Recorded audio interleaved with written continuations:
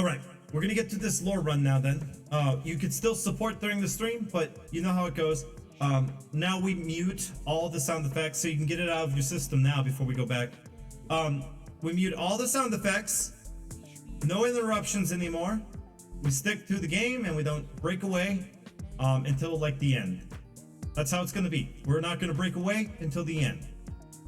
And then at the end we could do stuff, but you could still support. This'll teach you the wheel. Not in the middle of the lore. No, we do not teach. Do you smell what the Fungo's cooking? I made the song. You want to hear it?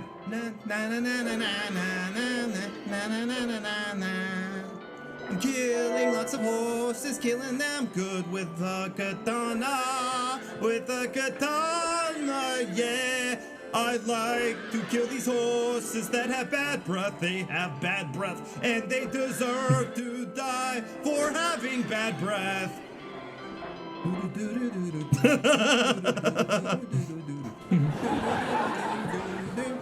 How dare you? And the how dare you at the end. Too good. Okay. Joy. You got here just in time because all the alerts are muted. And we are going into Silent Hill 3 again. That was a nice breakaway, right? Nice break.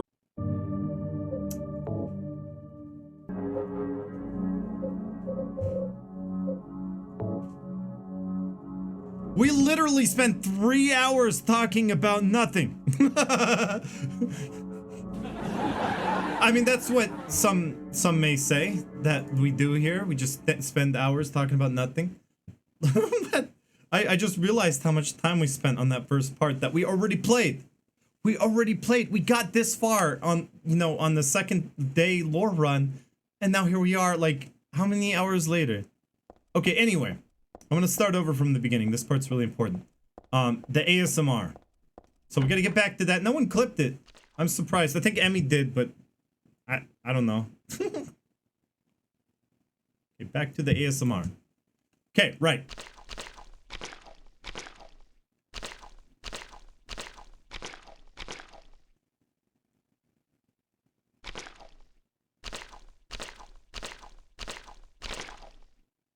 Oh, I got like a double one.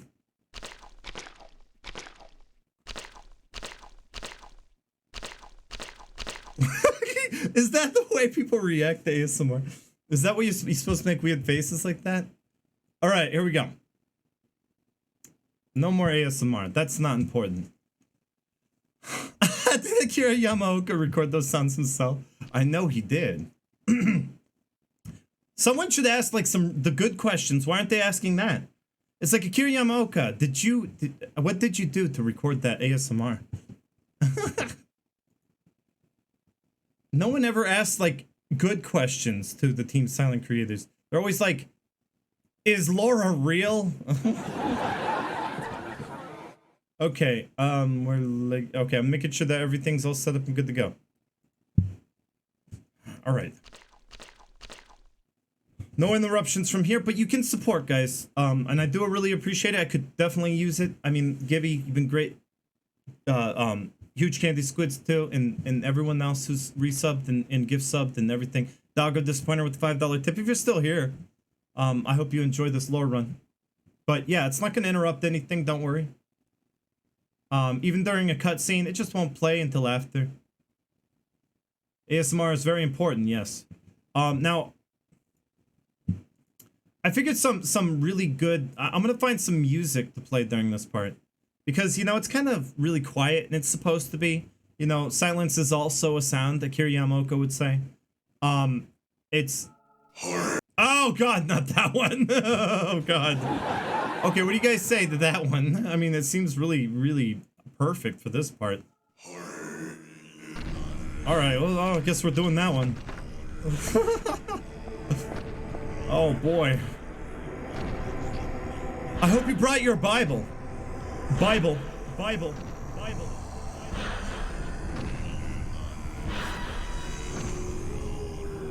stained by the evils of this world. We hold our sorrows within us. Only you can heal us these wounds. Each morning, afternoon, evening, and night, we call out your name and pray for the miraculous, the day of the miraculous descent.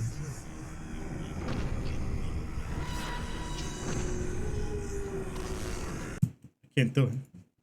Can't do it anymore. We're gonna find a different song. We'll do this one. This would work better. The Long Lost Carol. And nice and quiet. All right. So as I spent hours talking about nothing, no, I really talked about how, hey, Mind Eraser, welcome. I actually spent a lot of time talking about how I don't think this religion is a bad, it's more of a mainstream religion. In fact, it tossed away a lot of the cultish, aspects, and it has reformed itself to be a more conventional religion. It's not so much a cult. It's not so much in the shadows as you would think, like Silent Hill 1. If you actually stop to really, really take in the lore, you realize that it's a matter of perspective. And it's really up to you what you want it to be. I guess it's up for you to decide. It's all speculation and whatever you want. But it to me just, really feels like a, more like Christianity or Catholicism. It's more of a, they changed a lot of their ways. I mean, maybe they used to, it says the old way, they used to sacrifice people because their god, their main god deity is a sun god. So they would sacrifice people by burning them, and that would be their a purification by fire ritual sacrifice. They used to burn them in Silent Hill 1. In between Silent Hill 1 and 3, there was a second way, second generation of the cult, which kind of was a little bit weirder. They used to sacrifice through bloodshed. Ugh. Leonard is one of those people that still hold on to those old ways. But it says it's dying out in the modern age. They don't sacrifice anymore. The modern sacrifice is no longer a thing. That's what that memo's trying to tell you. So, they're kind of changed. They changed. So, what this sounds like to me, and what I said earlier before we got cut off, I was saying, the day of the miraculous descent. I grew up with a mother that was into like baptism, Southern Baptist, and a father that was Catholic. And they kind of butt heads a little bit because they read the same Bible. Bible. But strangely enough, these two religions have very different ideas on things. And you know what? Whenever I went to a Southern Baptist church with my grandma, which, of course, my grandma is my mom's mom, and it kind of went down the line like that. And my mom's turning into my grandma, I've realized. Well, they used to just be like, Jesus is gonna come any day now. When those movies, what were they called? The ones about the rapture, they were really popular around the time. Because they were like kind of making the Revelations part of the Bible into movies, fictional, but it's very fictional. But the day of the miraculous descent kind of reminds me of Rapture. And so when I was a kid though, being taught this stuff, I was like, doesn't that mean everyone dies? And I'd be like, oh yeah, you'll die. Yeah, you're gonna die, but you're gonna be with Jesus. And you won't feel pain. You won't feel loneliness. You only ever feel happy. Kind of reminds me of like what Claudia says, right? That's what I was taught. And everyone's gonna be raptured away. The world must burn. That's what they would tell me. The world's gonna burn and brimstone and fire. World War III is gonna break out. And the unbelievers are the ones that are gonna have to suffer. So quickly, you must convert everyone into a believer so that they can be with Jesus in the end days. And that's kind of, it sounds just like what Claudia preaches, right? What Vincent says. A paradise for castrated sheep, maybe. No this, no that, no nothing. I give to you unreservedly my body and my eternal soul. This reminds me a lot of this reminds me a lot of in scripture, in the Bible, they use metaphors for, like, you know, wine being the blood of Christ. He shed that blood. He sacrificed himself for your sins. More like Catholicism here, though, because this is what they more so preach in Catholic religion. They talk about this stuff. Whatever darkness may befall me, I will endure with you beside me.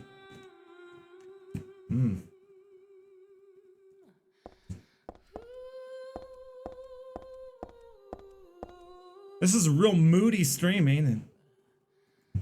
I gotta turn down my voice a little bit. Better? I've been too loud. Good. Back to normal. As proof of your miraculous power, guide our obedient and willing souls to the road of paradise, O Lord. And the road of paradise being kind of akin to heaven, right? The road of paradise, the road to which you know, the stairway to heaven, you know, the stairway to heaven. So it's kind of like that. We will not give in to the power of temptation as long as we have you in our hearts. I was always told you must have Jesus in your heart. When I was in Sunday school, in the Baptist school, they were like, you have to accept Jesus into your heart. And then the word temptation is the key word.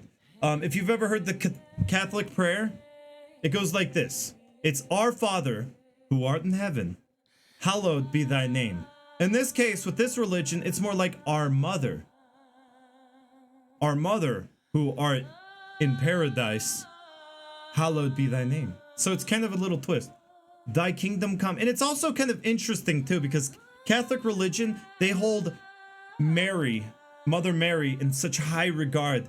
And Baptist religion always frowns down on Catholicism because they're like worshiping the wrong person.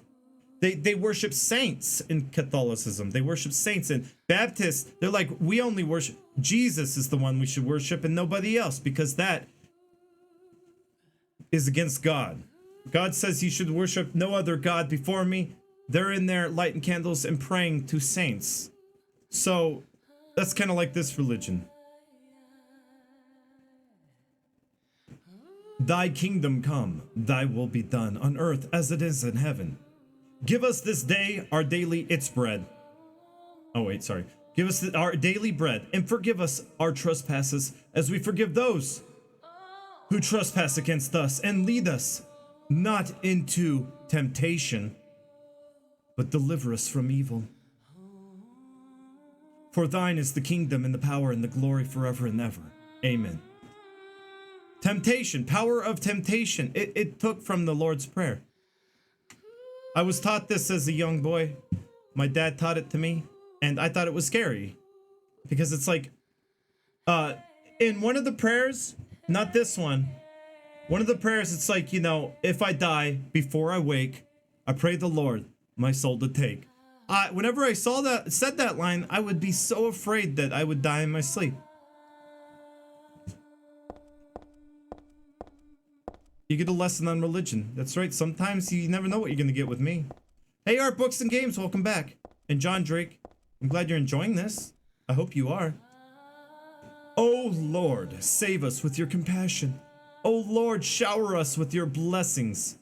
Oh Lord, favor us with your abundance.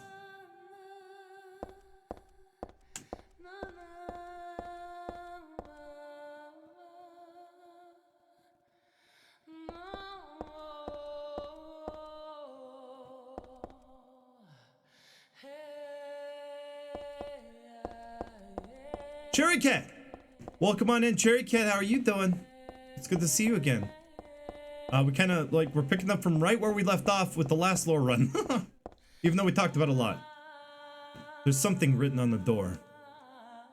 This door is the gate which leads to the road to paradise. Embrace the bosom of the Holy Mother.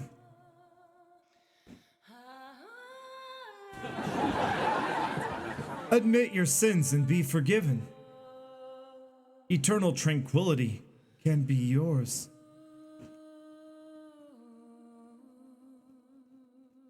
That's what I was always taught when I went to school, when I went to, like, you know, I went to a Catholic church.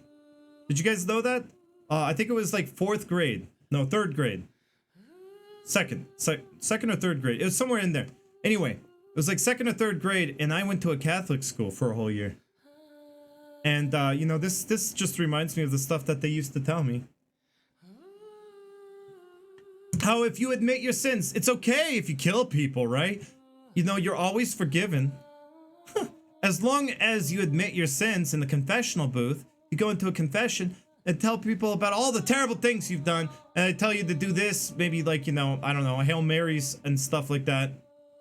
You know, you just say your Hail Marys and stuff, and then you're forgiven. You know, as long as you know, you're always forgiven by default. That's what they're taught, that you're forgiven by default in the Bible, that God forgives you because, well, God created you to be flawed, to sin, and to make mistakes, and, well, by default, you are forgiven. So don't this sound like not like a dark, cultish cult? It sounds more like the kind of religions that are more mainstream, more like Catholicism, actually, more like, you know, baptism, kind of a mixture of, like, our modern day religions. So yeah, it feels like the real variable in this is Claudia. Claudia's the one that's changing it. And she has her own ideas, and they go along the lines of the old ways. She's got like a really kind of skewed look on the world. And you know, she had a really effed up life. You think it's okay to kill people, Claudia? You need help. Very good. Any more? Nope.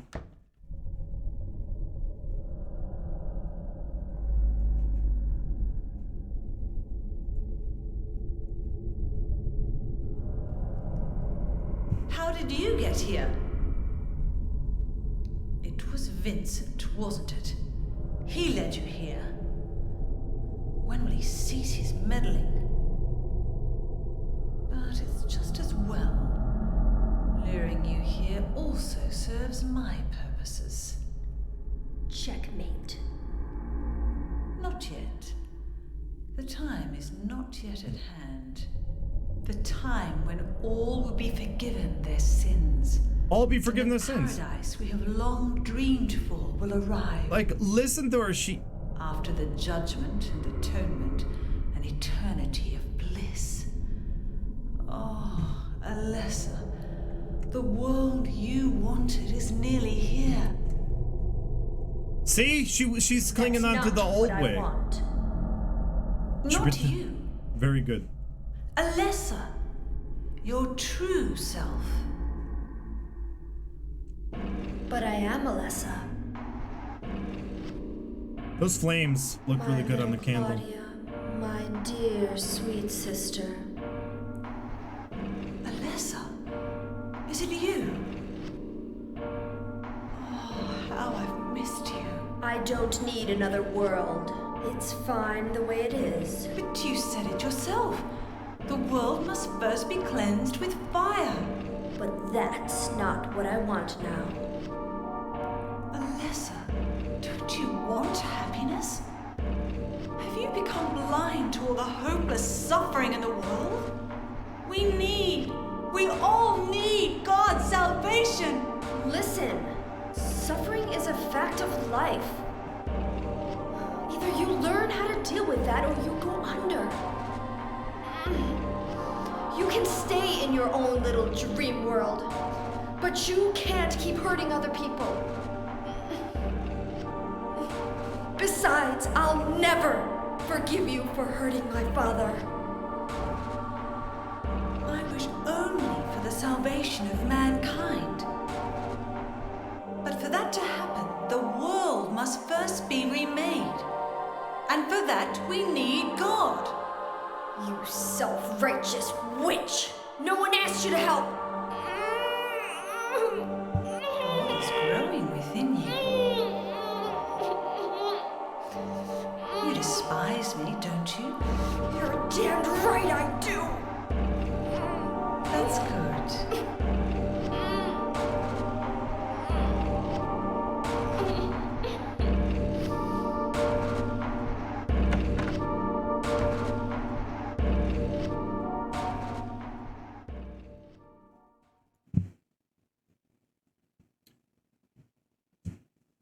So it's kind of like, you know, I'll get into it a little bit later with Claudia, but she's kind of stuck on Alessa and what Alessa wanted.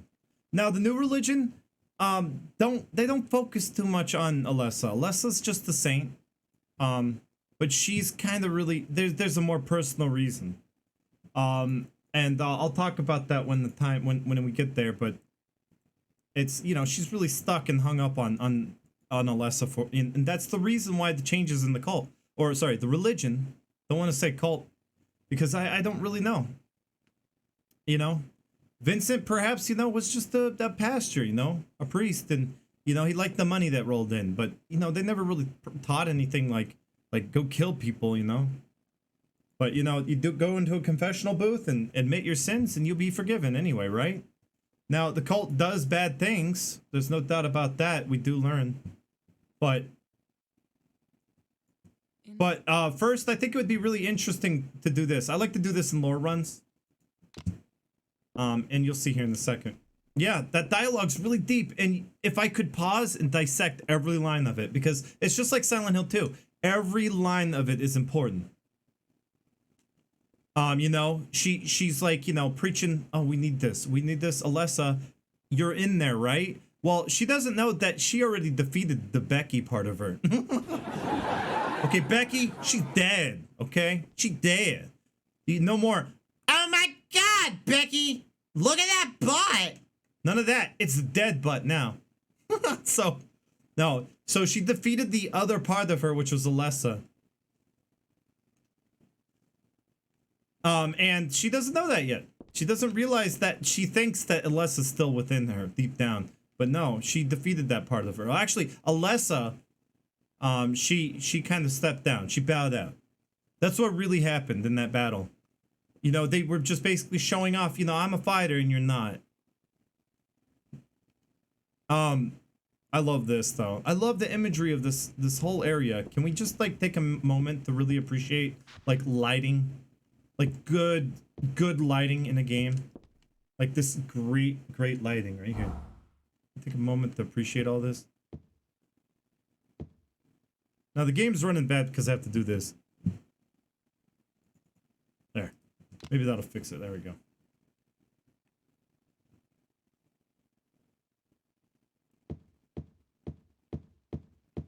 Yeah, the cinematography of the scene is great. But, you know, so Heather takes advantage of the situation, tries to pretend to be Alessa, to get her to step down. But she's like, that's, you know, you're just pretending. I could tell you're pretending. She even puts on a fake British accent. I guess she thought, I guess Alessa was supposed to have a British accent. This is where I need to be. There's no reason to go back to the amusement park. So you actually arrive through this door. You come in through that door right there. This game is beautiful for the time. Lock is broken.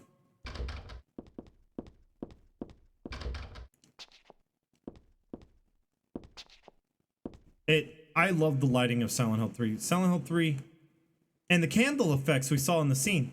In the scene, the candle effects look so amazing. And you know, it's just transparent animated textures, which they took a full advantage of with the PlayStation 2. After the PlayStation 2, you know, like consoles didn't really have much support for that. But, you know, Team Silent were able to pull this off, most of this off, with transparent animated textures, which is how I do my on-screen alerts. You know, without that, I don't know how I'd be able to do it. So, which is why video games just can't really, you know, pull off these graphical gimmicks. And yeah, like games nowadays don't really have support for that. Now she does mention things when looking at the halo of the sun. She's recalling memories from her past life. Sometimes she says something, sometimes she doesn't. Like there, she doesn't. Might as well save, but I'll save going downward. Bible. Did you bring your Bible? Cielo? So here's some more lore. And beautiful, beautiful artwork. Like, God. Like, I don't know who did the artwork here, but it's just gorgeous. And I think it was Messhiro Ito, but I don't know. There are other talented artists on Team Silent, or that were on Team Silent. So right there in the center is their main deity, a sun god. Well, that doesn't... Is that Alessa? We'll get into that. And on the left... And on the right... You got... I think that was the woman who gave the serpent to the sun. And I believe this is the man who gave a reed to the sun. The religion's very, very different than Silent Hill 1's. They have changed a lot. Something more mainstream. 5 points above the rays of God? Yep. Now, the 5 points could be anything. It's just the sun. The windows are really cool to see up close. Right, you're going to see that. I got the Eye of Night tarot card. And then lore. She actually has story here.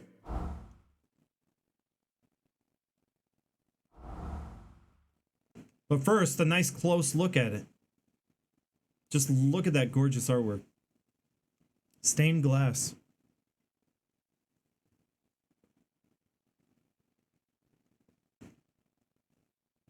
Somehow I remember this stained glass. It shows God and the man and woman who birthed her.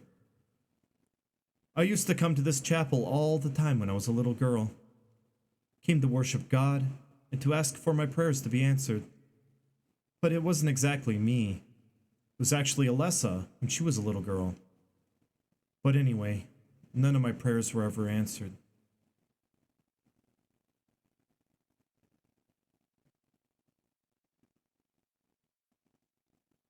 Look at it anytime you want. Because they know that they did a great job here. Alright, Android Amber, you gotta run. Well, we'll see you when you get back. So yeah, this... She does mention, though, that this church she remembers as a young girl. So it's very possible that, you know, like...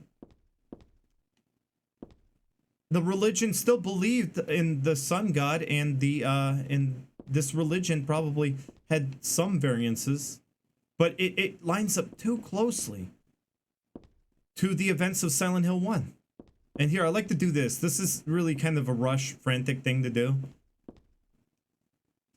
There's nothing I could do with the organ. I don't know how to play anyway. You can play if you want to. You can leave all your fears behind. Breeze fan, welcome on in. And hi Skulls Knight, I didn't even greet you. Hey guys. Hey anyone I didn't greet, welcome. We're gonna get to learn about the religion. The whole religion. You could see what like they believed in. And I'm gonna have it narrated by Mary Elizabeth McGlynn. So let's see if we can time this right, huh? Ooh.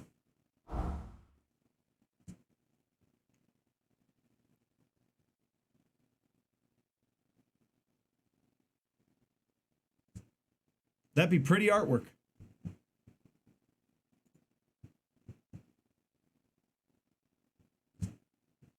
One, origin. Oh, you know how it goes.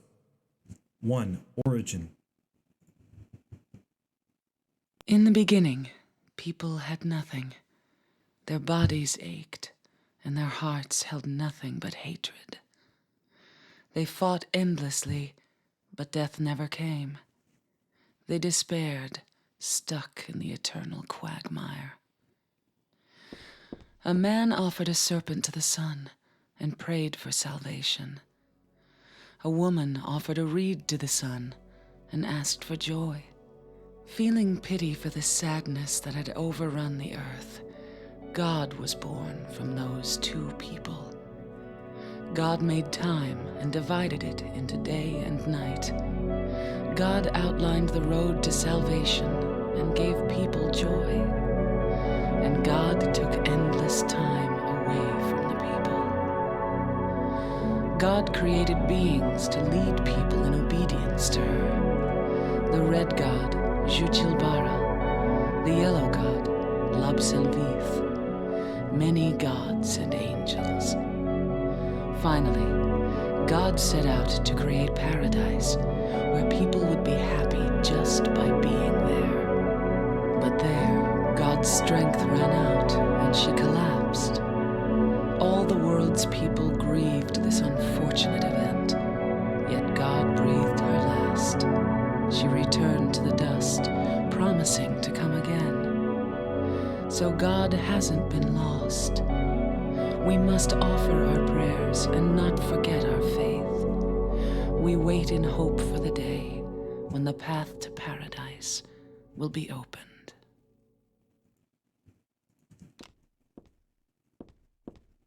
I know you're thinking, what? Or maybe you're not thinking what. Well, the religion it's very simple, actually. I thought it was pretty simple. Hey, Carrarberry! Welcome, Carrarberry, with the raid. Welcome on in. This is FungoTV, and we are doing an in-depth lore run of religion.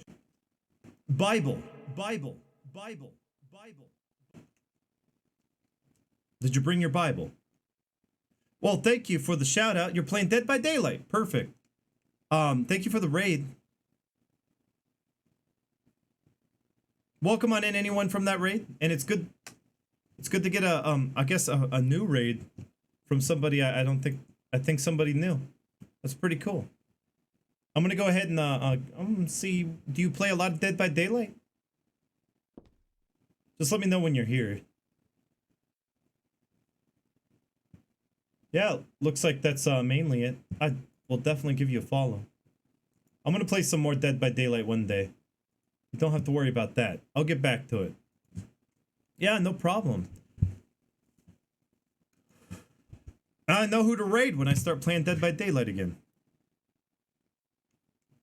Well, thank you, Beyond K3V. I appreciate the comment. All right. So I'm going to explain the religion the best I interpret it. I kind of know what's going on here. You got to think of it as like, you know, the religion has changed. This religion, it has changed since the first game. The religion did believe in the sun god. The sun god was the man and the woman who offered the reed and the serpent. Those were a part of the main original religion, but it got altered. In fact, if you pay attention as we go through the course of these paintings, you will see that it starts to sound like the events of the first game. That what happened in Silent Hill 1 has somehow skewed its way into the religion, kind of altering things and kind of changing the religion a little bit. So yeah, the events of Silent Hill 1, you're like, wait, this is too much like Silent Hill 1. Well, at first, it's like the main religion, but it's changed. 1. Origin. In the beginning, people had nothing. Their bodies ached, and their hearts held nothing but hatred. They fought endlessly, but death never came. They despaired, stuck in the eternal quagmire. So in the beginning, in this religion, in the beginning, people were in like a painting by, like, I don't know, what's his name? I'm going to show you some Hieronymus Bosch. So in the beginning, it was kind of like this, wasn't it? Oh boy. Maybe we'll click back and forth so you can see. We get back to the painting so you can see it. There's probably something very much like it, eerily similar in the Hieronymus Bosch painting. Like, it really does look like one. This is a little bit more demented looking. Hieronymus Bosch had some really creepy looking stuff. But yeah, here's something else by him. Like in the beginning, everyone was naked. They needed clothes. They needed purpose. They wanted to go out in public, but they couldn't. So and then they got clothes. But then there was war and strife and tragedy, and there was like, you know, this person up here going, deal with it. And then you got like, you know, famine and you got like, you know, murder, you got plague, you got all sorts of terror. You know, then you got like this hellscape right here with monsters and tails, what? And then just bird beak people, and then like Wow. Okay.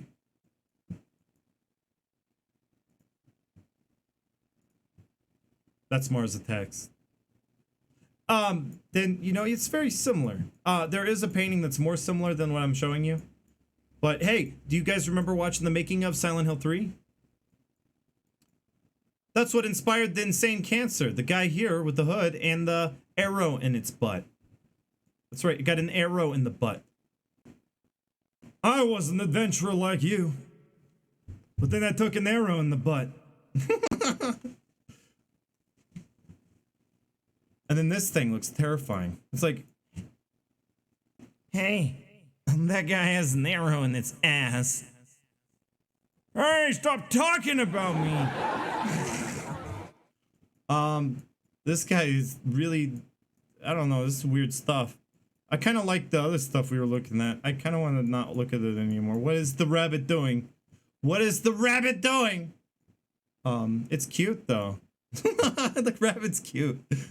Whoa, boobs. What is this? Nightmare fuel. I don't like Hieronymus Bosch. She's too scary. Yeah, that's how I'm reacting. Wow. What is this? What's going on in this? There's so much going on. It looks kind of like this actually.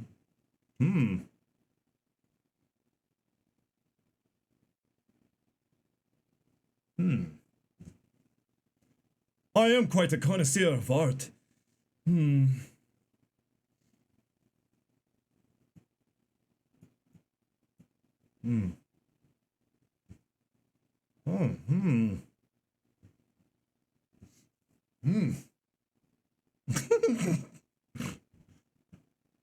So yeah, you get it. So in the beginning, it was like a Hieronymus Bosch painting. I have that turtleneck from HD Collection Review and the Real Silent Hill Experience. I found it. That's what I need to be wearing right now, Kata Hajime.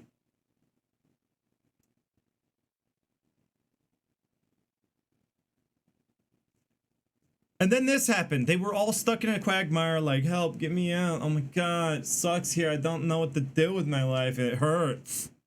And then, 2, birth.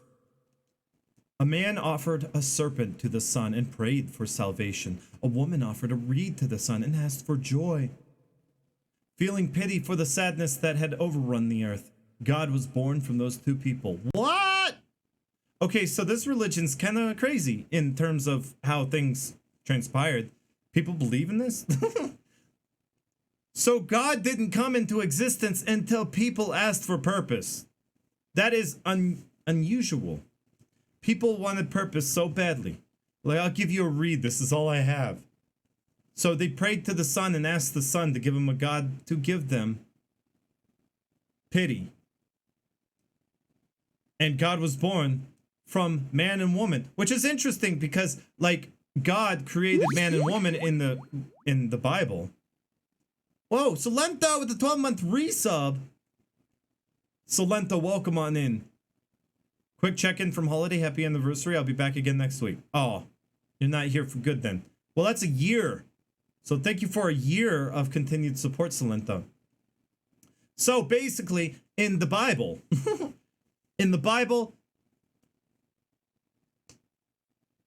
God created man and woman in his image. Oh, actually, this is what happened. He created man. I think from the rib of Adam came a woman. And the woman sinned and blah, blah, blah. And then forever mankind just was terrible. So in this, it's kind of the other way around. It began with people. And then God felt pity for them because they're like, look at them offering the only things they have. A serpent and a reed. God, they are so pitiful. Oh, man. Okay. I'm born. So that's the religion. It's the other way around. So, you know, people existed first rather than God creating the people.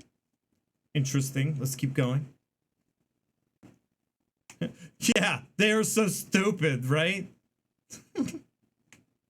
Ooh, look at this. Okay, so I like to theorize that the god in the flowing gown with the red flowing, it kind of looks like flames, right? The red flowing gown looks like flames. You know, it kind of reminds me of Alessa. If she was a ritual sacrifice, a purification by fire, kind of reminds me of a painting in the building, in the office buildings. I think that the religion around this point, about halfway through after this, it starts to turn. And it starts to kind of go along the same storyline as Silent Hill 1. That's the change. That's how the religion has changed. Because, yeah, the first 3 paintings probably are exactly the same as they were, you know, like as they always believed in Silent Hill 1, they probably believe this. But then the 4th, 5th, and 6th paintings become like kind of, where'd this stuff come from? It was probably, maybe the 4th painting probably existed originally. But, you know, after that, it starts to kind of really look like the events of Silent Hill 1. Bitch in the red dress. 3, salvation. God made time and divided it into day and night. God outlined the road to salvation and gave people joy. And God took endless time away from the people. God showed up and told them, oh, this is what you have to do. This is how you have to live your life. Now you're not bored. There you go. Problem solved, everyone. You got day, you got night, you got the road to salvation, and you got purpose. Now you know what to live for. You live for that salvation. The end. Now you got purpose. Now go play your video games. Have some fun. Stop, you know, moaning and crying about aches and pains, okay? I'm sick and tired of hearing it, and I pity you. And then, number 4. This one, people get so hung up on this one. And I really, like, it's important, right? But people get hung up on it. You got to understand the whole thing. You can't just like, oh, what does this one mean? What does this one mean? Don't get hung up on it. Because is that Pyramid Head over there in the left? Is that Pyramid Head? Oh, I think Pyramid Head's in there. Pyramid Head. It's gotta be. Pyramid Head is a god. That's it. No, I don't really believe, I don't entertain that theory. I don't think Pyramid Head is a part of the lore of the religion. I don't think Pyramid Head is. But you know who is? Valtiel is a part of the religion's lore. Oh, CX Strife, you could always watch this later. It'll be up on YouTube, probably. 4, creation. God created beings to lead people in obedience to her. Her. Kind of like him in the Bible, it's capitalized. She created beings to lead people. Oh, it kind of reminds me of Valtio. Remember this whole trip here to this church? Valtio was following me. I wonder if Valtio's one of these gods. The red god, Zuchobara. Oh, Zuchobara came in earlier with the resub. 15-month resub. You guys remember that? That was the Zuchobara. No, I'm just joking. The red god Zuchobara is mentioned in Silent Hill 2. In a memo in Silent Hill 2. Remember that? It's the god that governs death. You remember that? So you call upon Zuchobara when you are in grief and you want to resurrect the dead. That's kind of what Zuchobara's purpose is. The red god, Zuchobara, the crimson one, possibly the crimson one, might be talking about that god. Speak. I am the Crimson One.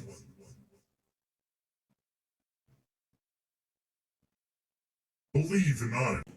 And only I, or die. I don't remember what it says, but, you know, so close to 1,000. Solento, you're close to 1,000. That's awesome. Number 9 too. And Nilius got up to number 10. Holy crap. I didn't see that sneaky maneuver. So, to continue on, the yellow god Lobsylvith. Who's the yellow god Lobsylvith? People get really hung up on these names. They're not really important. But the yellow god is Valtiel. It's just, you know, you don't have to really think about it. It's Valtiel. Zuchabara, the god of death and destruction and whatever, you know, it kind of like, you know, the god Zuchabara is kind of like Loki. Think of it that way. Zuchabara, Loki. Lobsovith, more like, you know, the agent of God. He's the Metatron. And he's also goes by, I guess goes by many names, like most gods, they go by many names. Lobsovith being Valtiel. Many gods and angels. Finally, God set out to create paradise where people would be happy just by being there. So, you know, like, you know, life is, it sucks, right? You know, so you want to have something to look forward to, right? Paradise, which is like heaven. And, you know, what mainstream religions, you know, they have an afterlife, most of them. Not all of them, but, you know, most of them. But this scene right here just looks, this is where I think the religion starts to change, and it starts to confuse things because it's taking the events of Silent Hill 1. Someone had to have been around, or maybe there's someone to like really relay the message, because the religion starts to change to go along the events of Silent Hill 1. 5 promise. But there God's strength ran out, and she collapsed. When in reality, what happened in Silent Hill 1 was, you know, she was defeated by Harry Mason. And her strength ran out because he shot her multiple times in the face and killed her. Dead. Okay? But, you know, of course, you know, it's changed a little bit. All the world's people grieved this unfortunate event, yet God breathed her last. She returned to the dust, promising to come again. Now, keep in mind that Alessa and the sun god here are 2 separate characters in this religion. They aren't the same. So it's kind of interesting that, you know, Alessa's story got kind of, you know, intertwined with the main mythos of, yeah, the main story of the sun god here. So, yeah, she promised she would come again in the form of Heather. And this is what the cult believes in, that Heather, and they rewrote the whole thing, you know, the last part of the religion, to give people hope that, you know, Heather's going to return again. Not Heather, but Alessa will return again. Just in a different form, and that's Heather. And she walks the earth. Yeah, it after this, like this point forward, it starts to go along. Like, look at the painting again. It looks very familiar. In fact, the last painting is the one that really gives it away. But you could see in this painting that, like, a lot of people are very, very, you know, there's a lot of people over her. You know, it wasn't really like that in Silent Hill 1. But they did kind of like glamour it up and made it look really, really kind of like a big deal. So many people mourning and grieving over her when it was really just her mother freaking out and laughing and being crazy, and Kaufman going, "Ha! I'm done with this." It was only a few people. But this last one right here is just too good. This one, you could totally see the similarities. This last one, it's so subtle too. They only really portrayed it in one painting. Hathethol of Loth. Look at this. These 3 individuals. Who are they? Think about it. Look closely at them.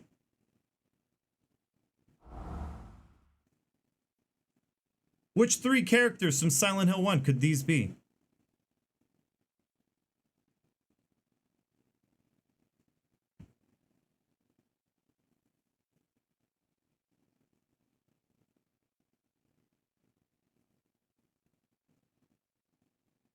In terms of the religion.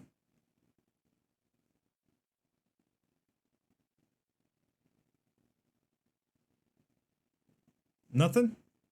Okay.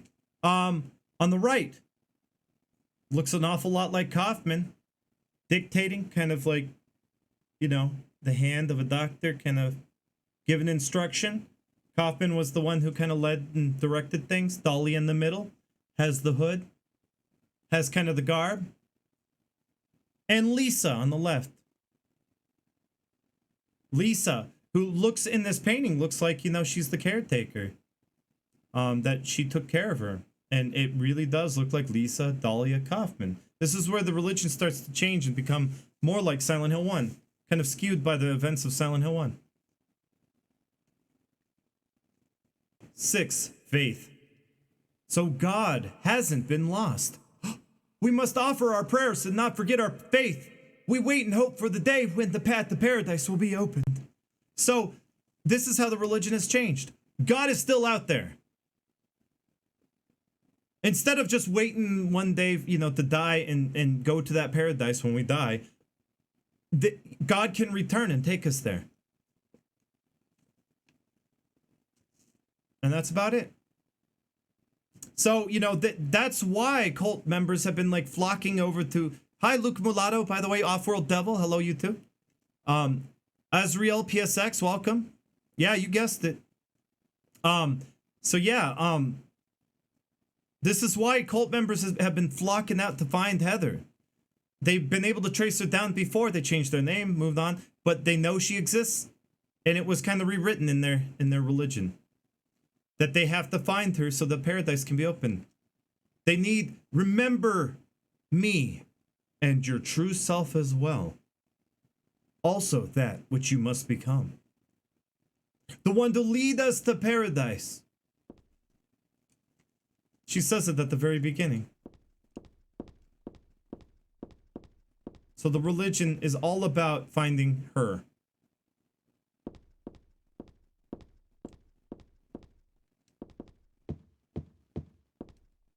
And this is such a beautiful church. By the way, this is also, like I do talk about the spiritual reimagining stuff.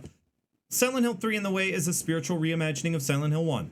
So this is kind of a reimagining of the Balkan Church. Bible.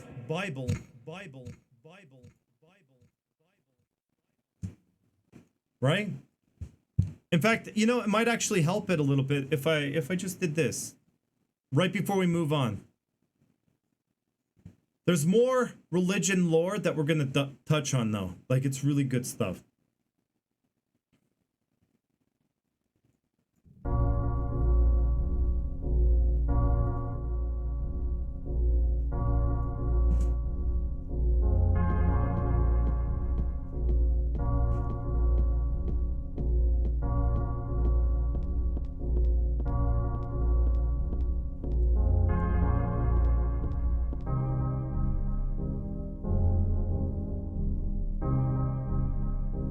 Bible.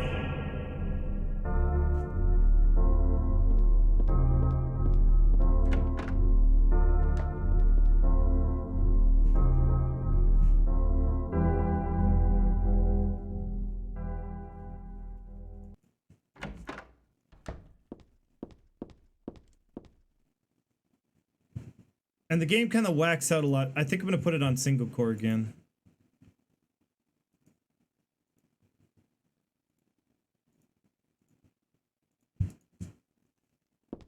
That does improve it a lot.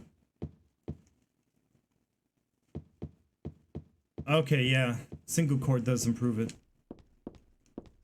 So that's interesting. That's just part 1 of 2 or 3 of the religion and how it's changed. It was foretold by gyromancy, little poober. What was the incubus in Silent Hill 1? That's never explained. It's not meant to be clear. But, it was the demon that was incubating inside of her. It was the Aglaphidus that dispelled it. And without the Aglaphidus... The Aglaphidus dispelled it. It was the demon in her womb. What have you lost since Marbles? So here's a nice little kids drawing of the chapel. It actually draws itself as you kind of venture your way through it. It's kind of parallel to Nowhere in Silent Hill 1. Though it is an actual chapel, it is fragments of areas throughout the game too, just like Nowhere in Silent Hill 1. Nowhere in Silent Hill 1 is Alessa's subconscious. You actually go into her mind where you're seeing fragmented memories and stuff, you're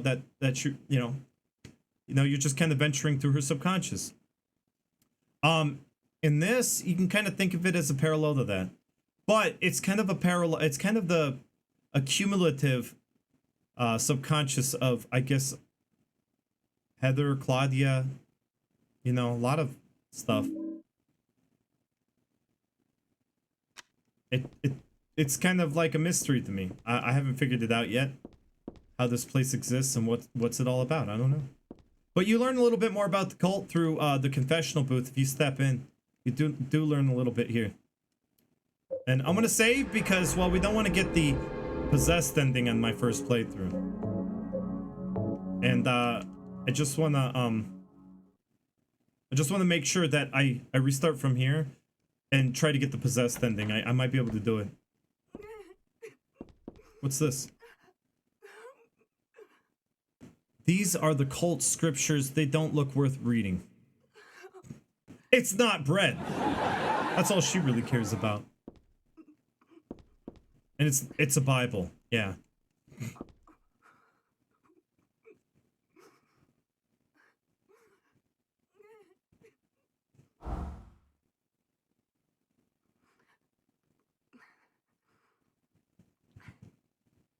God, please forgive me.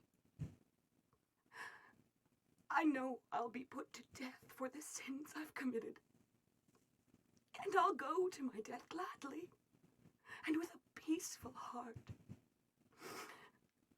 But please, grant me just a small piece of your everlasting mercy. Let me see my child once within your golden gates. Deliver me not to hell, but to purgatory. Allow me to atone for my sins there. I'll stand within the very flames of redemption, no matter how they burn me. Forgive me for my wicked act of revenge. And deliver the soul of my poor murdered daughter. Please, also care for the soul of the girl whose life I have taken. God, I am a child, trembling with fear as I stare at death. Soothe my tortured soul with your infinite mercy. Please, forgive me.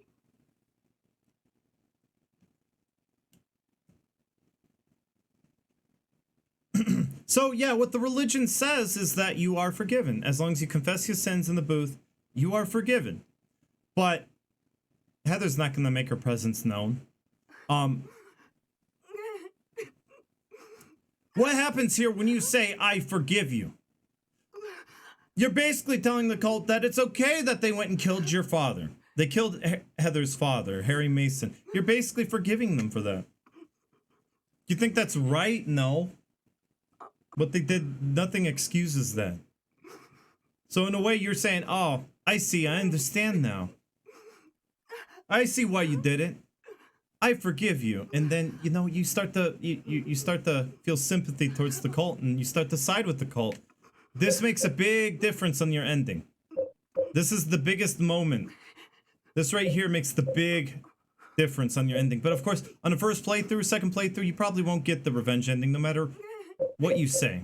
Because you have to, you know, you have to play a certain way. And it takes a few playthroughs. So I did write it down just to make sure, you know, we talk about it. People do talk about Dahlia. They talk about this being possibly Claudia. It's a different voice actor entirely. It's not either of them, I don't think. It is an unnamed cult member. Sobbing in my ear. Just someone random. But here's the thing. She has... the story doesn't match up with Dahlia. It doesn't match up with Claudia either. The story is completely different, but it is very similar to what Dahlia did. It's very similar to what Claudia did. So it's a cult member, and I wouldn't say a ghost. I think they're really there. These cult members are here. It's my honest opinion that, you know, when she sees the missionaries, those are cult members, but she does see them as monsters, I think. But she is actually here confessing to in the booth, not a ghost, but it is a cult member. The cult is still very much active. You're just not seeing the cult members. It's kind of weird. It's a perception thing. I don't know. That's my opinion, of course. You can interpret it any way you want. But, you know, she says a woman killed her daughter. She says a woman killed her daughter, and as a wicked act of revenge, she went and murdered this woman who killed her daughter. And now she's asking for forgiveness. That doesn't sound like Claudia or Dahlia, but it's very similar to what happened with Claudia. She killed her dad, a relative. It's a parable. That's a good word, actually. I don't use that all too often. All right, so basically, it's just something that's supposed to be relatable to. It sounds like them. It sounds like, and it's like, do you want to forgive them? You're basically saying, I forgive you for killing my, you know, Heather's dad, Harry Mason. You killed him, and I forgive you for that. So if it was Claudia, you're forgiving Claudia for that? Well, it's not Claudia, but it's someone who's kind of, you know, doing the same things that Claudia's doing. We're not going to say anything. There's nothing more to be said.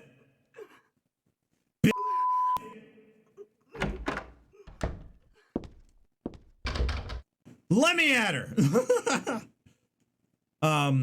She is, it kind of like falls in line with Dahlia too, because Dahlia, you know, she's probably killed people. We don't know. It's a personification of the whole cult. Thank you, Brodor. That is a good way to put it. It personifies the cult. It tells you, you know, that they could just go into a confessional booth, right? Confess their sins and they will be forgiven. That's what it said at the door. It made that very clear to you. That, you know, they could go and do these wicked acts, right? They could do these crazy things. They can murder people. But if they confess it and look guilty enough, oh, sure. Say some Hail Marys. And yeah. God will forgive you. To forgive this woman is to forgive the people in the cult. To condemn her is to condemn all the cult members. You don't say anything. You don't condemn her. You say nothing. I mean, like, your presence is not known. You walk away. I have the feeling that there's someone on the other side of this door, but the door is shut tight, and I can't open it no matter how hard I try. You have a feeling? You just heard her. That text is supposed to be there before. You're supposed to read that text before you go into the confessional booth. That's why it's kind of like, what?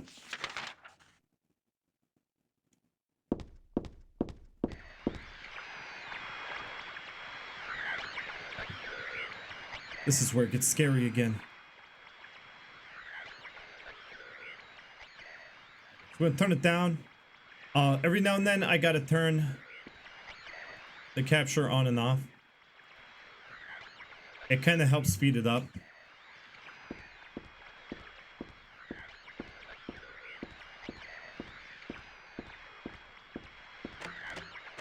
It's locked. Oh, that's creepy. So you know you're jumping right into like into the nightmare again. So, you know, saddle up. The nightmare is right on the other side of that wall.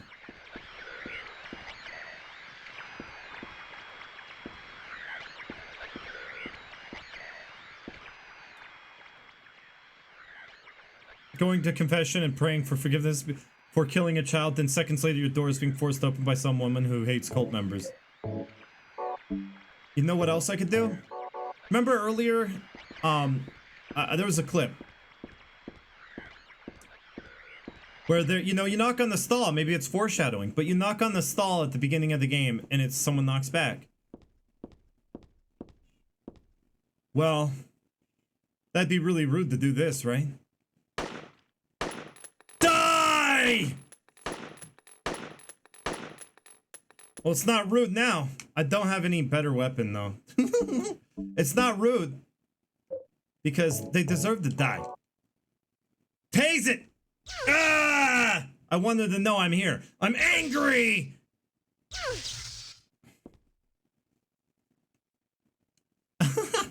Do I have that clip? Let's download it.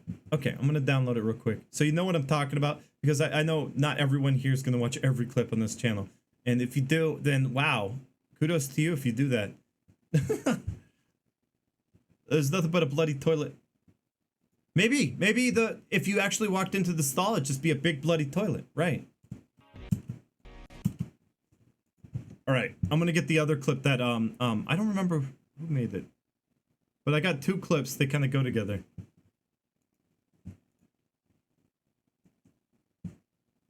And I was told it makes it funnier when you watch one of them first.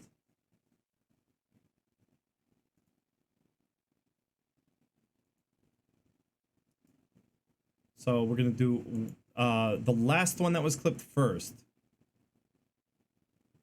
All right.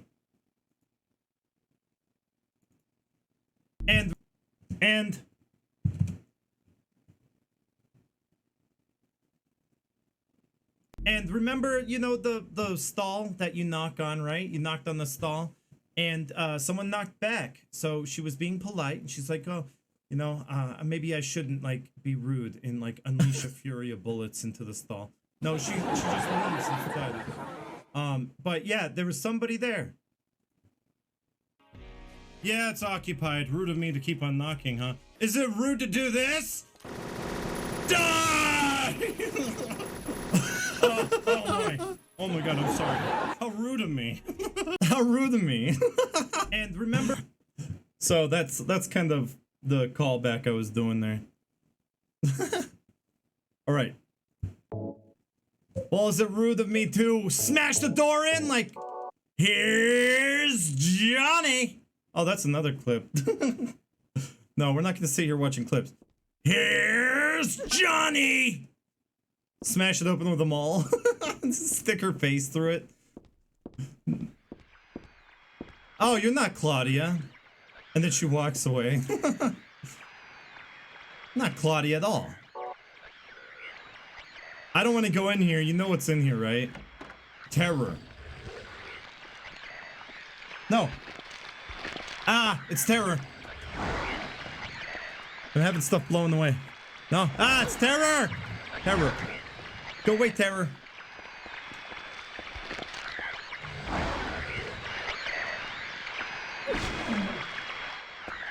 As you can see, they took, you know, full advantage of those animated textures. See how it's got this unique animated texture on it? It's kind of greenish, kind of brownish, kind of it colors, right? It's moaning on the ground like, I want more! Take more then!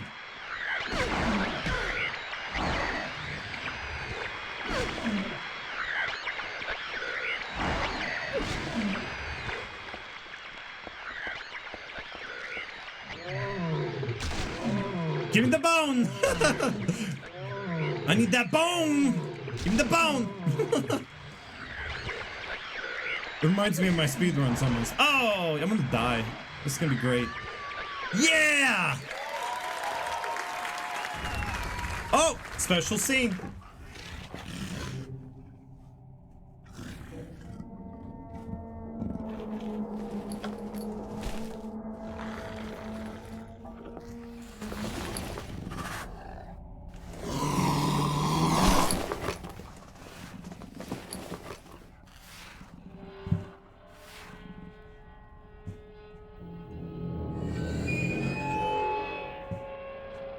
Don't worry, Voltiel is always going to be there for you.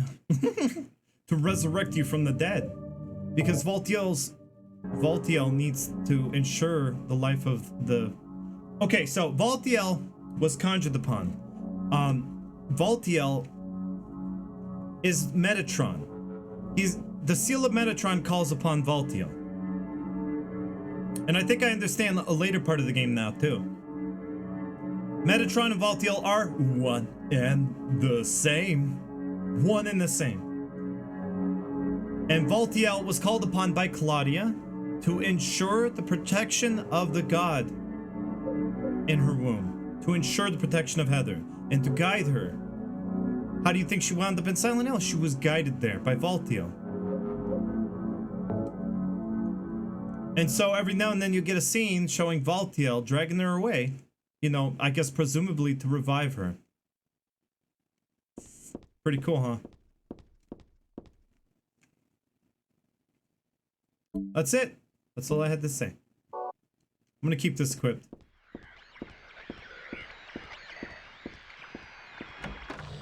But I do want to kill this guy. Oh, no, you gotta aim.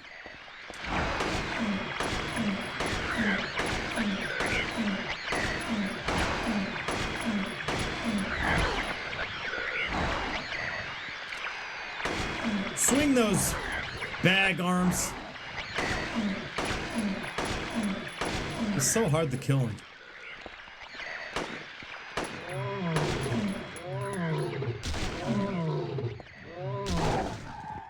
Handgun's better than the maul. I never use these melee weapons because they're not very good compared to just the handgun. This room is really, really cool later on. When you come back through here, it is... Every time you go through this room, it's a nightmare. I'm gonna just say it now, it's a nightmare. Every time you go through it. And we're gonna see it again and again. So, yeah. I just wanted to kill it just to see what would happen later. I really don't know, Brodor. Because, like, later on, she says, oh, you really think you could use that? Well, I've already used it. My dad had it. Gave it to me. Used it. And summoned upon Voltio. And Voltio was, you know, is already active. And I conjured him, so he obeys me. And you can't use it now that I've already used it. That's how I see it. Though it could be whatever, you know? Because no one can really explain why the seal of Metatron don't work at the end. Use the seal, Heather! The seal! Oh, you thought you could use that.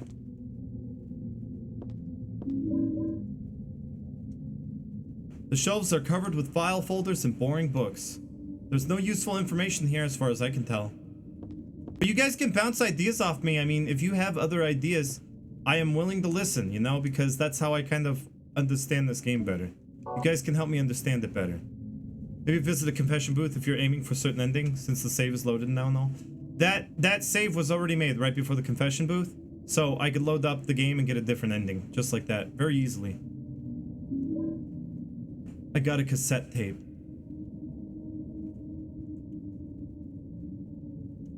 And I see you're still out there, Han. It's good to see you.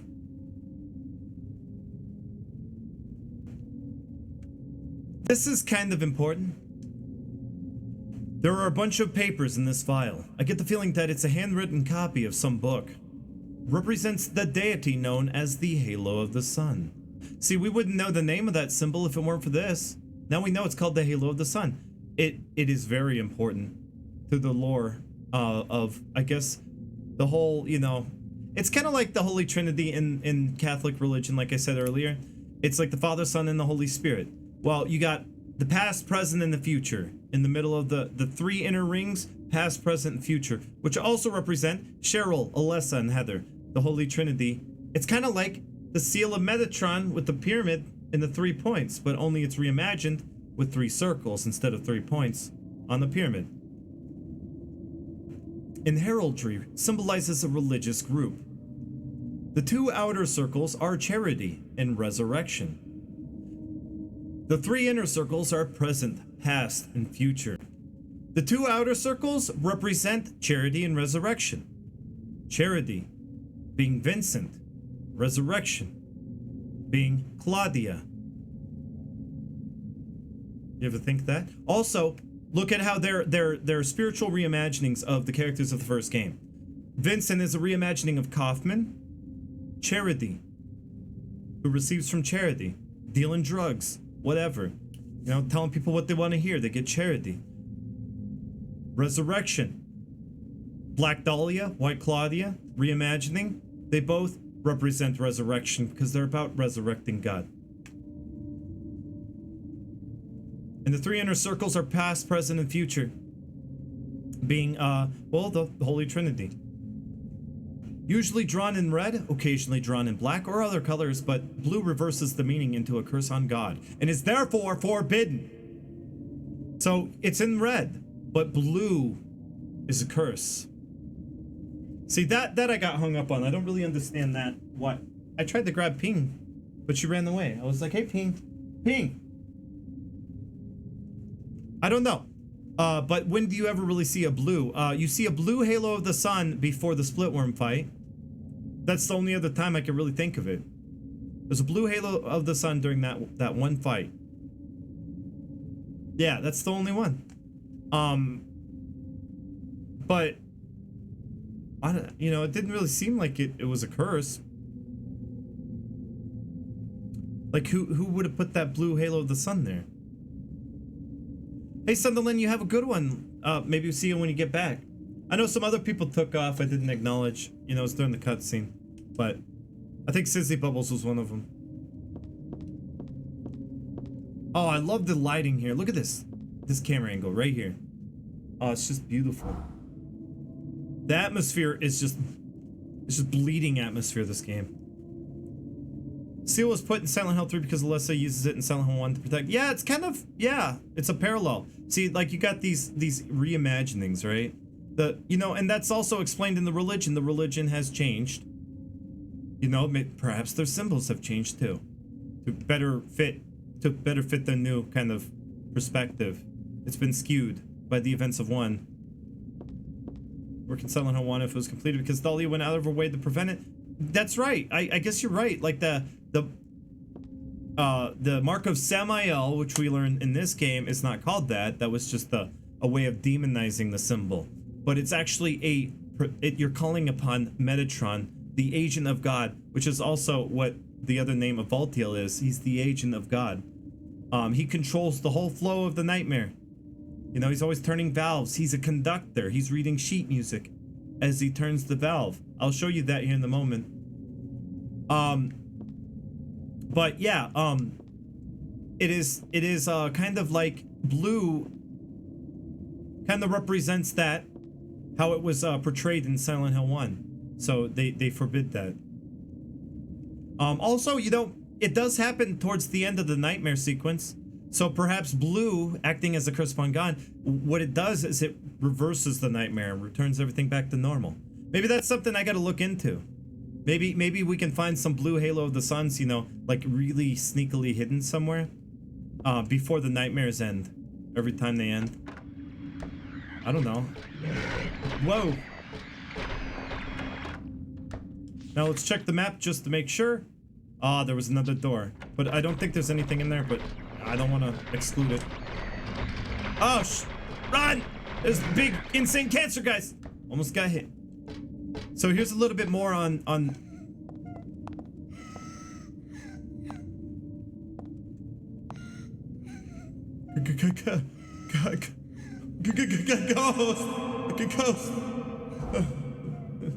Ghost. I'm gonna hide around the corner here. Oh, it's a ghost. Is it gone? Okay, it's gone.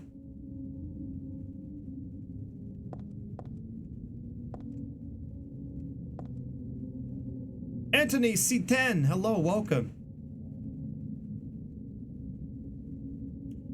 Most of those analytical YouTube videos I've seen, they stretch. Oh my god, it's a wheelchair. I really don't like. I think they over theorize. That is a problem where people kind of overdo it. They think a little too hard about it, and they over theorize. And you know, that is Laura real video. I just wish I could take it, just throw it in the garbage, but it can't because it's on YouTube, and I don't really have control over that. Watched a YouTube video which went into depth about the blue halo of the sun. Can't remember exactly what they said, but I think it's referenced in real life mythology. There is real life mythology, yes. So perhaps they did actually research it and found. But yeah, all the symbols and stuff were taken from pagan like symbols and stuff like that. Norse, all sorts of different real mythology kind of thrown into a pot and mixed together, right? And take this! This'll teach you to wheel again.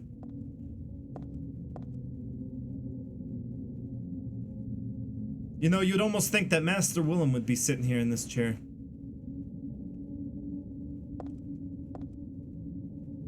Master, I've come to bid you farewell. Oh. That's a pretty painting, though. That's how you know because the footsteps lead you, it's a ghost. That is kind of a spiritual reimagining of Silent Hill 1. You see Alessa running through the hallway as a ghost, and she disappears through a door. This is their way of reimagining that moment, because she disappears through a door. Here, you see her crying with bloody footsteps and disappearing through a door. It's a reimagining of that. There's a picture here of an angel flying into the heavens. Nothing special. I get the feeling there's something behind this picture, though. That girl's cries and footsteps disappeared beyond it after all. Will you move the picture of the angel? And there is a door. And thanks for the follow, Galactic Yuki. I do appreciate that. Ooh, that's a big ol' halo of the sun here. Oh, that's gigantic. Look at it. You can see it in like clear detail now. Look at all the detail. Oh man, you'd never get a better detailed halo of the sun anywhere else. Now, if you want to, like, I don't know, do an hour-long analysis of all the different characters on the halo of the sun, you can do that if you want. But they are fictionalized and non-fiction at the same time. They are kind of like, you know, they do, some of the symbols do actually have meaning, and you can find a lot of them have a lot in common. Hey, Tiggleton, how are you doing? Welcome. The Gaming Muse? Okay, I've never seen anything by the Gaming Muse. This circle means reincarnation. That's what it said on that paper back there. So, death isn't the end. Pretty good deal if you ask me. Thanks to reincarnation, I died as Alessa, but I'm still living as myself. But you know, just the thought of it is starting to turn my stomach.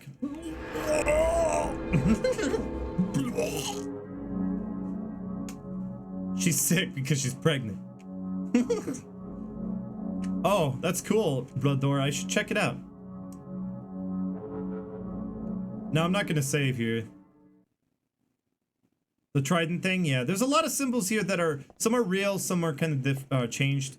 And yeah, there, you know, like there are a lot of common, like this, a lot of the symbols in there do relate to the same thing. The inner circle here, the symbols there would probably have a lot in common, whereas the outer circle probably has a lot in common. I'm just guessing here. Okay, this is really important. Remember those three characters that we kind of saw as being Kaufman, Lisa, and Dahlia, kind of reimagined into the cult?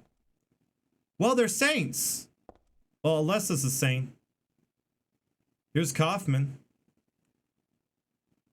See, this is how things change over time. That names get forgotten. Because they don't really know him as Kaufman. Dr. Michael Kaufman. He is actually Saint Nicholas now. Saint Nicholas. Miraculous hands. A doctor of God. Who was a doctor in Silent Hill 1? Well, that was Kaufman. Funny how Kaufman, he don't really look like that. But I get it. There wasn't really anyone around to really tell the tale. So, you know, this is all mythology, right? They only speculate what he might have looked like. Speculate, you know, what he did for God. Well, they didn't know he was a traitor. That Michael Kaufman, I mean, Saint Nicholas was a traitor. The religion refuses to remember that. Saint Jennifer, unwavering faith under death's blade. Saint Jennifer, that's Lisa. Wow, they really get these names wrong, huh? She died. She died. For Alessa's well-being, she died. That's how they chose to remember Lisa. And not even like her name. Like, who's Saint Jennifer? She died for the good of Alessa. And so that she became a saint for that. She became a saint because she died because she had a drug overdose and was remembered fondly by Alessa. And so now she's a saint. Remembered in the religion, but not by the correct name. And different person entirely almost. But here we go. Here's a big one. Big one. This one's big. Very big.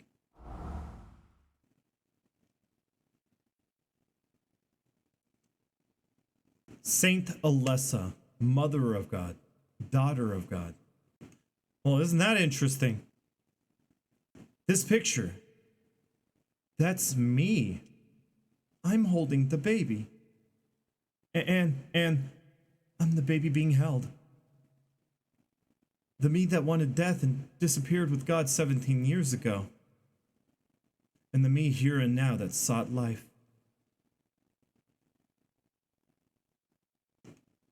That's me. And me! Oh man, look at me and me. Me and me. Oh. That is Alessa and Heather. But Alessa died at the end of Silent Hill 1. Reincarnated into a baby, which Harry took and raised and became Heather. This Heather. This one right here. Yes, say hi to everyone, Heather. Say hi.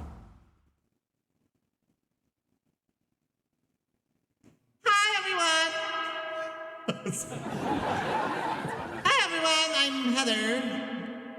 Oh my god. I'm bad at introductions.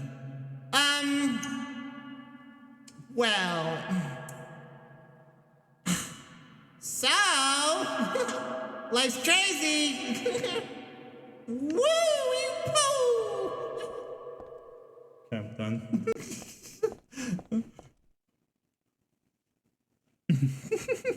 Oh my god! Look at her butt! Oh, I can't see it.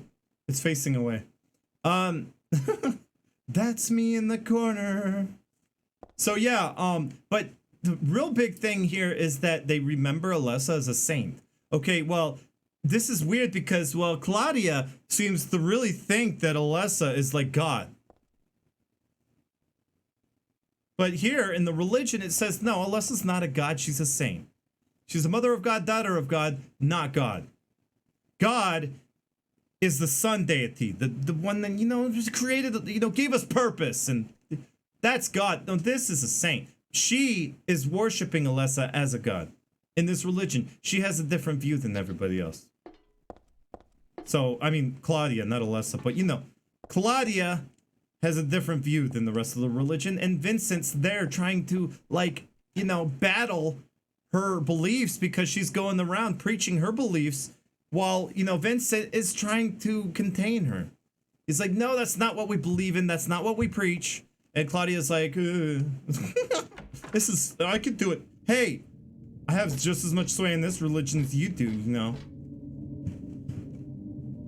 I'm gonna just, because sometimes it lags, I have to do this so that the frame rate keeps up again. It's usually when I go through doors.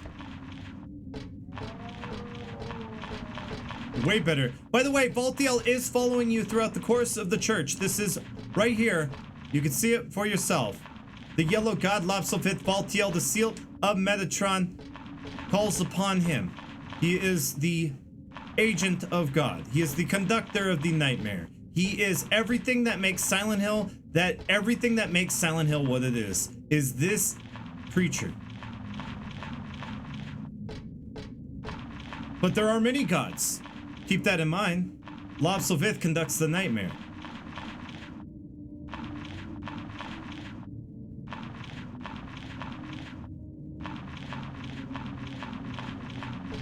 And there he is being creepy and crawling around. He's crawling in his crawl. These wounds, they will not heal. Oh, what?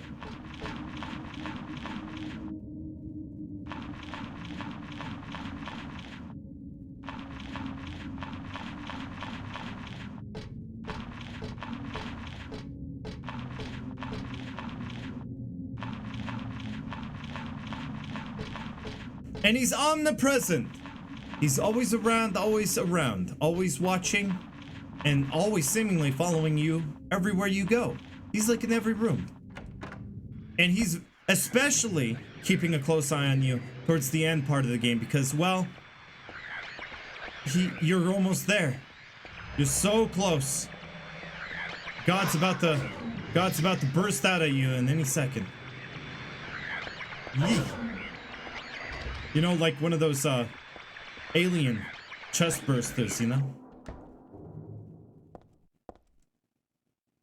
There's a book inside the box. No useful items, though. The book is Bible. I had to do it again. I'm sorry.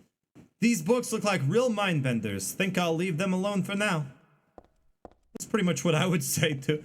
I'd be like, nah, I'm good. I don't feel like reading. He's not legit in every room, but you start to see him more frequently. He's in a lot of rooms, like half of them, I would say. I will show you every time he shows up. Here's a good one right here that really confirms, like, kind of helps confirm what I was talking about. By the way, Marvaldo, just hello. I don't think I greeted you. I have no drinks. Well, I got water. This one right here really confirms a lot of my my suspicions and stuff, everything I've been talking about, how religion has changed and how, like, this is a more mainstream religion here. And Claudia's the one going and trying to make it into a cult and trying to bring back sacrifices and trying to bring back Alessa when that stuff is, like, you know, not what the rest of the religion, you know, would rather just kind of go on with their lives not knowing Alessa was even reincarnated and that they found her, you know. And Vincent would be happy to just keep collecting, you know, charity and... But here, Silent Hill's Ancient Gods, a study of their etymology and evolution. What a mouthful! Hey, Kawaii Desu, how are you doing? Oh no, you've greeted me. If you start to feel marvelous, then you know I'm here. Okay. Wow, this looks a lot like Silent Hill 1 pictures, don't they? You know, from the art. Maybe this is the art of Silent Hill right here. There is no religion that has remained unchanged from the moment it was founded. This one is no exception. When this religion fell into the hands of immigrants, it was deeply influenced by their own original Christian beliefs. For example, the traditional representatives of these primal gods may have given the names and descriptions of Christian angels. Thus, shared characteristics began to appear. It's basically talking about all religions, and this religion is no different. The mark of Samael. Samael is a Christian angel. And maybe that is what they called it. But Samael, Baphomet, that is the explanation for all those names. They are one and the same. Samael, Baphomet, Satan, one and the same. You have a nice picture right there of Baphomet. You look it up on the internet. You will see the horned goat with the rib cage and everything, and the boobs and the wings. You got them all. You will find it. It was on purpose to kind of show that, you know, like, they got so many names because, you know, they start off with the same names, then they start changing them because they want them to be different or something, and they change. Hey, Dark Knight, how are you doing? Baphomet's hot. There is also one rare example of the chief deity, creator of paradise, or lord of serpents and reeds, being dubbed with the demon's name. Of course, this was not done by believers, but by their opponents. This is right here, clear as day, in subtext telling you right here that the sun god, which is the lord of serpents and reeds, the sun god, the creator of paradise, is dubbed as a demon by opponents, which is why Dahlia used the mark of Samael. You know, which is why Dahlia was trying to scare Harry with that name. That this religion doesn't believe that they are that and it didn't look like it either in the paintings. It didn't look like a demon god. The god of the sun goddess, she looked marvelous like Marvaldo. Almost as marvelous as you, Marvaldo. She was descending down with her flowing gown. That rhymed. And you know, like, why would anyone think that that was a demon god? This religion doesn't see it that way. See, it's a matter of perspective. That's an important book right there. Any more mind benders to look at? Oh man, so many mind benders. You know, I'm gonna turn off. You know, I can't get over it. I'm turning off that stupid cross that keeps flashing. You know what? I could just heal. I just realized I picked up some health drinks earlier. I didn't? Oh boy. We're in trouble then. We're in trouble, guys. We're in trouble. Low health off. Turn it off now. Hate it. Isn't really Satan. Then again, Satan was many deities throughout history. Well, the religion in Silent Hill 1. I'm talking about the religion in Silent Hill 1. It is a mixture of many different things. So I don't have to look at the cross in the corner and think I'm dying all the time. I keep going into the menu. They come in many forms, exactly. They can come in the form of something holy. They can. This one's a real good one. I like this. This memo right here is gonna make you go, oh, I see what they're doing there. It's Team Silent Smart. There's a book on tarot here. Tarot was based on the 22 Hebrew consonants and is said to represent the entire world. Each card, numbered 0 through 21, has a particular meaning. By reading these cards, fortune tellers predict the future. For example, the first card, the Magician, signifies creation, wisdom, beginnings, or destruction and fraud. It's flat out telling you in the first sentence, the Magician. Okay, who do we know in Silent Hill 1 and Silent Hill 3? Who do we know as a character that signifies wisdom, beginnings, destruction, and fraud? In Silent Hill 1 and 2? Or sorry, 1 and 3? In Silent Hill 1 and 3? Vincent and Kaufman. Vincent and Kaufman. They're the magician. God's hands. Magician have hands. You know that one painting that was talking about how, like, the hands of God, doctor of God. Magicians are quick with their hands. You know, like, well, whoa, that was in my ear this whole time. I mean, like, stupid bottle cap. I don't know how things wind up in my ear. And they're fraudsters, because, you know, snake oil. You know, like in Red Dead, you know, selling snake oil and saying it's a cure for everything. Kind of like that.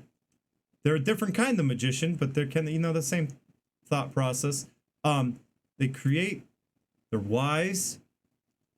And, well, a lot of it does, yeah, the Magician Tarot card, it's telling you flat out, all the other stuff is irrelevant. What it's trying to tell you here is that Vincent and Kaufman are one and the same. And that they represent the Magician Tarot card, and that, yeah. And then the second sentence, the second card, the High Priestess, denotes intuition, harmony, faith, or dogmatism, and arrogance. Who could that be from Silent Hill 1 and 3? That one's a given. Oh, Dahlia and Claudia. So right here in the second sentence, Dahlia and Claudette. In the second sentence, right there, it's telling you the High Priestess Tarot card represents, in, you know, the two characters, Dahlia and Claudia, who act on intuition. They believe in harmony. They're faithful. They're devout. Dogmatism. They're very arrogant. They're arrogant. So, you know, that describes them perfectly well. And it says here, you know what this memo's about? This whole memo is telling you that's only 2 cards. 2 perspectives. There are 22 cards. That means there are 22 perspectives out there. Hi, Mini Mesha. Welcome on in. It's good to have you. There are 22 perspectives, and you're only seeing 2 of them. According to some texts, the Gardner deck had more than 22 cards. The Gardner deck does not exist today. It is mentioned only in the literature. It is said that these extra cards were based on lost Hebrew vowels and denoted an otherworldly, transcendental existence, i.e., God. So you're seeing two perspectives. But the Hebrew tarot cards, there was said to be multiple. Not just 22, but many. God knows how many because it's been lost in time. So it's basically Silent Hill is about perspective. That's what that memo's trying to tell you. That you're only seeing Vincent and Claudia's side of the story. But you know what? There's many different sides to this story. But you're only seeing two of them.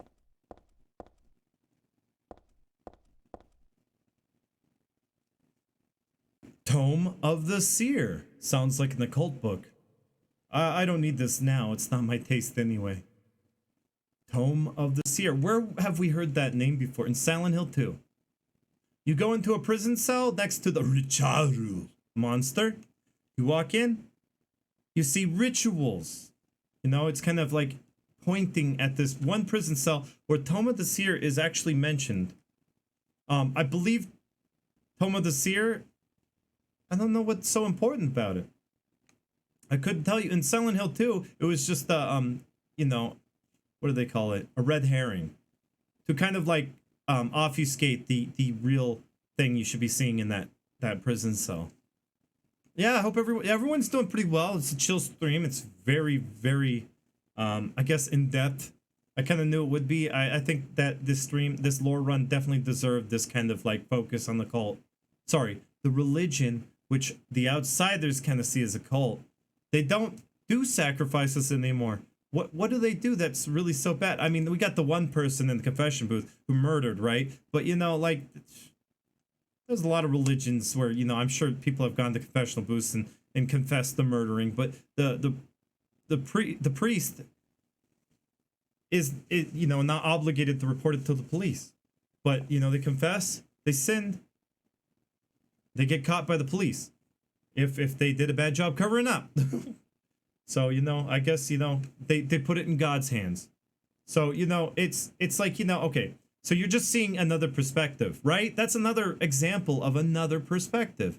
She got revenge for her daughter who was murdered by some woman. She went and killed that woman as an act of revenge, but it didn't do anything because it didn't bring her daughter back. Well, that sounds similar to what everyone else is going through, but we, you know, Heather is kind of trying to get revenge right now too, because her dad was killed, and she wants revenge, but she wants to kill Claudia. That's her goal. But in the end, it doesn't make her feel any better. It's just like that confessional booth lady. Bad eggs everywhere. There's a sheet of paper here, but it's blank. You guys aren't taking notes.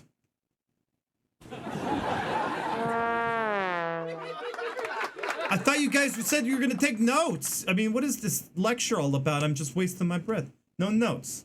You better start filling this blank sheet of paper up with scribbles. Okay, no, I'm joking. I got the Moon Tarot card. Favorite cutscene, too. Good cutscene.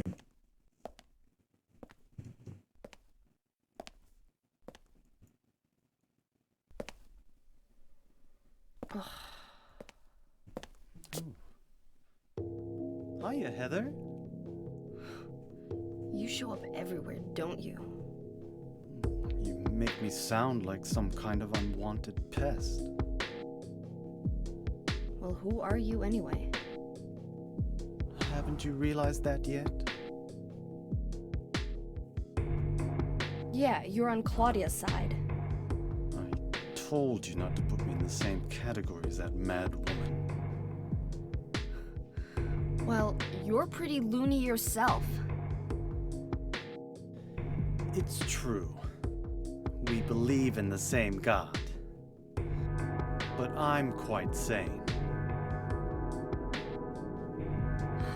So why did you help me out then? Was that also part of trying to resurrect God? It's not uncommon for people to worship the same God and still disagree. God? Are you sure you don't mean devil? Whichever you like. The point is that now I really am on your side. I don't want God to be born. Wouldn't be convenient. Much too unpredictable. So you've been using me to stop Claudia, is that it? Do your own dirty work. My dirty work? I think we both had our own interests in mind. You hate her too, don't you? You're the only one who can get it done. I don't have powers like you two. Besides, I always hated getting all hot, sweaty. She's giving that look she gives Becky. Oh, really? I'm just looking out for myself. Everyone does it. Huh. Don't stand there looking so smug. You're the worst person in this room. You come here and enjoy spilling their blood. And listening to them cry out. You feel excited when you step on them and snuff out their lives. Are you talking about the monsters? Monsters? They look like monsters to you? Oh no. Don't worry. It's just a joke.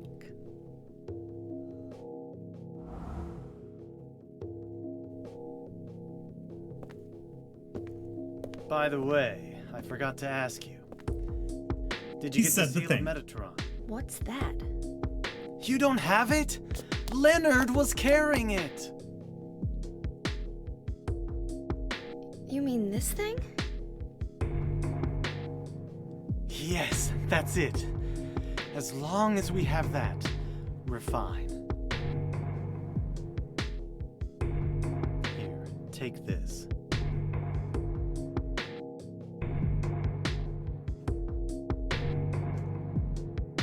Bible. Bible. Bible.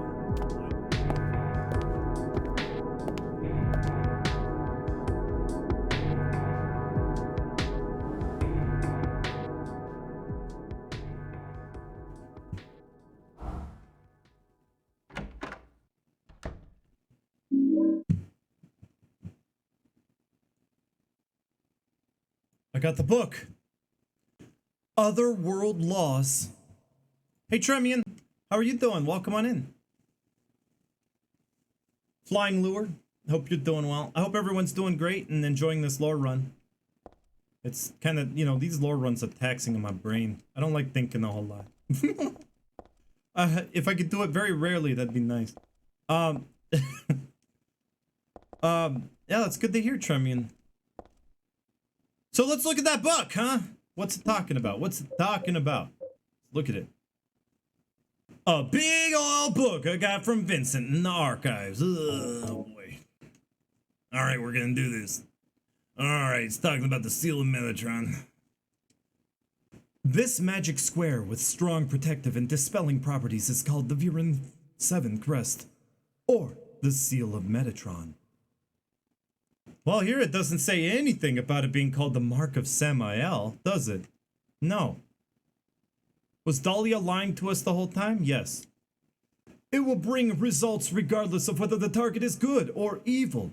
Its strength, therefore, places a very high burden on the caster. As it is also difficult to control, it is not usually used. This is why it bears the name Metatron, after the angel Metatron, or Metrotron, or Megatron. Actually, no, Megatron, no. Metatron or Metrotron, not Megatron. That's different. That's Transformers. Also known as the Agent of God. So you're asking where I get this, right? One and the same. Metatron Metatron, Megatron, and the Agent of God, Mark of Samael, Talisman of Metatron, Viren 7 Crest. It's all one and the same. So that's another little example that, you know, it's the same thing can go by a million different names. And what it says in there, what's really important is that it says it relies heavily upon the caster. How do we know that Leonard didn't already use it? Maybe he used it for Claudia. Claudia called him up on the phone. You know, he has access to a phone. We see that because he calls me, or he calls Heather in the Brookhaven Hospital. Hey Libra Ascendant Scorpio, good to see you too. How are you doing? Are you denouncing our Lord Megatron? Is that a Transformer voice? I decided that's a Transformer voice. You must save the Transformers. We are you know, kind of really getting deep into the religion aspects, and what's important about the talisman of Metatron, the Metatron that she's holding right now in her inventory. What Vincent thinks is all he needs to stop what Claudia is doing. But the problem is, Claudia or her father, or Claudia got her father to already cast the talisman. And it relies heavily on the conjurer, and it can be used for good or bad. It says that. And they used it to protect Heather and guide her. And it's already been cast. And Claudia or Leonard, but probably Claudia now. Claudia controls the Metatron, controls the god, until she is done casting it. Doesn't matter if you have it in your inventory. You can't just, you know, she has to, I guess, dispel Voltiel. I do believe Voltiel is that god. It doesn't say, but you know, it's already it's saying in the book that it goes by all these names. What's the one name that's missing? It's Voltiel. But it goes by like a million names. And in Silent Hill 1, Dahlia called it the Mark of Samael. Viren 7 Crest. You got Seal of Metatron. It's difficult to control, high burden on the caster. It could be used for good or evil. It's really dependent on the caster. But the name Metatron, or, you know, the angel, which is also known as the Agent of God. If you really do some heavy research into it, you will see that, you know, that this mythological creature that was created for Silent Hill 3, Voltiel, it is that creature.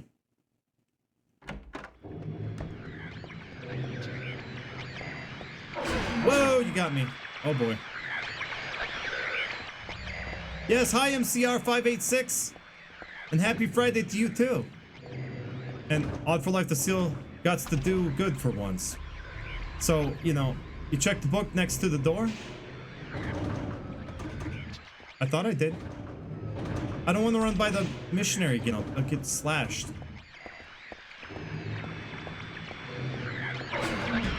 Oh, I blocked it. Good. That was a good block. You mean this one?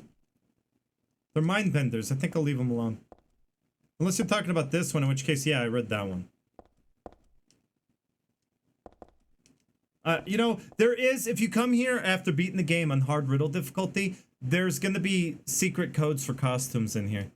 They hit them. It's another puzzle you have to solve. Because they don't tell you the costume. It's actually the one that's 01. It's just a bunch of numbers. But you have to solve a really complex, perplexing puzzle or riddle in this room. You examine and it'll tell you, but you have to be playing the game on the hard riddle difficulty after already beating it on hard riddle difficulty. And then that's how you get the costume with all the numbers, which is the Golden Rooster? I think it's the Golden Rooster or something like that.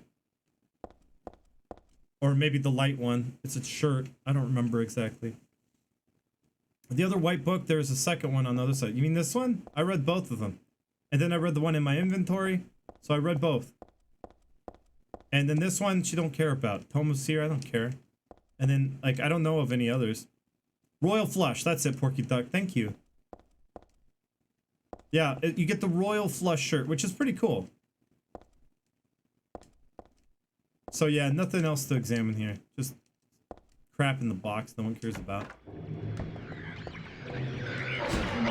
Oh, good block, Heather. You're really good at blocking.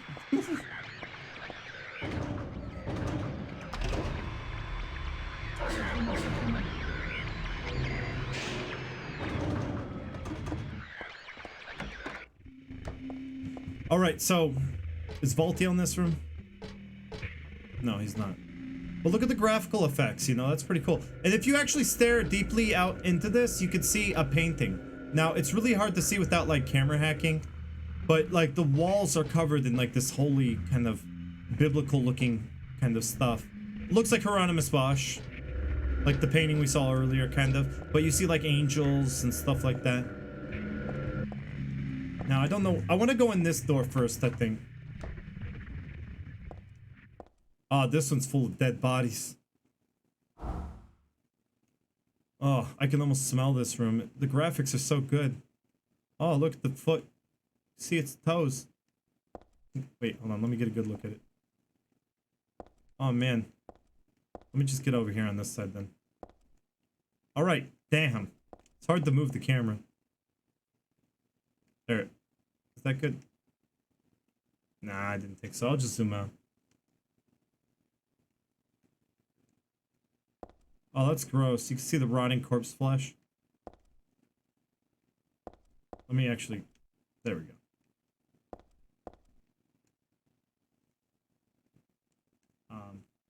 I got a better angle of it earlier.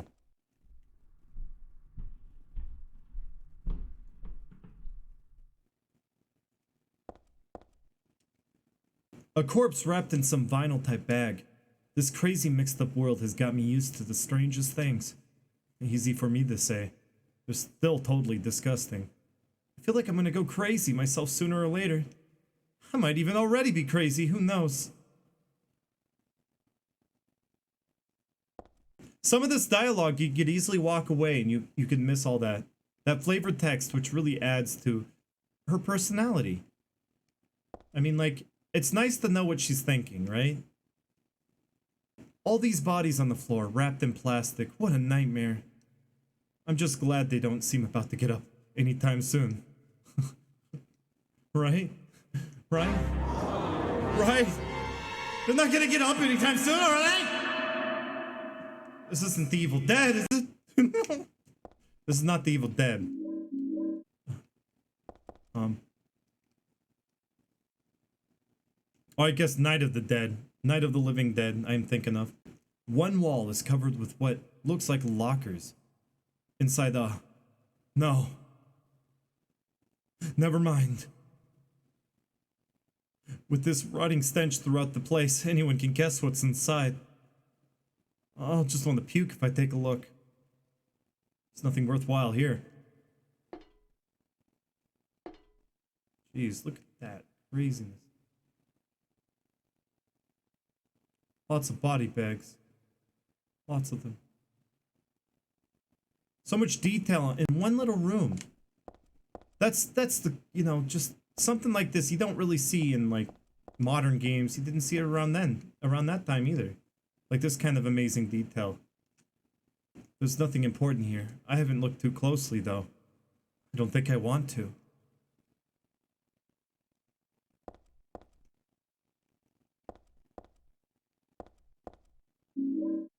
I got the Hanged Man tarot card.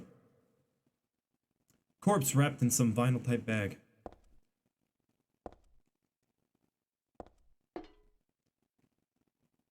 The door's open. Inside there's someone wrapped in a bag. Maybe... No. They're definitely dead.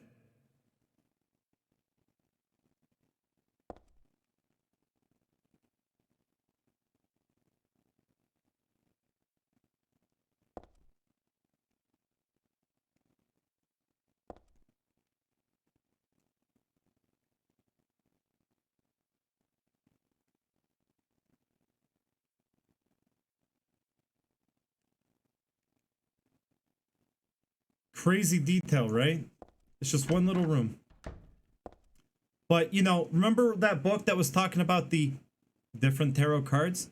Well, just two of them is Vincent and Claudia. Well, what do the others represent then? I mean, we already know that, well, we don't have the High Priestess, or the, you know, the other one. But, you know, who is the Hanged Man? Who do you think that represents? Hanged Man tarot card. This was in that mortgage place. It's such a pitiful card.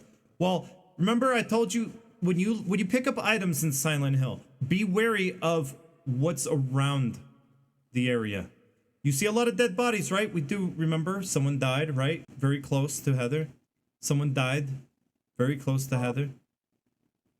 Well, what's in the next room over? Let's go see. Oh. Oh my god. Oh my god. Her dad is a zombie!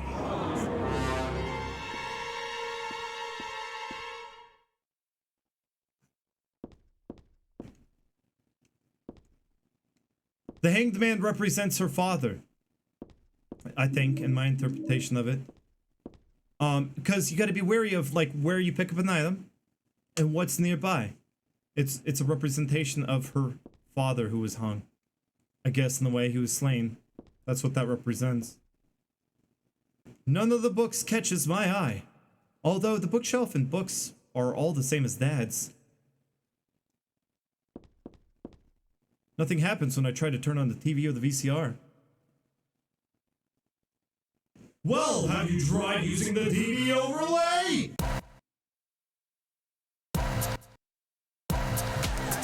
TV. Television, TV, TV. Television, TV, TV. Television, TV, TV. Television, TV.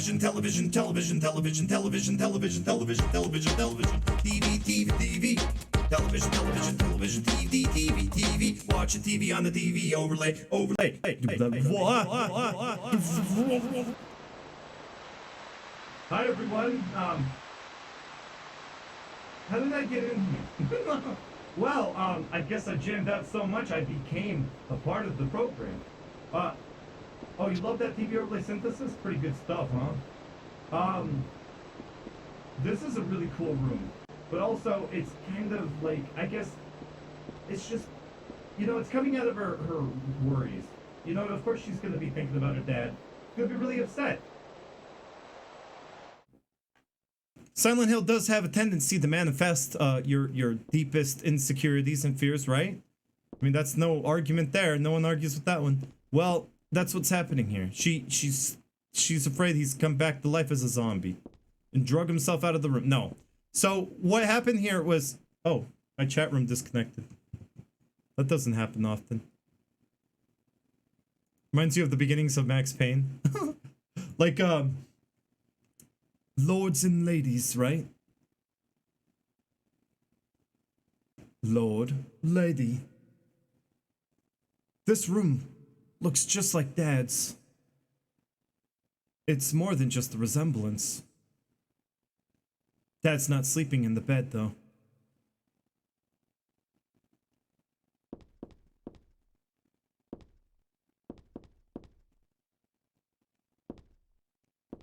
It leads your imagination to believe whatever happened. You know what? There was some commotion here.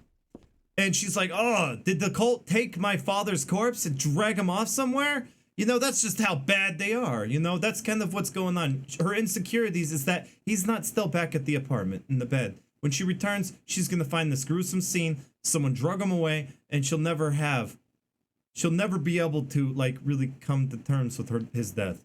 Because, like, that's an insecurity of hers.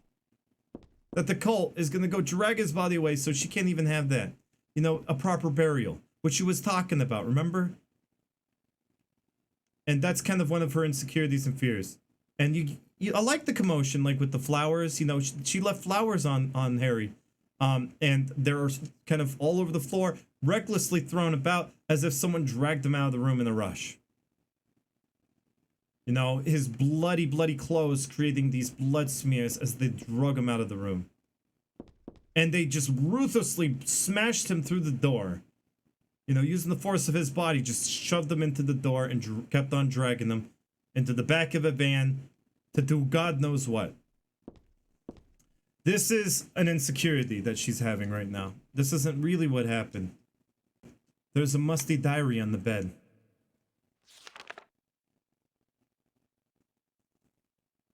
Yeah, I love the room layout, and it looks very clean and colorful. It kind of has like the sun haze coming through, looking orange, like it's a setting sun. Swiss, welcome on in.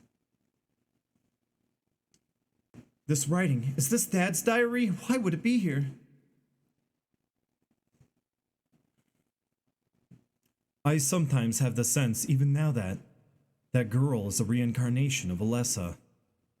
I don't worry about it much now. That's all forgiven. You were unloved, Cheryl. Or was that Alessa? Now Cheryl is Alessa again. No matter whose reincarnation she may have been, that girl was my most beloved treasure. But that name was a mistake. At the time, I thought of her only as a replacement for my lost Cheryl. When she knows the truth, will she feel bad? That's what worries me. Thanks, Dad. So I was Alessa after all. But I do have just a trace of one more memory left.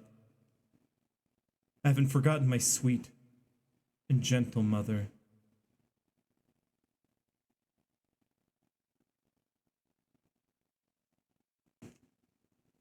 She remembers her mother, the one who died 3 years ago. I think her name was Jody Mason. Is that right? No, it was the Silent Hill play novel that gave her a name. But she remembers her sweet and gentle mother. And that's good. You know, I honestly, like, you would think that she'd be too young, but yeah, she remembers that. But yeah, I mean, you would assume that Harry Mason would take this baby in and just try to raise her as Cheryl. I believe maybe even named her Cheryl. You know, it was probably later he changed her name to Heather. You know, after that cult freak showed up and shot and tried to kidnap her, and then Harry Mason shot the cult freak, and then, you know, self-defense. So he probably did name her Cheryl. And then changed it later, but I don't know. There's nothing to really say that. He says in the book, you know, I only thought of her as a replacement.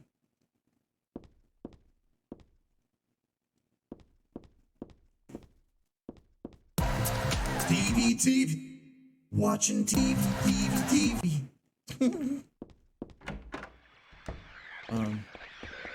Oh, look at that. Oh boy, gotta get out of here before death becomes me.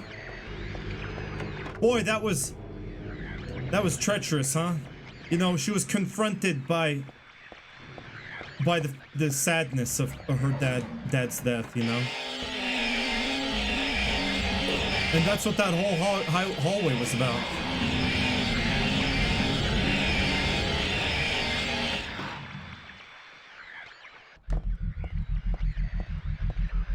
Okay, there's Voltiel in this room. That's what the radio's going off for.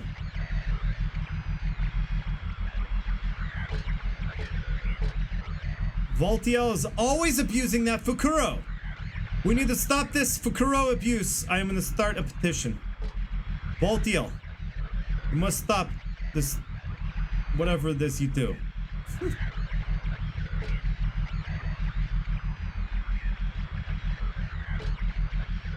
You can get a good look at it if I kind of like get a right perspective here.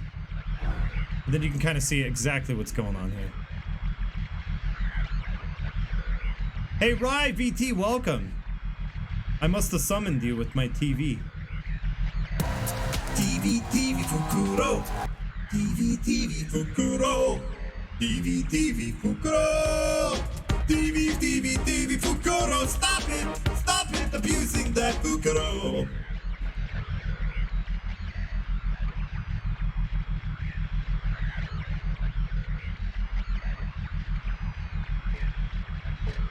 Are you, but seriously, you spent that much on the Resident Evil 4 Leon jacket? Well, it better be good quality. I almost got that $500 jacket from that James Sunderland wears. But it was $500 and I would never spend that much. Hey, Fulio! Fulio. So yeah, Voltiel, you know, I guess he has this nurse on his mind. You know, he's always trying to torture her. I really don't know, little pooper. I can't tell you. I really cannot even begin. But, you know, you notice you do see Fukuro everywhere Voltiel is. Fukuro is like everywhere Voltiel is. He's in the, Fukuro nurse is in, every time there's a transition. You know, it's in the elevator at the beginning of the game. Fukuro shows up with Voltiel, during the Brookhaven Hospital Nightmare transition. It represents Lisa, don't it? I think Fukuro is the nurse, represents Lisa, right? A ghost. A ghost.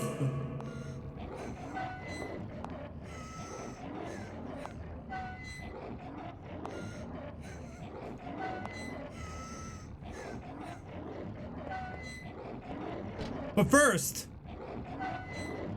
this is where I get that whole conductor of the nightmare thing. This was actually confirmed by Ito. If you look closely, Voltiel is turning a valve. While he is turning it right, that is righty-tighty. That means he's closing the valve. That means he is constricting the flow of the nightmare. That's not true. He's always turning it right. Well, he needs to be turning it to the left. Lefty-loosey, he needs to learn something, but no, he's whatever, right? But he is actually right in front of him is sheet music. That's what was confirmed. He is reading from sheet music. This is a really good sight. I love this imagery right here. And there's a lot of metaphorical themes here that play.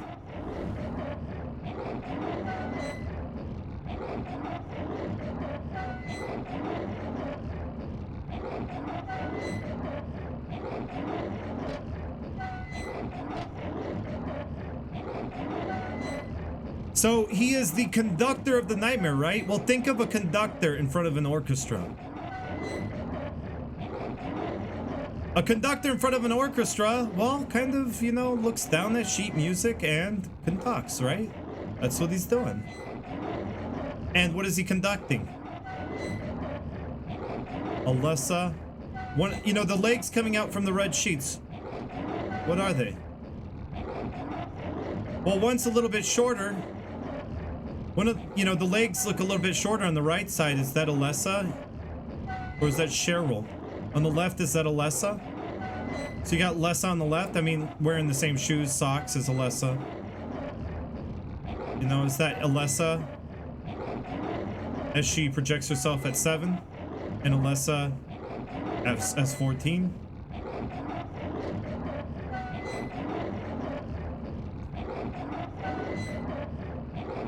Well, that's cool, Rai VT. And the valve's not even turning, but that's, you're not supposed to notice that. He's trying, right? Nothing's really changing probably because of it. But look, the beds, the gurney. Doesn't really say anything. Hey, Kai Sobo? Does I play violin? Accurate, yes. He is conducting the nightmare. That's what I've always been saying, because that's what he's doing. He's conducting it. That's how you know he is the... Also, you see him kind of in the Nightmare Brookhaven, you know, constricting, and he's kind of like conducting what looks like arteries connecting a heart, and he's the heart of it, and you see like arteries kind of like... And there's like a heartbeat sound. Where he's... Then all of a sudden, it converts to the nightmare. So you know that he's responsible for it. He is Voltiel. He is Metatron. He is the agent of God. He is Lobslavith. He has a lot of names. But he was called upon to ensure the safety of Alessa, aka Heather, and to guide her in order to birth God. Conjured by probably Claudia. Which is why a lot of the nightmare is Claudia's nightmare, because she conjured him. He's gonna keep at it one day. See, that's like me with like a bottle top that I just can't quite open. Keep at it, keep at it. Your hand gets raw, and you just you scream because it hurts. Ah! Why does that hurt so much? Maybe you get wise ideas. You'll throw it on the ground and smash it. So the footsteps lead to this door. A secret door. Secret window. Secret garden.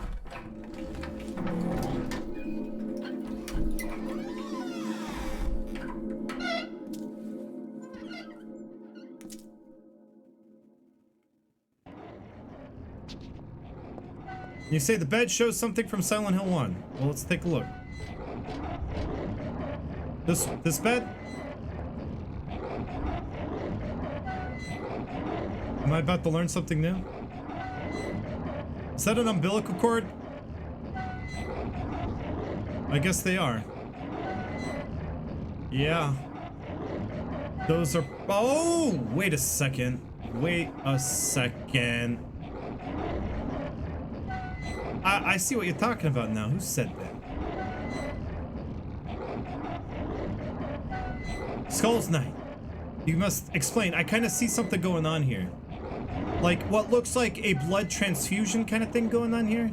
But yeah, the medical tubes, I would say they're umbilical cords slash medical tubes. They're both same intention. Or foreskins, whatever, right? Thank you, Awful Devil. Yes. You know it. You know it. But it really, yeah, it does. Like a transfusion. Where a soul is being transfused into the body that's now missing. This being the corpse of the original Alessa. This was Heather's bed. Maybe that's what that's trying to say. Maybe that's the lore there. I mean, like, I like to think that most things are intentional here. And then you got like all this writing. I know people have extracted the textures. I have too. You do have like these paintings of angels, I believe, on the walls, but they're really hard to see. Really, really good detail in Silent Hill 3, like amazing. But you have to kind of step back more than you can in this hallway to see it. But you can definitely make out images, but you have to really kind of get a good look that you can't get in the game. You can't really get a good look at it. And the numbers, what do they mean? I don't really know. Is this bingo? All right, we got C33. C33. Next number is A27. A27. We got B40. B40. C5.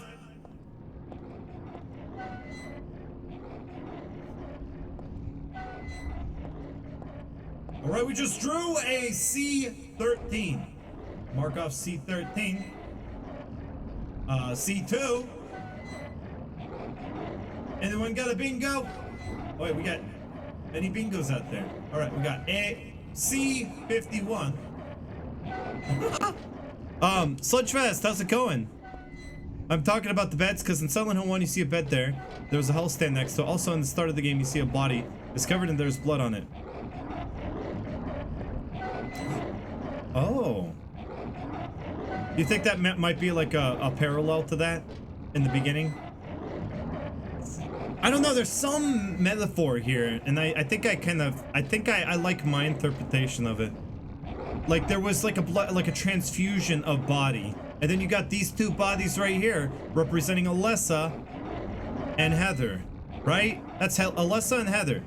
This is Alessa, the dead one, and Heather, the living one, who got the transfusion and walked away unscathed.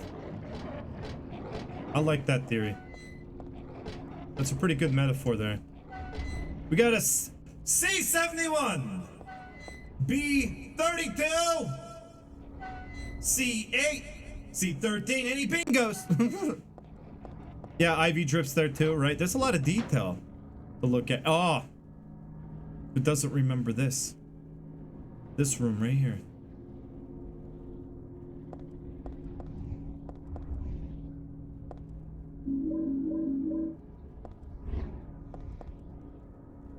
Looks like there's some kind of drug here.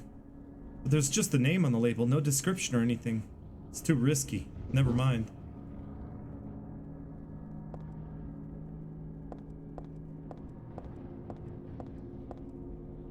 There's a picture here, but it's not my style at all.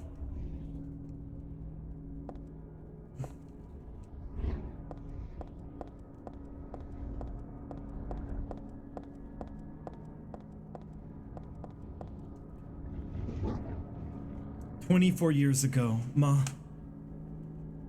Dahlia used me to summon God. God was in my womb, but I couldn't deliver her. Then I was shut up here in this hospital room. I stayed here until Dad helped me out when I was 14. God ate away at me from within, driving me mad with suffering. There I was, wishing I could just die and be done with it. But I went on living that nightmare for 7 years. Looking at this bed just reminds me of those awful days. And I don't want to remember them because I'm not Alessa anymore. But Alessa is still me. I'm really not trying to deny it or anything. I just don't want to remember. Get me out of here."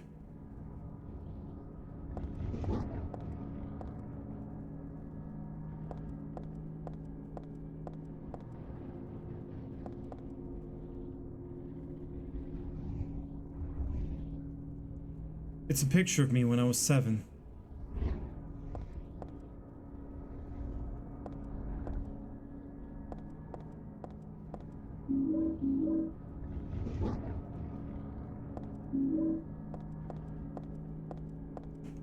Must be on drugs. That might be the drug right there. Those drugs right there might have been the ones to subdue Lisa, you know? Yeah, I know. She's like, "Get me out of here," but it's like, I'm not done with this room yet. Imagine being horribly burned and trapped in bed for 7 years while having the constant nightmares every time you fall asleep. Unavoidable sleeping time. You fall asleep, you wake up, in and out, in and out, in and out. You know, the only time she got to, like, you know, be truly freed was when she fell asleep and she could astral project herself. And only to run away and get nowhere because she was trapped.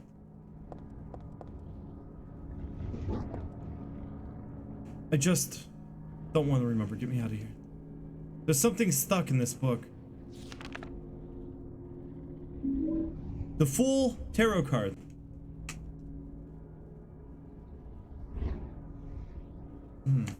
This book. I feel like I have to read it, but at the same time I don't want to.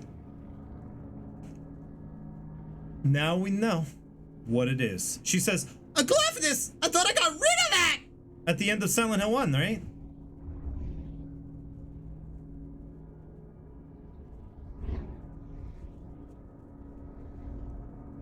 Now you get to learn what its properties are. It's what you would expect.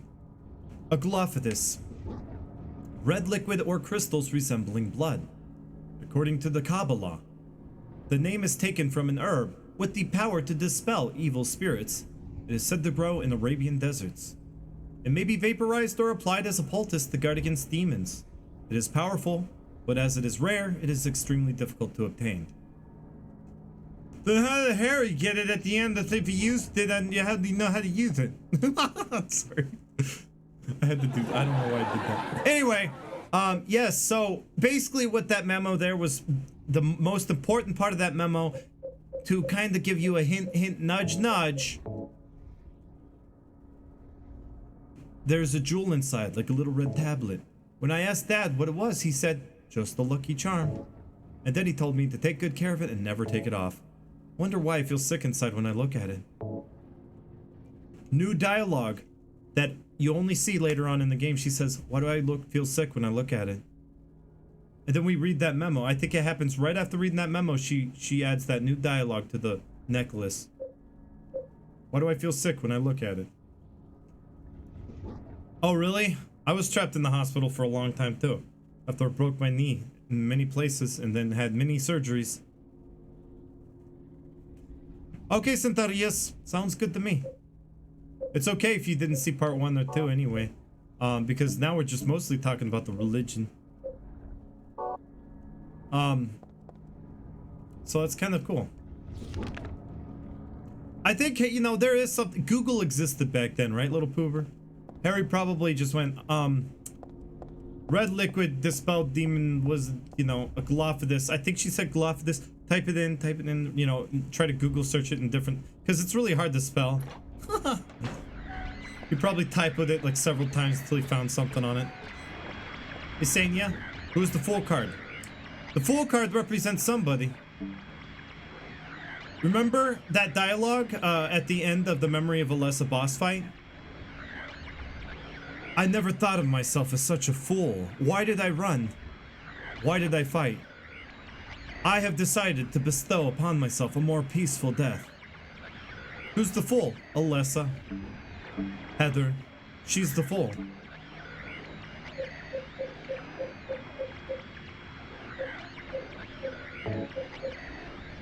This was, you know, you gotta think about where it was left too. It was in her old room. This was in my old room, in a hospital room. What did this one mean again?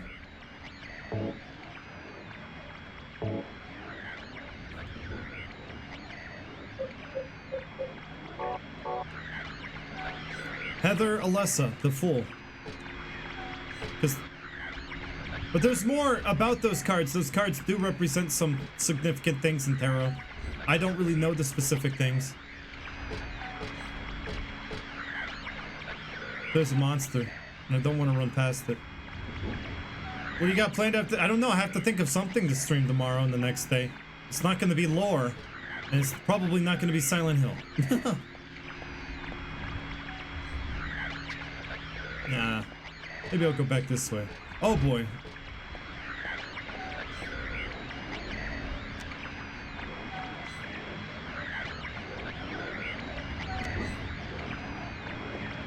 Oh god, it's getting up. Oh, better run. Run, Heather. Run, Heather. I might play like Resident Evil. A Resident Evil game or something. Or maybe I'll play Fatal Frame. Or maybe Haunting Ground. I don't know. I haven't decided yet. I want to play something new. Casual playthrough. He's still doing that thing. Alright. A big room. This is where a lot of lore comes in. A lot of flavored text that really helps inform the story between Claudia and Alessa. Brass key. I am gonna stream tomorrow. Yes, Safi. Are you hoping? I'm gonna do a casual playthrough. So it's not gonna be like this. It's gonna be more fun. We could probably goof around a little bit more. Uh-oh. The save pad in Alessa's room was written by Harry Mason. Let's see what he had to say. See what he had to say. And do stalk me on the various different social medias. You could even jump on the Discord. First link. I would appreciate if you jumped on the Discord. You know, join the Discord and shared your thoughts. You can share your thoughts. Polyrhythmic drop, thank you. I appreciate it. You could definitely share your Silent Hill, I don't know, interpretations and stuff in the section. A memo book. Something's written inside. She's just beyond this door. I don't know how, but I can sense it. But she's not the only one there. I sense the presence of something extremely dangerous, even sickening, or maybe what they call God. Nevertheless, I will open the door. Enough this idle chit-chat. God, I am not. But I fully intend to save her. No, them. The last entry was written some 17 years ago. It looks like Dad wrote this too. What does he mean by them? Save her? No, them. He fully intends on saving them.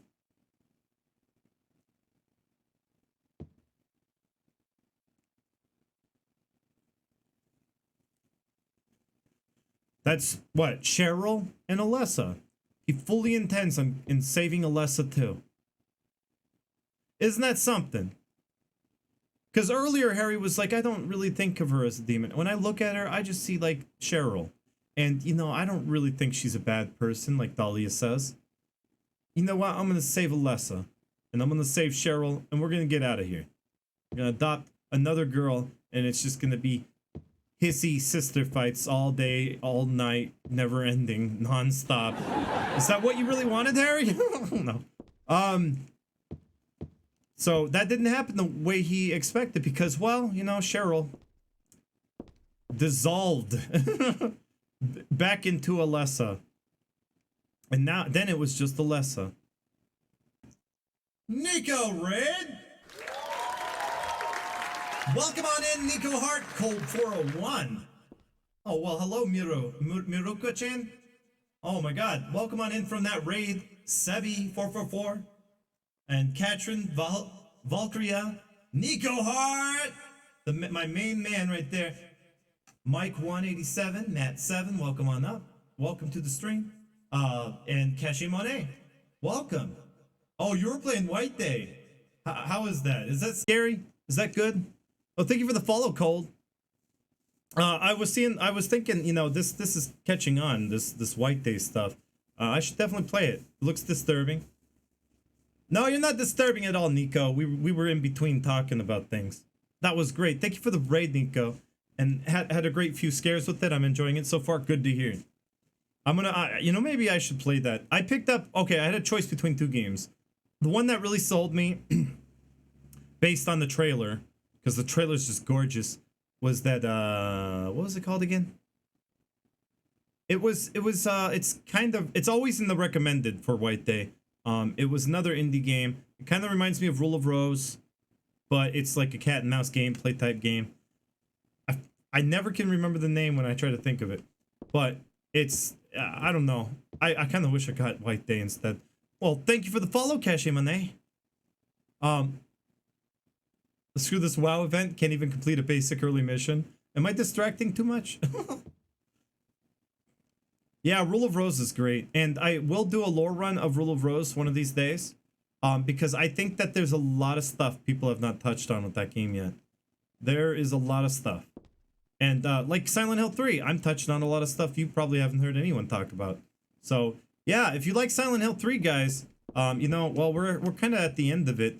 We're learning about Heather. And how she's a reincarnation of Alessa from the first game. So this is a direct sequel to Silent Hill 1. Silent Hill 3, a sequel to 1. 2 being more of a side story, and then 4 being more of a side story. So it's kind of weird how they did that. So yeah, here's some lore. Rule of Rose. Yeah, do give a follow, by the way. Do give a follow. I think Cache Mane does stream too. Give a follow to Nico Hart for sure. Did any moderator give you a shout out? I'm gonna do it here. Oh yeah, I saw the shout out. There we go. Yeah, do give Nico Hart a follow. He will definitely lift your spirits. He's great. He's funny, entertaining, has all the bells and whistles I wish I had. All I got is this laugh track. Sebi, thank you for the follow. Yes, working on upgrading these streams though. I almost have the new streaming PC together. You're gonna go to sleep, Tremian? Sounds good. Well, have a good sleep. But yeah, Silent Hill 3 is amazing. It is a masterpiece, work of art, just like Silent Hill 2 though. Just Silent Hill 2, even though it's a masterpiece, probably way more of a masterpiece than Silent Hill 3 is. I tend to relate to 3 more. I like Heather as a character, and I like that she's just a very strong, charismatic character. And you know, there's a lot of relatability in 3, also the nostalgia. A lot of nostalgia to 1. There are playing cards on the floor. I used to play a lot. I remember little Claudia always had a hard time winning. That made her cry.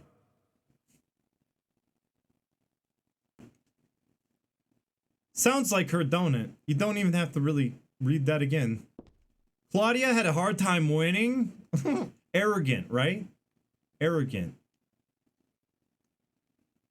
That goes along with the thing we were talking about earlier. The High Priestess represents arrogance. Claudia is the High Priestess. Also arrogant. Silent Hill 2 is in another level. Silent Hill 3 is still awesome. I know. 2 is another level. It takes me 4 days to complete a lore run of 2. And I guess apparently 3 for Silent Hill 3. So that's just the difference there. And she doesn't talk about the moths and butterflies. Why doesn't she? And it turns out that one of them is missing. Could it be the float stinger in Silent Hill 1? The boss that you fight? The one that's missing? That's what people like to theorize. I don't know. Pickle Rick TTV, welcome on in. 2 is not my favorite, but it is one of my favorites to analyze. I love analyzing games.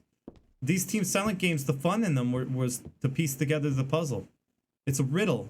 The whole game's a riddle. The scribbling on the floor here is Alessa's. For some reason, she always drew monsters like this when she was alone.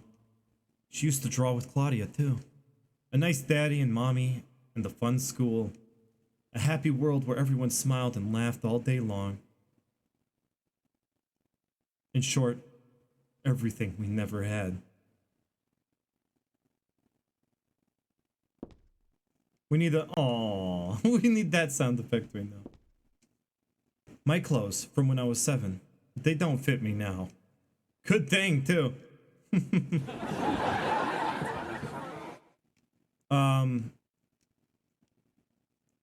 This is a closet. It's meaningless to me. Oh wait, I don't have time to wax nostalgic over these old clothes. I love it. But to us, we're like, it means something to us. Come on, Heather, give us more lore. The scribbling on the floor here is Alessa's, and for some reason she liked to draw monsters like this. The shelves are jammed with books. The top shelf has books on religious teachings and textbooks. Serious stuff. The other 2 shelves are full of fairy tale books like Oz and Alice. Here's Mother Goose and Cinderella. I used to love these. Mother Goose and Cinderella. Because Alessa did relate to Cinderella a lot. Hey, make some ramen, Nico Hart. Hopefully do see you again real soon. You can grab your meal. You know how it is. I'm gonna be very hungry after this stream. Silent Hill 1's very different, Tukowski. It's like a whole different world. Oh, by the way, here's the sketchbook with the funny face. There's the sketchbook with the funny face. Harry Mason's funny face.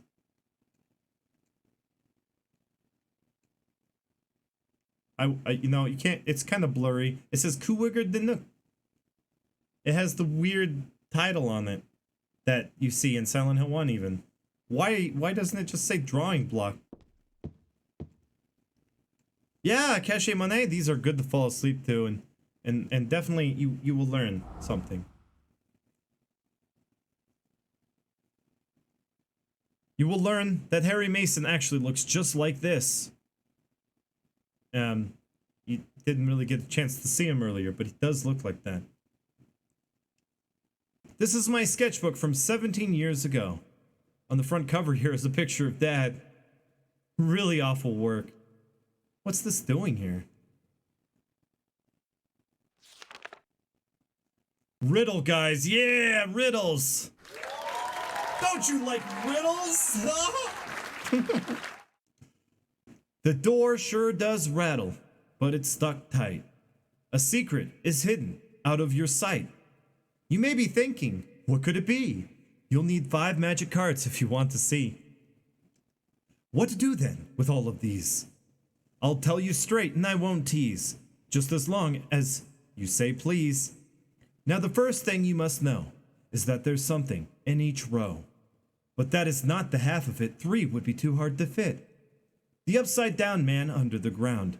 To his right, to his left, there's no one around. Leave him alone, though. His tears are profound. The moon is up above the sky, full or crescent floating high. Twinkling light sits like a crown on the head of a crazy clown. Your Excellency, praying to God Most High, do you think you could tell me why? You always look up at the night sky. Do you have it now? You didn't forget? One major point you must not omit. And now at the last, before you take a whack, here's one more hint to help keep you on track. Scary and hateful, that thing in the night. Better be careful, it's not on your right. Turn to the left and you'll keep it in sight. So you'll open the door? I'm just sure that there'll be nothing beyond it but frightening peril. Forget about that, just stay and play, or else I'll be left here alone all day.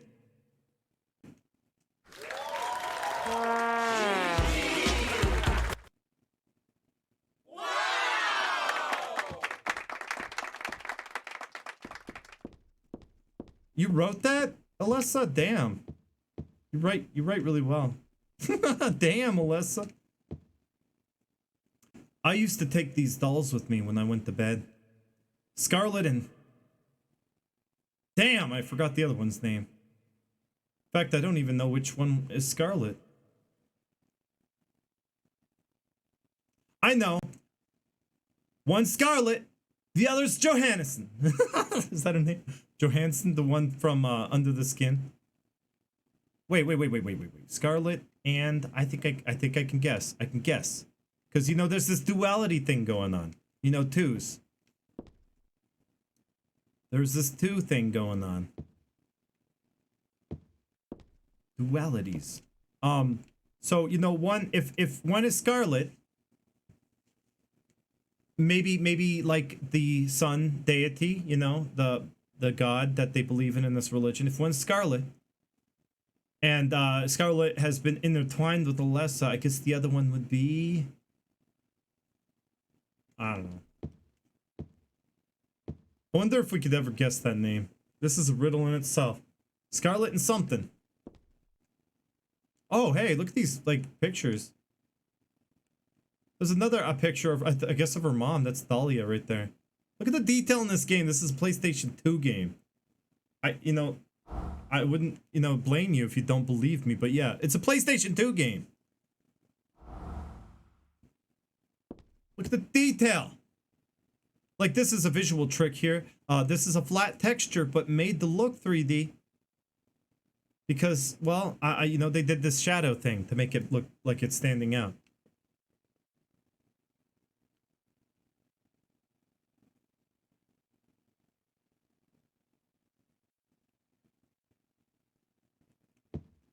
Let's take a closer look at the pictures over here. See if we can. I want to get a close look at it, but it doesn't let me.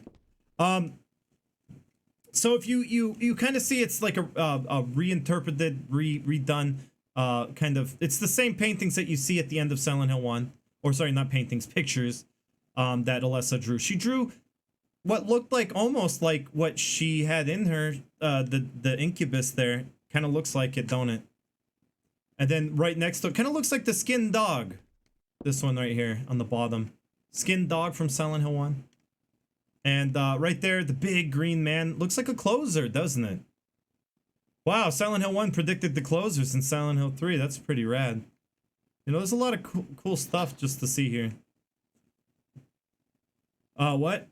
Look on the spot at the save area and look up? Okay, I'll do that. Oh, did I already do that, Skull's Knight? She was not ready for the picture? Oh, Dahlia, yeah. Okay. I have to go to the bathroom, so this seems like a good place to save. I cannot hold it. I know. It wasn't me. Alessa wrote this a long time ago. That chapel altar. It wasn't that one beautiful chapel. It was some other altar somewhere else. But I had to turn up the volume for this.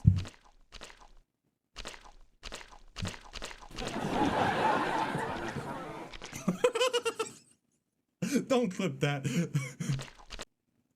But I had to turn up the... Thank you, Emmy! Thanks, Emmy! Yeah, Fungo weird. There needs to be a Fungo weird, don't you think? You want what's weirder than that?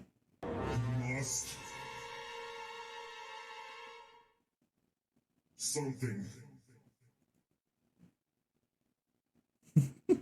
Must something.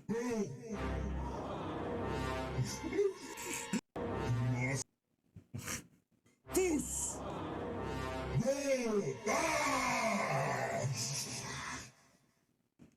I didn't do anything. Usually it works.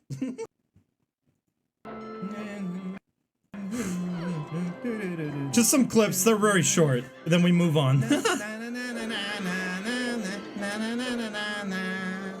I'm killing lots of horses, killing them good with a katana. With a katana, yeah. I like to kill these horses that have bad breath. They have bad breath, and they deserve to die for having bad breath.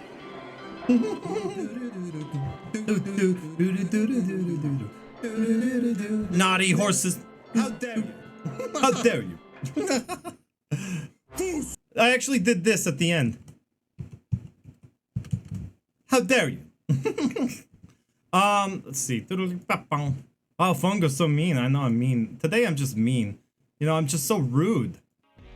Yeah, it's occupied. Rude of me to keep on knocking, huh? Is it rude to do this? Die! Oh my. Oh my god, I'm sorry. How rude of me. How rude of me. Alright. If a pregnant woman goes swimming, is she a human submarine?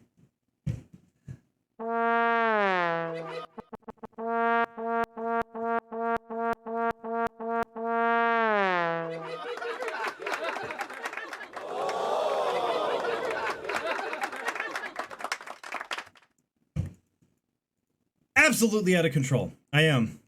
You must reprimand me. We still have one more tarot card to get. And you know, I don't really know which one it is. I think I do. I mean, I don't really need to think too hard about it because you know where it is? It's in Claudia's room. So it's probably Claudia that it represents. It's probably the High Priestess. I think it is. So yeah, you got 4 tarot cards and we could solve this once we get that, one last one. So we have to head back. We got a bronze key. The bronze key will give us access to a door that was locked previously. And yes, Baltio's still abusing that for Kuro. What'd she do to you?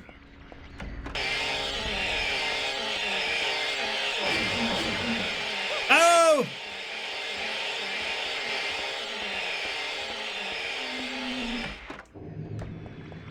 I'm doing fine, Pump Man, and I'm glad you're all smug about it. So we can look at the map that has been drawn already. So we pretty much got, well, I think the door is locked right there, but we got a nice little drawing here. I don't know who's drawing it. I assume like the ghost that we've been seeing of Alessa is somehow doing this. I don't know. I don't think it's Heather. That's not something I really stopped to really theorize about. I don't think it's Heather. But look at the bunny. Aww, bunny. And the house, the yellow roof. This looks like, you know, my house that I color in Unshattered Memories. Like that. Wonder if they got the idea from this. Having time to watch streams. The shift I was working hard had strange hours where I could sleep a bit more, but I didn't have a lot of rest of the day. Oh, so you didn't really get too much sleep. I was from 12 in the day to 20 in the evening. Oh man.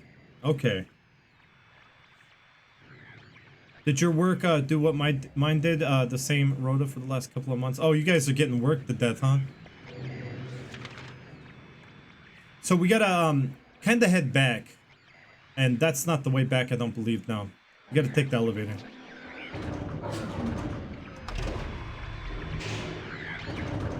This is the way back.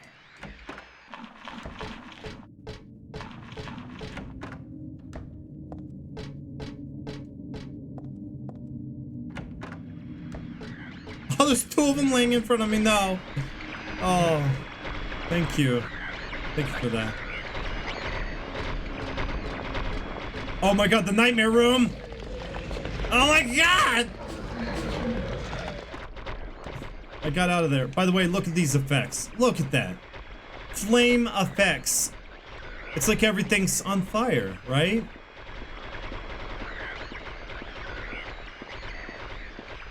Like this was nice. This is something that modern games can't even do.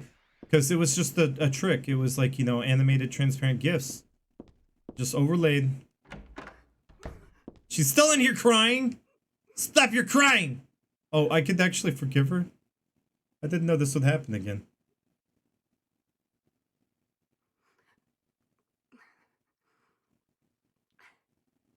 Dear God. Oh, she just starts over. Please forgive me. I know I'll be put to death for the sins I've committed. We've heard your story before. I'll go to my death gladly. I didn't know it reset. With a peaceful heart. But please, grant me just a small piece of your everlasting mercy. Let me see my child once within your golden gates. Deliver me not to hell, but to purgatory. Allow me to atone You're right, for my Safi. sins there. I'll stand within the very flames of redemption no matter how they burn me. Forgive me for my wicked act of revenge. And deliver the soul of my poor murdered daughter. I don't feel bad for her though. Please. No.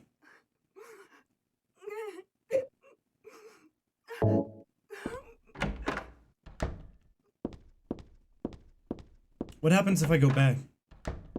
Does this look normal? Yeah, it's pretty normal now.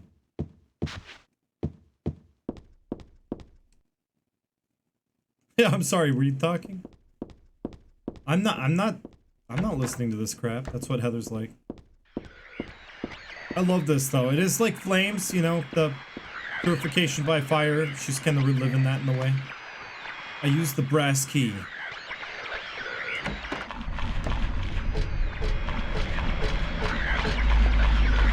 There's Voltiel. Following me around as always, Voltiel. Sticking his Voltiel butt in my face.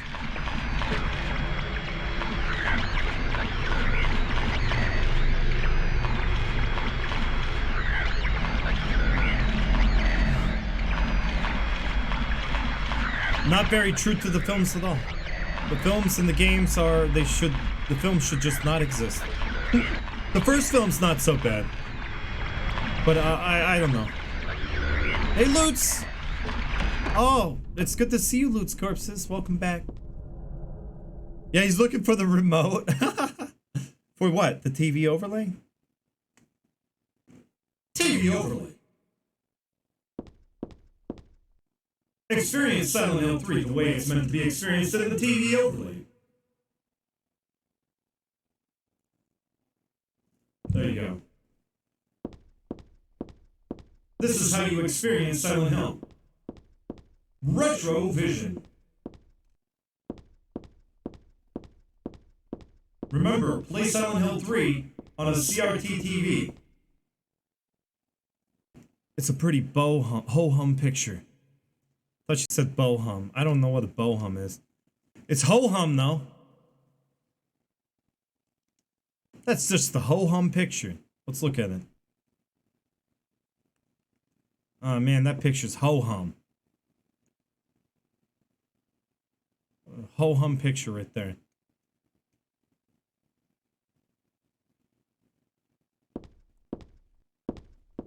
Oh, because work, now you're free? Now you're free, Lutz! Now you're free! There's a map here, but I don't need to take it with me.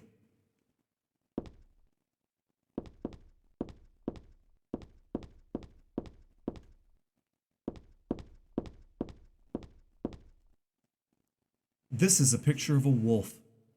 It looks like a dog and it says wolf and everything, so...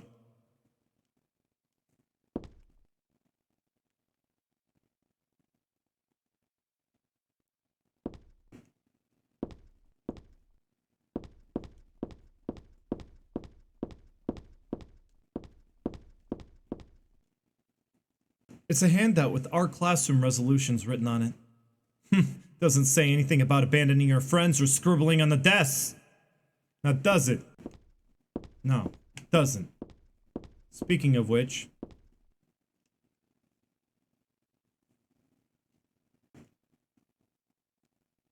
Go home. Drop dead. Thief. This used to be Alessa's. I mean... This was my desk once upon a time.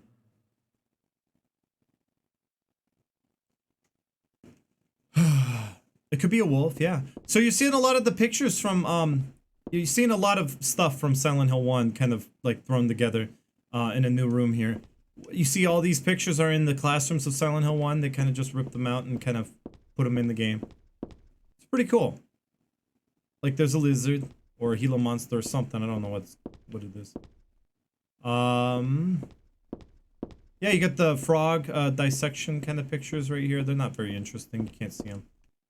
You got the ho-hum picture, the milk bottle with the face on it. Yeah, kids suck. I mean, like I talked about it in my Silent Hill 1 lore run about how kids are like the worst, you know. And she was bullied really bad. But you can see here, this visual right here is striking. You know, this wasn't the visual that they put in Silent Hill 1. It really shows, what it shows to me is that she was isolated terribly because everyone was afraid of her. And the ones that, you know, they were afraid of her, which is why they bullied her. You know, things would happen, weird things would happen around her, you know, because she was psychic. And like, you know, it was like Carrie. Think of it that way. All the desks are kind of like shoved to the sides, like they didn't want to be anywhere near her. And then they used to scribble and etch things into her desk, calling her a thief. Well, she did talk about being a klepto, which may explain the thief. But it gives me images, like I said in the Silent Hill 1 lore run. It kind of brings to mind witch. Like they're calling her a witch, and they wanted to be more subtle about it. You know, if they outright called her a witch, it would be like too obvious. So they said thief. There is something very interesting right here on this desk. There's a ratty old notebook on the podium. Oops, there's a letter stuck in here too. Let's see. There's a girl named Alessa in my class. If your memory is any good, you may remember her. She's the one I said they called a witch. See? See? I was right. Well, I knew about this memo, but, you know, I forgot that she addressed her as a witch. Anyway. Most likely her mother is abusing her. I've never seen her come in without some sort of scrape or bruise. Her expression is pitifully dark for a 6-year-old. Something like this may not be so uncommon. Rather than coming up with pointless ideas, it's best just to watch and wait. But isn't there something I can do to help? I'm considering consulting a lawyer, but I do have my reservations. That's why I thought I'd ask you, my friend, for your opinion first. Kay Gordon. Remember Kay Gordon from Silent Hill 1? That's the person we broke into their house, found their key, broke into their house, stole some goods, and continued on our merry way. It was great, wasn't it? I'm gonna turn down my volumes now. I'm just turning them down a little. Back to where they were. Brit Bongs. Yeah, I looted the house. It was great. But Kay Gordon is also the name that was a reference to Sonic Youth. Kim Gordon from Sonic Youth. One of the members, one of the band members, the singer, in fact. But Kay Gordon, we got a little bit more lore. You know, this is good because, well, we know for a fact, yes, the children did see her as a witch. Also, we got a little bit more on it. She came in looking like battered and bruised, and her mother abused the hell out of her. So when she did, before the fire ritual, that, you know, before burning her, she abused the heck out of her. And Kim Gordon was really worried about her. Just the flag. Not very interesting at all.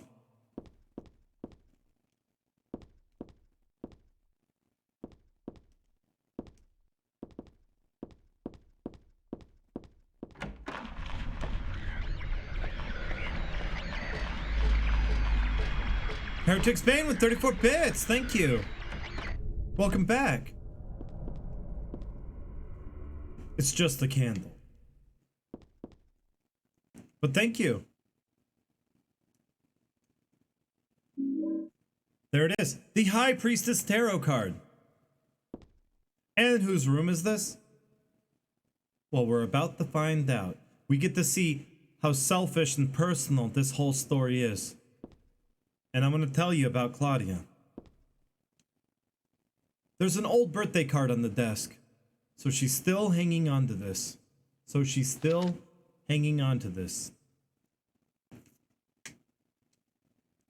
To little Claudia. Oh, wait, I'm going to have to do her voice, huh? To little Claudia, happy 6th birthday!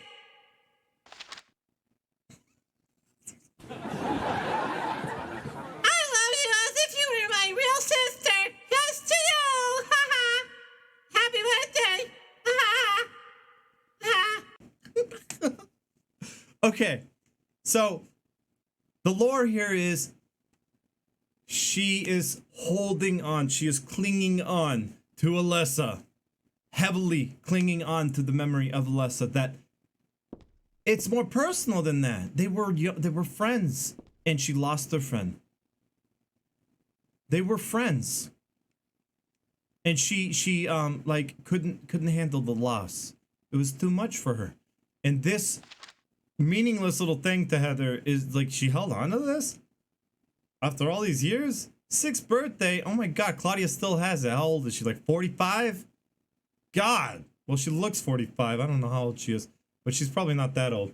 But still, like, she's holding on to this like it was the most important thing, the best thing to ever happen to her. Well, we do get inference that Claudia was beaten, abused. Claudia never really had happiness in her life. The only times that she ever recalled being happy was when she was playing with their friend.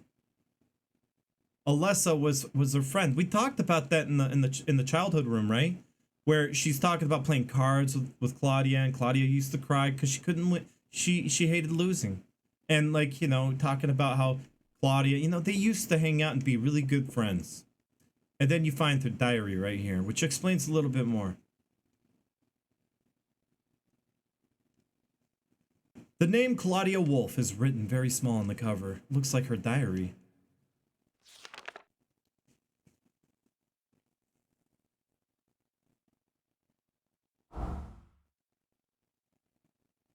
November 10th. She didn't die then. She was born. I knew that for a fact. But then why haven't I found her yet? They were supposed to need her to build paradise for the happiness of the people. She was supposed to be reborn for that. I'd really like to see her. I'd really like to see her. She's like, oh, it's about this, you know, paradise and stuff. Alessa was supposed to do Alessa, but I miss her, you know? Claudia's like, I miss her. Yeah, it's a Morrowind page turn sound, right? I'm gonna learn something. It's gonna be like... You upgraded your intelligence. I don't know. You dress really well. Any advice? I currently dress like a hobo. I'm not joking. Don't dress like a hobo. That's my advice. I don't know. It took me a long time to really figure something out. Don't wear gym clothes, okay? There, how's that? You wear gym clothes? If you know, you don't have a reason to really dress up nice unless you go somewhere. Do you go somewhere? November 14th. Read the Book of Praise. I want to thank Father for lending me such an invaluable book. I found what I'd been searching for in there. How to awaken God. But it's much too cruel.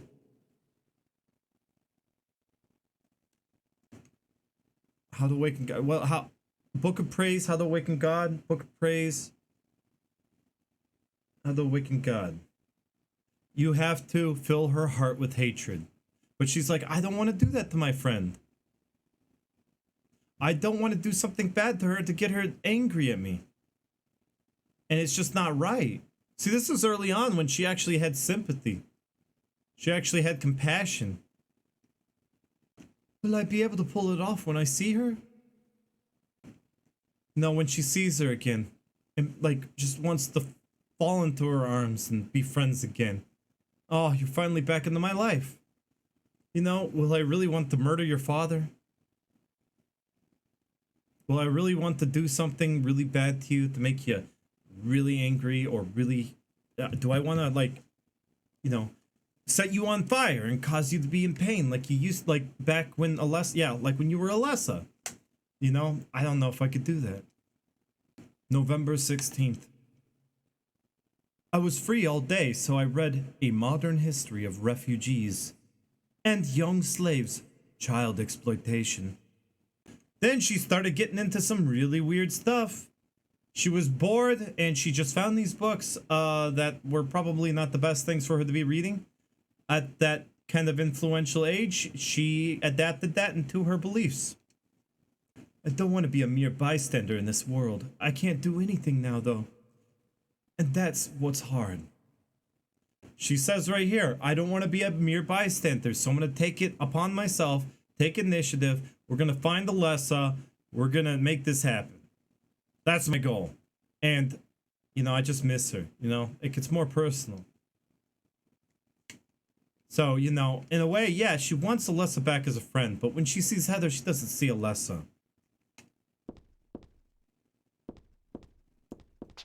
So, I mean, how she feels about doing it, I don't know. She's planned her whole life for this. And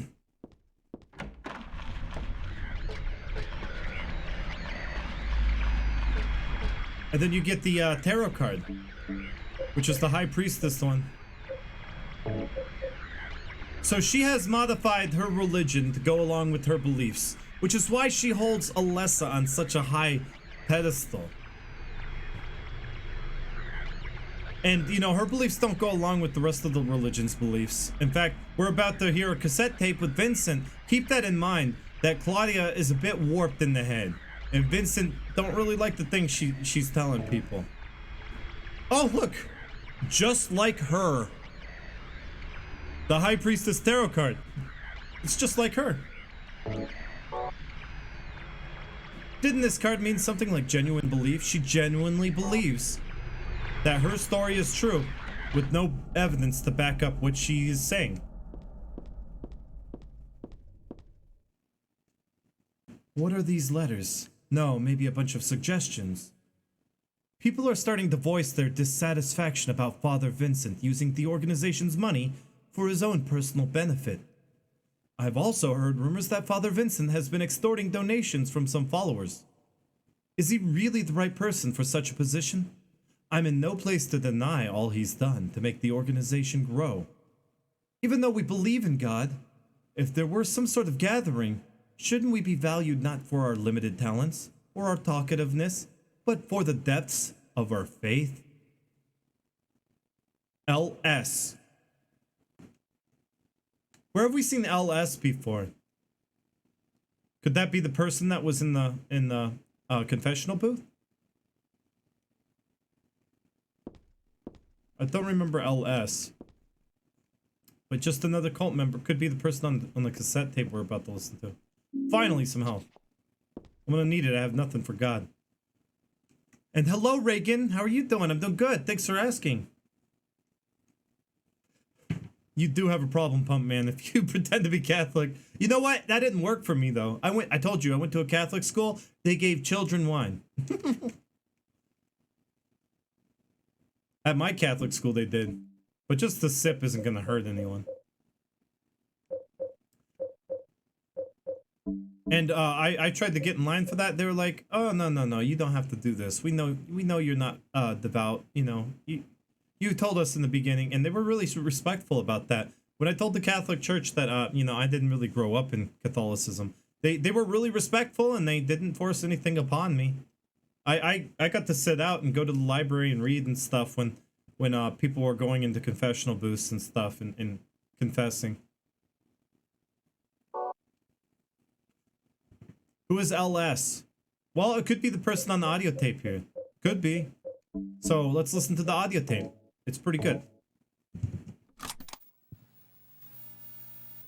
Do you know about what happened here 17 years ago? You've been here a long time. You must have heard some details.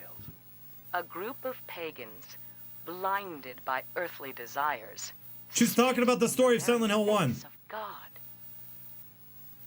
They tried to use the seal of Metatron to prevent God's awakening. Not Alessa.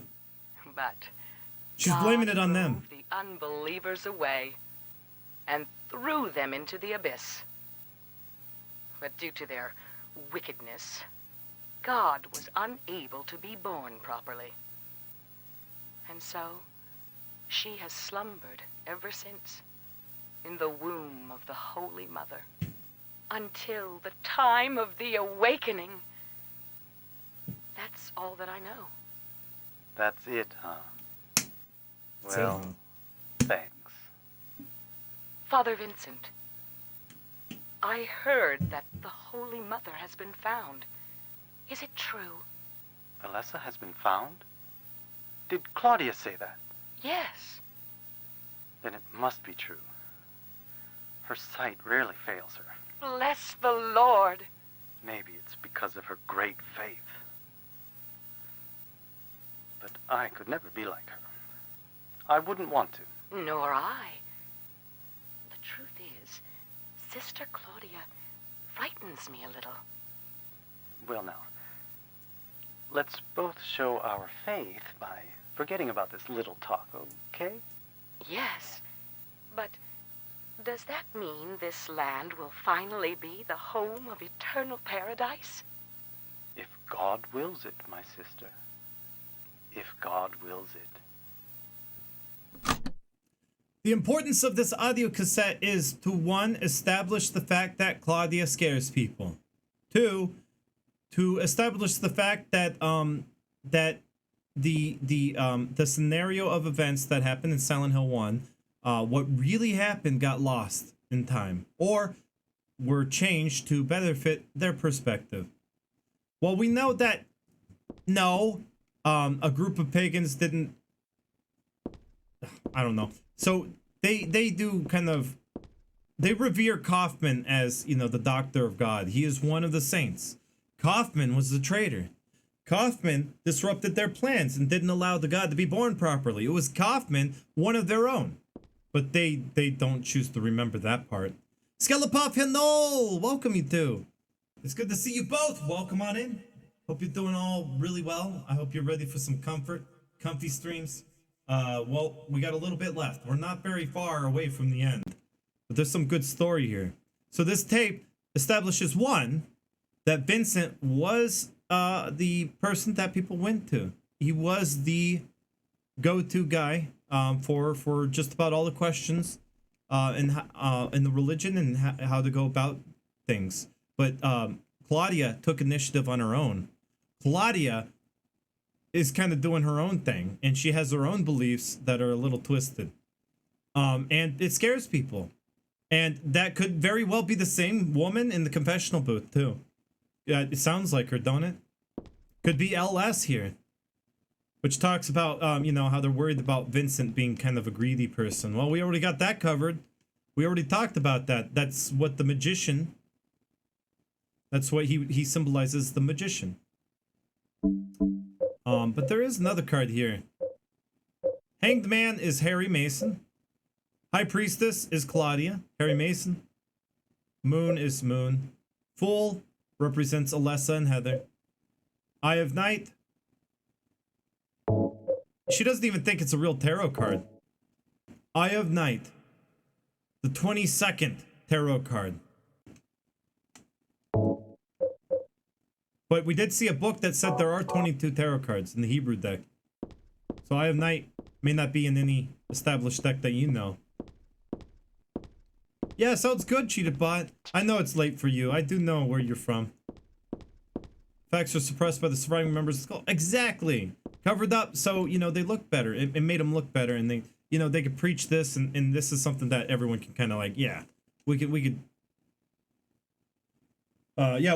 totally, like, go along with this story. We like this one better. So, basically, a group of rebels came around and disrupted all their plans, and they spit in the face of God and all that.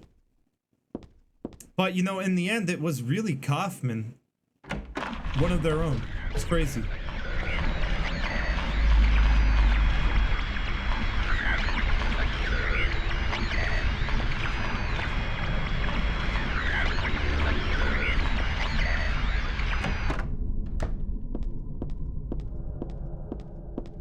And they reimagined the school classroom here, but they did a good job with the desk surrounding, like I said. Really kind of gives a sense of motion and, you know, like a painting. You know, a lot of rooms in Silent Hill 2 kind of have this sense of, like, it's like a painting you're staring right in. They have that perspective.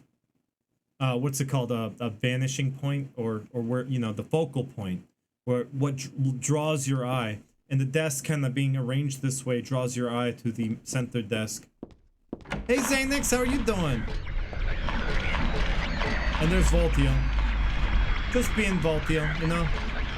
He's just looking for the TV remote, right? Yeah, I know. You like to walk backwards and do Jacob's Ladder things. You know, Baltiel does look a lot like the Baghead guy in Jacob's Ladder. Actually, why don't I show you that? Alright, I'm gonna show you that.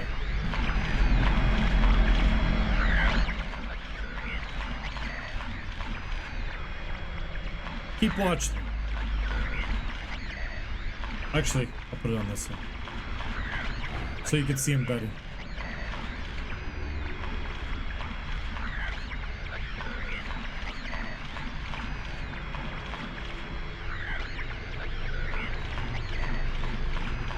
Would make an indie remake of Silent Hill 1 using the Silent Hill 3 engine. Konami would probably sick their lawyers on it though. Yeah, probably. Hi, Sunny D Love. How are you doing? Welcome. I would love to see a Silent Hill 1 remake, you know? But, you know, like by Bluepoint, who likes to maintain the integrity of it. You know, something like that. But I wouldn't trust many others. Oh. CX Strife, you have to go. And Sunny D Love, welcome. Oh, you watched Jacob's Ladder because of me? Are you the one who made the post about it? It's a good movie. It's a good movie. I think Sunderland said the same thing, Sunny D Love. So I guess I got two people to watch Jacob's Ladder. It's a good movie. Yeah, everything's good. Some real background. Hey, I am Greaser. This fits the bill. You got some background noise right now. You've been around here before. I recognize your name.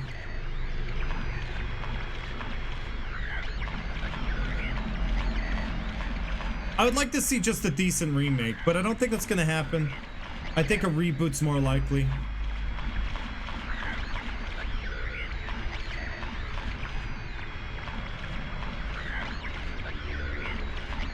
Here it is.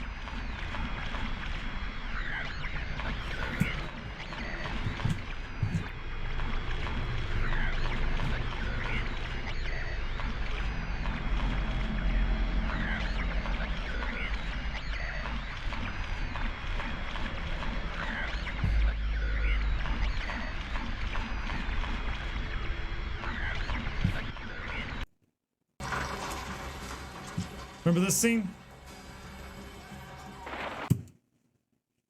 Remember that?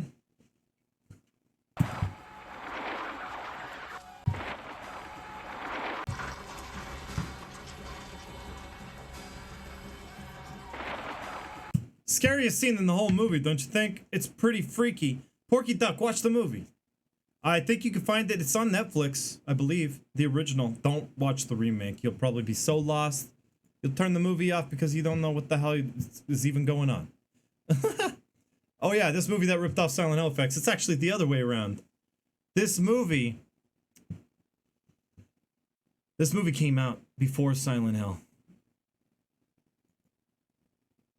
Silent Hill 2 got inspiration from this specific guy right here. I'm gonna slow it down.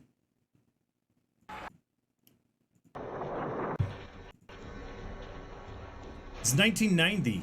That's when this movie came out. Okay, so that's Valtiel right there. Watch him do the head movement.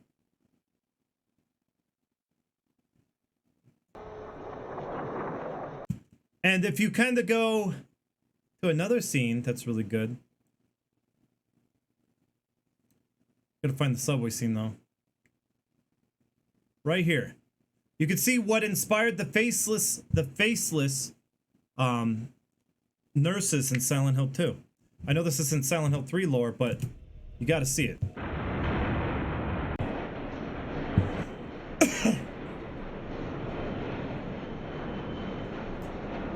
They're all staring at him. It's Jacob's Ladder.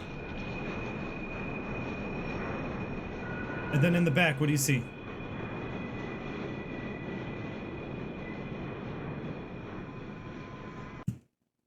A faceless man.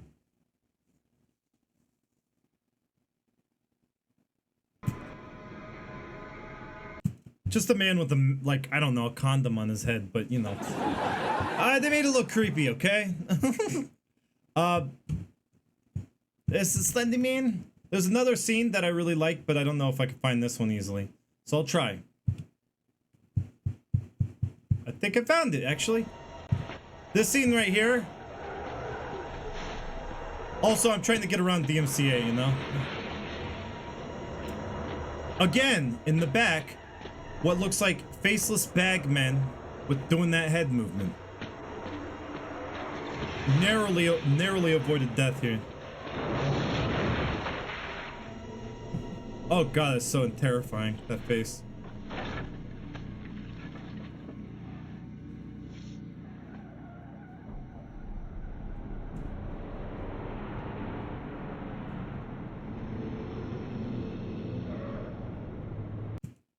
So you can get an idea what Team Silent took inspiration from this movie with that kind of, those kind of effects.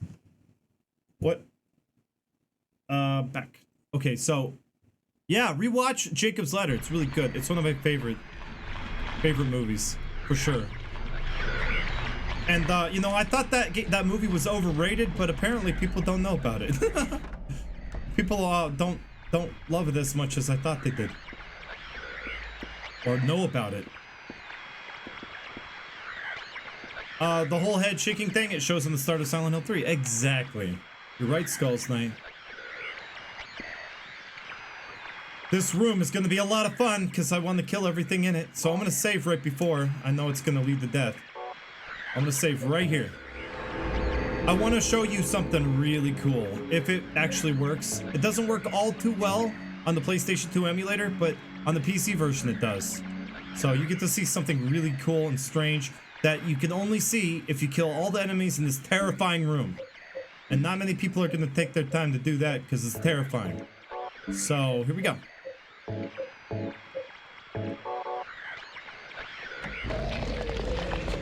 Oh god. The slurpers and things and stuff I can't even see!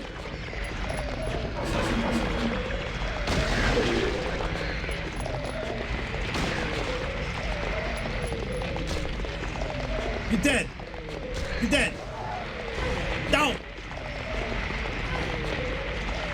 Damn slurpers, I thought I was done with those, you know?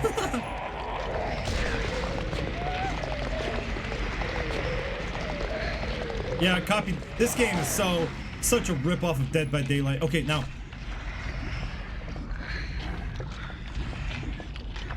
More ASMR.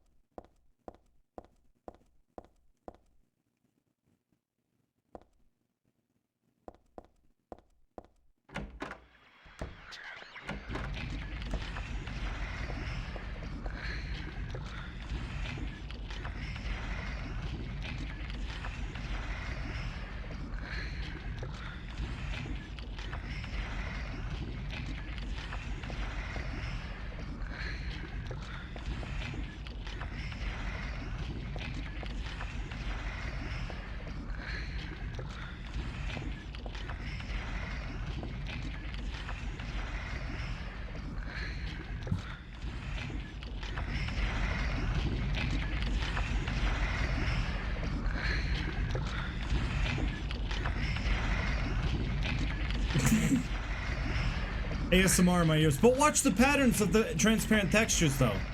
They did a lot. They did a lot of these unnecessary things. They do change if you stay in this room long enough. You will see the patterns change. They sometimes become circles. I've seen them do other things, too. It's so random.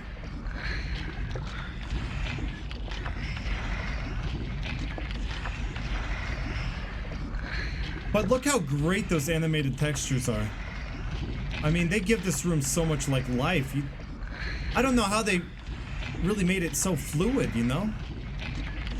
Another raid from a new raider. Welcome on in and party. Oh, everyone coming in on that raid. I am Fungo, if you don't know, from the Real Silent Hill Experience. Just want to say, we're doing something here, a little lore. Ori and the Blind Forest. Nice, Sammy. Thank you for that raid, if you're out there. Just a fan of you in your retrospective Silent Hill series. Well, glad you found me. We're doing, on Twitch. You know, I'm regular on Twitch now. Hey, Guinevere. Did you recommend the raid to Sammy? You came in the other day. Even if you're bald right now, I love bald. I don't have to do anything with my hair. It's nice. I gave you a follow, Sammy. I'll check you out sometime. You know, come around some more. You might like these lore runs. I maybe did. I kind of figured you did. You came in the other day.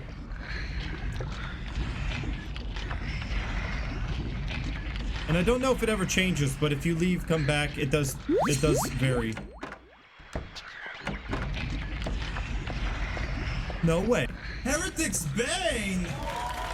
For the 4-month resub, thank you for the Twitch Prime, buddy.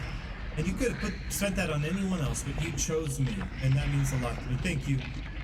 Your free Twitch Prime sub. I always forget. I always forget I have it. I guess it doesn't turn into circles here. Sometimes it does. I have a video of that, by the way. So here, let me queue up a video to show you.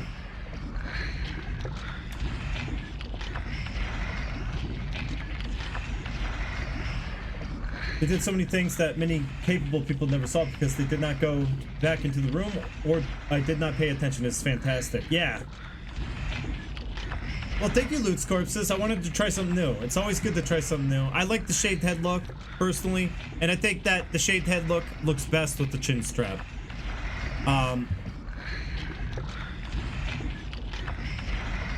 Every month, man.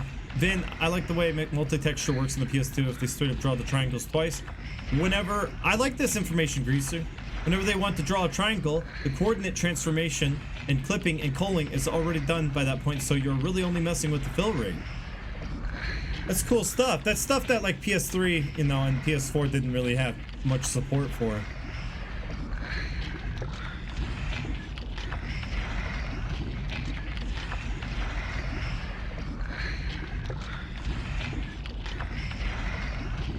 I'm gonna show you something. I'm gonna show it to you because it's not gonna happen. I could already tell. It's just random. It happens sometimes. Gibby Gaming, welcome back. I didn't greet you. Gibby, welcome back. It's good to see you again. Yes, everyone say hi to Gibby. Gibby's back. I know, nice room, right? I'm gonna find it. Just give me time. Would it be an other?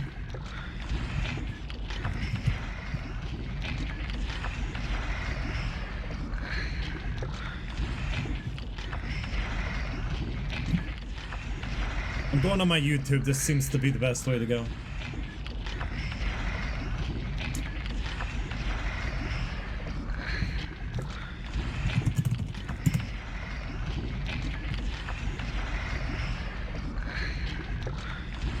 Really, Heretic Spain? That would be fantastic if you did that. I really appreciate that gesture. Or the offer, anyway.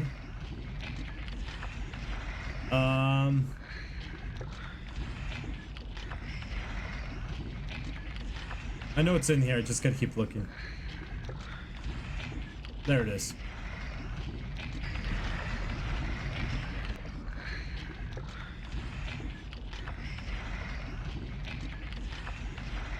Alright, I got it queued up.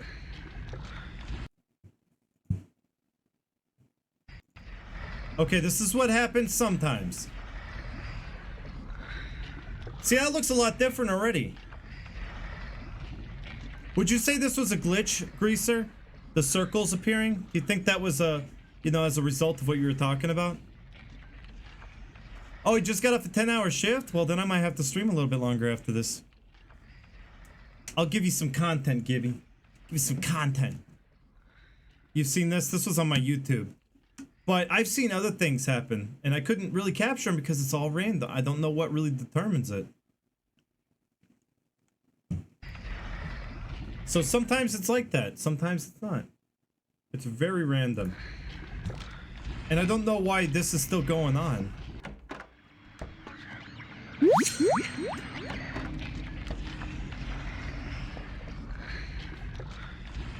gifted a sub. Oh, heretics.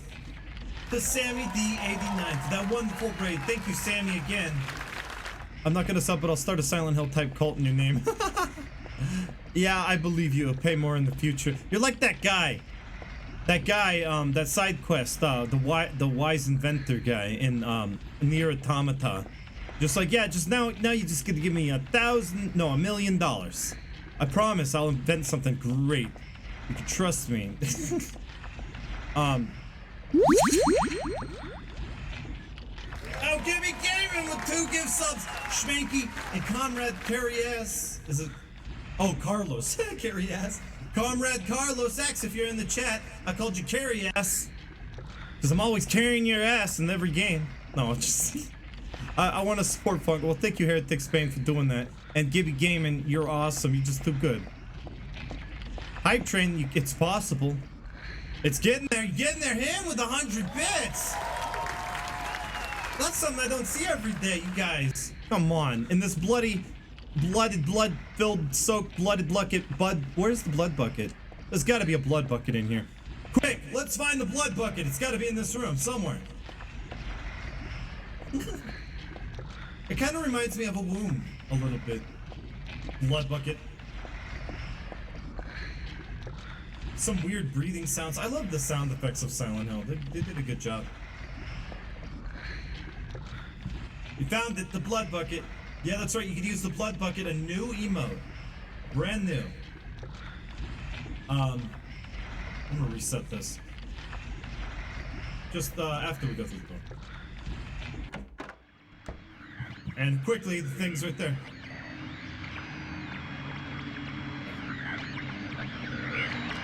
Hey, Salter, what's up? You remember that from your womb days? What are they doing napping in front of me? I can't get through the hallway with them napping there.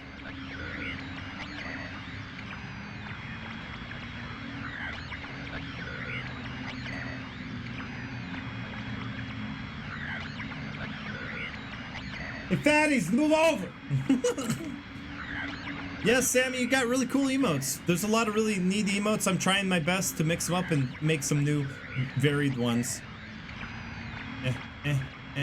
Oh, crap. What do I do?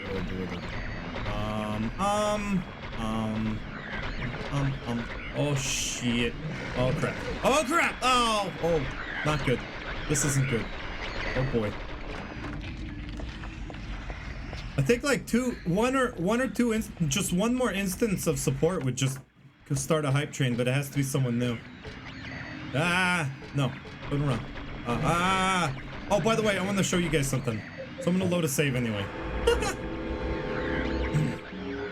Hey, thank you for the follow, Shades of Midnight. I saved right here. I think.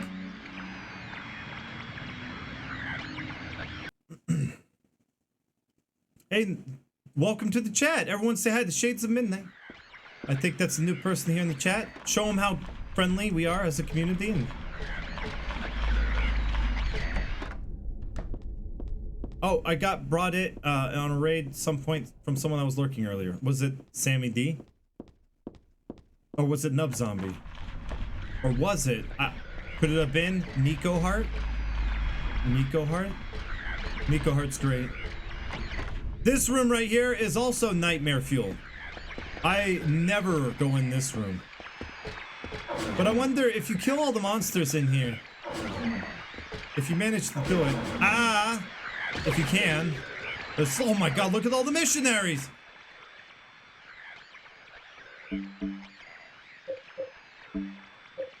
We'll try. We'll see what happens if the room changes if you kill them all.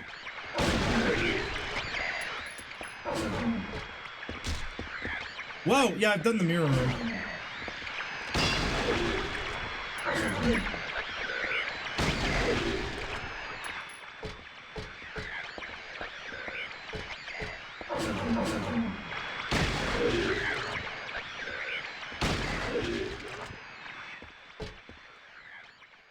Yeah, I did the mirror room, but I did it in 2 different versions of the game too.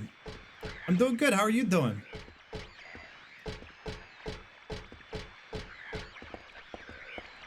Oh, you said you were doing good. Oh, you didn't even say no. Did you just wake up? There we go.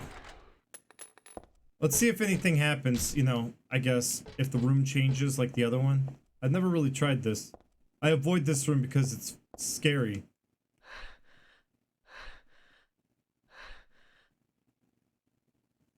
Let the Fungos hit the floor, Kadajime. That's pretty much what happened in there, only with 5 missionaries. You missed the Fungo haircut of old. It looked like an upvote with the way you split your hair. Oh, like this? This right here?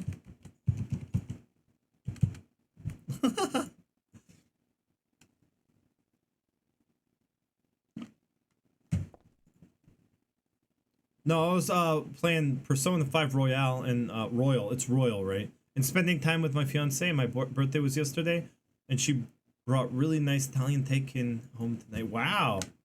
Well, happy belated birthday, Shades of Midnight. We do something special for our birthday, people.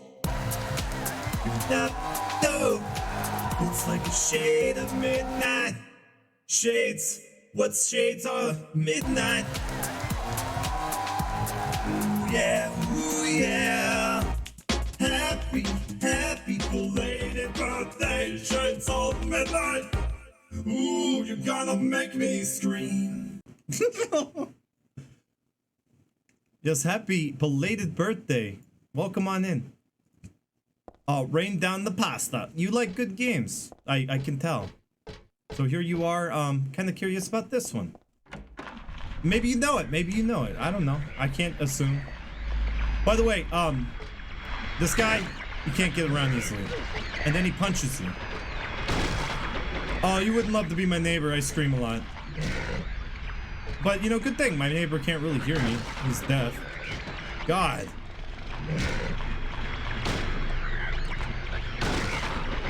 How many shots does it take?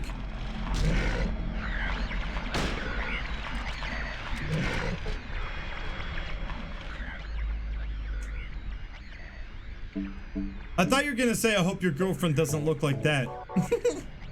Let's hope your girlfriend doesn't look like this guy. Oh, Jesus!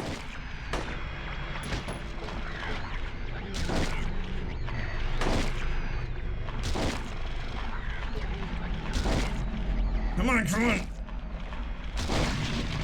Dead. But you know what the little surprises that they have here? They have a little surprise. Oh, I knew it was Silent Hill 3 before I even saw the stream name. Yeah, you know this game then. There's a little surprise. If you decide to go that direction, you'll be confronted with a whole new enemy. So, yay. That's why I go around. There's the missionary that pops out only if you go this direction. So you have to kill yet another enemy because you summoned the missionary head. By the way, we can get a good look at his face now. Maybe.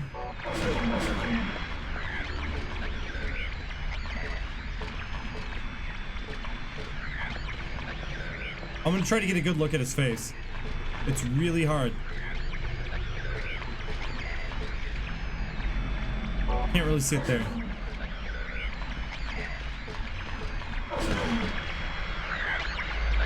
It's really hard to get a good look at the face. You see it now? Kind of.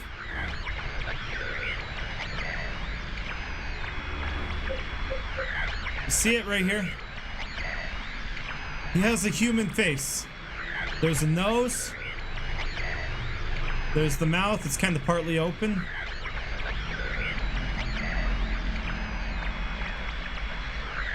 Okay, Pump Man, you have to go. Well, you have a good night if you're gonna go to sleep. I'll see you again sometime. Oh, the way he is shaking his head, it's just like the movie clip you put. Yeah, Skull's Night. But yeah, I like to think that these are actual people. They are named missionaries. I think they are like members of the cult, but this is the way Claudia sees them. And this is the way that Heather sees them. As monsters. I kind of believe that whole theory that, you know, that she's really killing cult members here. Or I guess these religious zealots. The ones that are trying to kill you or stop you. She had a bad experience with the cult member when she was young. That could have influenced her perception. All right, since that was unnecessary, I'm gonna go ahead and load. Actually, let's go back in that. Yeah, I'm gonna go ahead and load. So none of that damage happened. I didn't waste all those bullets. You got to see, I guess, some pretty cool stuff. So I'm glad I went in there. Now, honestly, we're just on our way to the end of the game. And dude, keep in mind that now it's really starting to build tension like the end of Silent Hill 1 did. It starts to build it and build it. So same pacing. And you can skip these. So I skip them. S'mores! I would love some s'mores. I've had some sweet tooth lately. See how the animated textures have pretty much invaded that entire environment there? And still abusing this Fukuro. You've seen so many people talk about them, yet you never really play them. So are we gonna like solve this puzzle legit? No, we might as well, huh?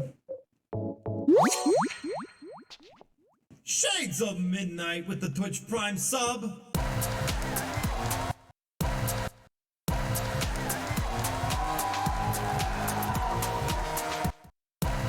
Yeah, yeah. Yeah. Shades of Midnight with the Twitch Prime sub. Thank you. It's good to see new subscribers, even if it's just Twitch Prime. And you know what? That says a lot to me because you could have picked anyone. And you picked me! So that's a compliment in itself, you know? Your free Twitch Prime sub. Thank you, Shades of Midnight. I hope you enjoy using the emotes. Lots of great emotes on this channel. We got big ol' yes, if you need to say yes, real big and loud. So, now the first thing you must know is that there's something in each row. Okay, something in each row. Write it down in your notebook. But that is not the half of it. 3 would be too hard to fit. So there's none of the rows have 3 cards in them. So, the upside down man under the ground, to his right, to his left, there's no one around. So he's on the bottom in the middle. This is really easy. Leave him alone though, his tears are profound. There you go, he's by himself in the middle. The moon is up above the sky, full of crescent floating high. Twinkling light sits like a crown on the head of a crazy clown. So on the top is the moon, but we don't know where it is. Your Excellency, praying to God Most High, do you think you can tell me why you always look up at the night sky? So the Eye of Night on the other side. So we got one on one side, one on the other side. The Eye of Night is above Your Excellency, probably the High Priestess.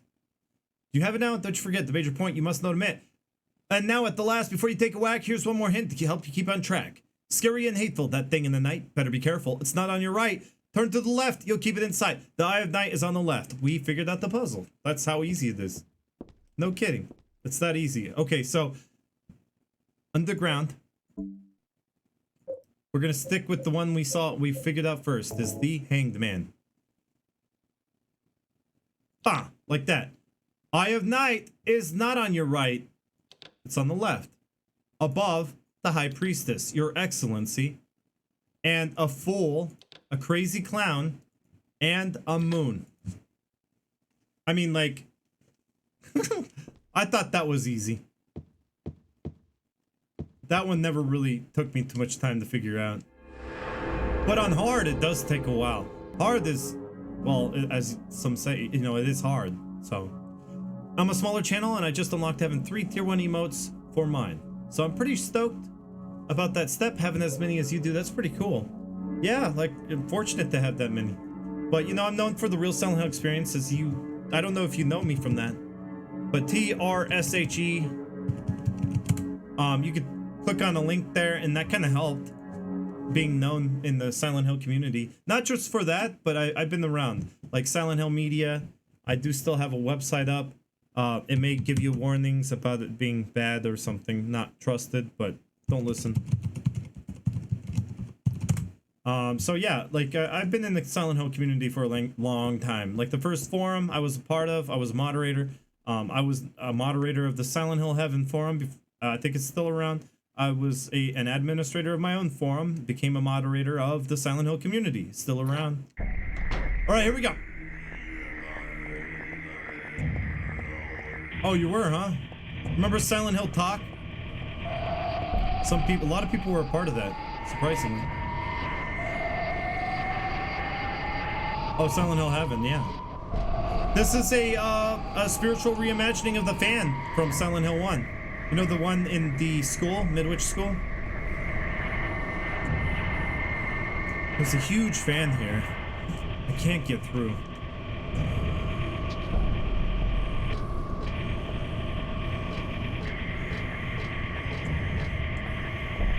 Oh, well, thank you, Heretics. And I know you do stream a lot of Destiny. Oh, I can't save here. Going back to save. It was a lot of nostalgia for me. So as you can imagine, Shades of Midnight, like this game really kind of hit home with that nostalgia stuff. But, you know, it's not all nostalgia. It's like reimagined nostalgia, you know? These rooms right here are very nostalgic, too. And seeing them, like, remastered on the next-gen hardware, it was kind of nice, because you got more detail, and it was pretty cool. I don't know what I'm doing. I'm trying to save. There we go.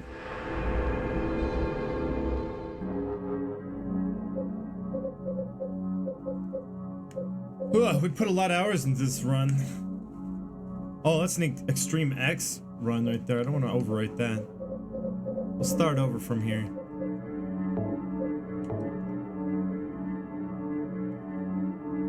Yeah, it did. It really built okay, so the purpose of Silent Hill 3 was to help explain the other side of the story you don't get really. So you're led through Silent Hill 1 with an unreliable narrator, the one being Dahlia, who is misleading Harry the whole time, you know? And you don't really know. The story's about Alessa the whole time, but you never get Alessa's side of the story. Well, you get to play as Alessa in this one, so you get the full story. Silent Hill 2 is a nice little neat package where the whole story is contained. Yeah, it could run on a potato and still look amazing. Sigma and Dean, welcome on in. Good to see you, Sigma. You can do whatever you want, Heretic Spain. Just you know, do what you enjoy. You know, don't make it into, you know, a job or anything, you know? Keep it fun. Keep it, you know, your style. All right, here we go. Sorry, I'm just having a lot of joint pains. I think a storm's coming. Yeah, that's what it is. I don't know why here I get a lot of joint pains. It's the valley or something. But when a storm comes, I get bad joint pains. But only here. All right, here we go. Some really good cutscenes coming up, but we still have some to talk about, because I do talk about it, you know, shortly after the cutscene. It's really good stuff, good acting, good facial motion capture, great graphics, and some fetuses get swallowed. Yeah, like whole, no chewing. Yeah. And yeah, Heretic Spain, I may not be very likely to raid somebody playing Destiny, but you know, usually I'd stick to horror, you know, but. You know, I'll try to see about. I just like to keep people, you know, in the survival horror community, you know. And I do want to raid you, so I might still do it. But hold on, we're gonna watch some cutscenes. Don't let that discourage you, though, Heretics. That's just how, you know, most horror streamers that are like exclusively horror, they want to stick to. You know, I'll raid someone playing Dead by Daylight, you know. Even though that's not necessarily, like, you know, it's a horror game still, right? Alright. I'm gonna turn it down a little bit. And we're gonna go through the door.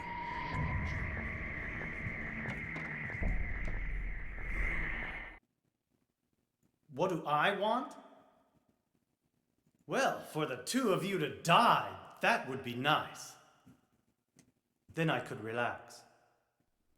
When did you stop believing in God? God lives. Just look around you. But I do believe in her. In my own way. I fear her, and I adore her. But I haven't lost my mind like you. You think that this is the work of God? Isn't this all nothing more than your own personal nightmare? Just like Alessa 17 years ago? If this really is the work of God, then I'd say she has lousy taste. You mock God? Traitor. You will go to hell. Not that again!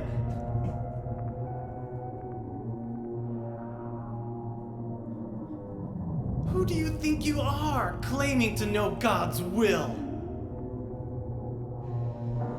Go home, Vincent. Home. This church is my home. I built it with my power. The power of money that you view with such scorn. Although I admit that this atrocious scenery is all yours. If you continue to get in my way... Did you kill me? Well...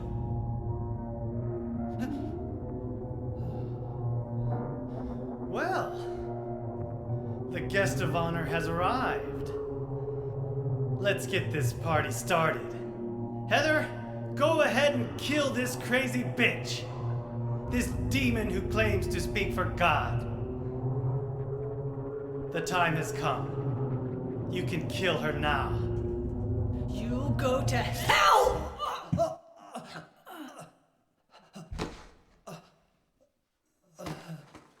No! What did you do? Nothing important. You're not going to run? I guess this is the end. No, the beginning. As Vincent said, the time has come. Alessa, I'm saddened that you didn't agree to this on your own. But I thank you for nurturing God with all the hate in your heart. It's time for mankind to be released from the shackles of sin which bind them. But a God born from hatred can never create a perfect paradise. Happy people can be so cruel. Is it so hard to believe that sympathy could be born out of pain and suffering? Why do you reject God's mercy? Why do you cling to this corrupt world? You know that only God can save us. And save you too? Happy ending? I'd rather go to hell. No, I don't expect to be saved. And that's fine. Alessa, my dearest. For the pain that I've caused you, I deserve no mercy. Even if it was to save mankind. It was too deep a sin. It was hubris for me to try to hasten the day of her arrival. Sacrifices were made. And those are my sins.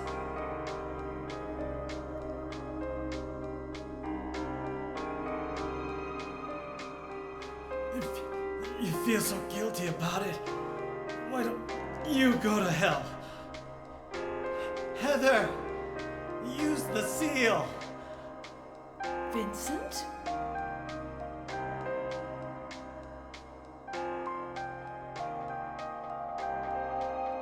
The seal of Metatron? Now your stupid dream is over.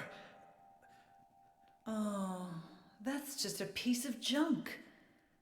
What do you think you can do with that? Do you really think it can kill God?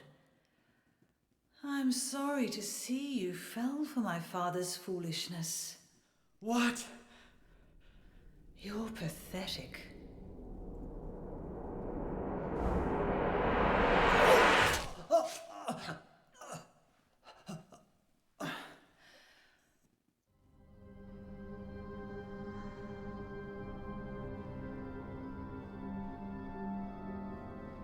But God loves even you.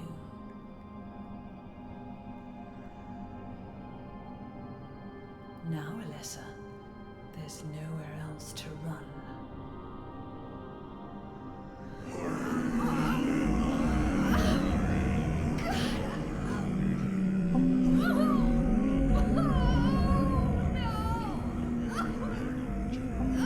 Just accept it, Alessa. The pain will disappear. Waiting so long for this. Even as a child, I knew I would see the coming of this day. I knew I would be a witness to it. Judgment Day.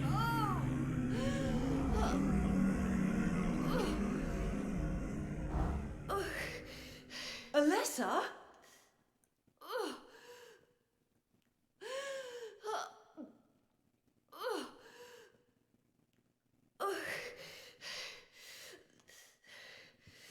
Shut your stinking mouth, bitch! Shut that stinking yap, bitch! I authorized that change. I did. Yeah, she said it. The B word. See, that's a powerful delivery. Shut your stinking mouth. No, shut your mouth, you stinking bitch. They changed it in the HD collection. So, you know, Claudia really, you know, I think that the 2018 remake of Suspiria, anyone ever seen that movie? That's a must-see, one of the best movies in the last few years, along with The Wailing. I think they got inspiration from Silent Hill 3. They totally did. And I want to show you this. This character in this movie, I cannot get Claudia out of my mind when I see her. It's called Suspiria. It's a remake, and it's nothing like So, and one and this two character. and three. You pull it from the ground, all right? Gravity, remember. And everybody from here, please. And Tanner. 1 and 2 and 3 and 1 and 2 and 3 and 1 und 2 und 3 und 1 und 2 und 3 und 1 und 1 und. Why don't we all break for 10 minutes? Why don't we all break for 10 minutes? I don't know where you get this. Right here. Trisha is gone, Olga. We don't know where. Listen to If me. she's gone into hiding, she wouldn't have told us, would she? She would have told someone. We know that she had dealings with people who are interested in targets. And we know there was another bomb in Kreuzberg last night. She wouldn't do that. She wanted to live her beliefs. Who doesn't admire that? And there's so much to change in the world. If she wants to live in a cellar filling bottles with petrol, that's her choice. And who won't be heartbroken if she's shot by police? You believe. Right? She is just like Claudia. And you know this actress right here plays 4 characters in this movie? Not kidding. Okay, I'll show you one. Did you know that actress we just saw is this old man? This old man is that actress we just saw, Tilda Swinton. That same actress right there, that woman, I believe, in prosthetic, playing an old man. She plays a few roles actually. I might be able to land on the other one. This is a great movie, and I don't want to spoil it for anyone, so I'm not. But you gotta hear her. Yeah. But I felt I had to see you. She is Claudia. Honestly, this role, she's Claudia. The whole movie, she's Claudia. What did it feel today to dance folk in front of the one who made it? I know, that's a vain question. Let me ask you another. When you were dancing, what did it feel like? Inside you? Inside your body?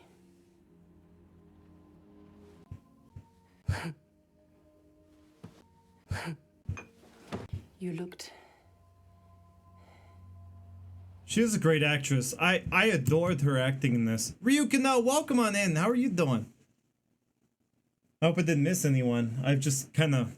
I love this movie. It's one of my favorite movies. Already, you know, it just came out a couple years ago. It's already one of my favorites. I see you dance at this level, time and time again. Such heavy lifting, conviction. She is Claudia, like totally. There's a lot of crazy stuff that happens. I don't want to spoil anything. I just want to show off some butt. Of course, this is what we see. When she gets kind of like... When she gets pious is the best. But you kind of saw her being Claudia, right?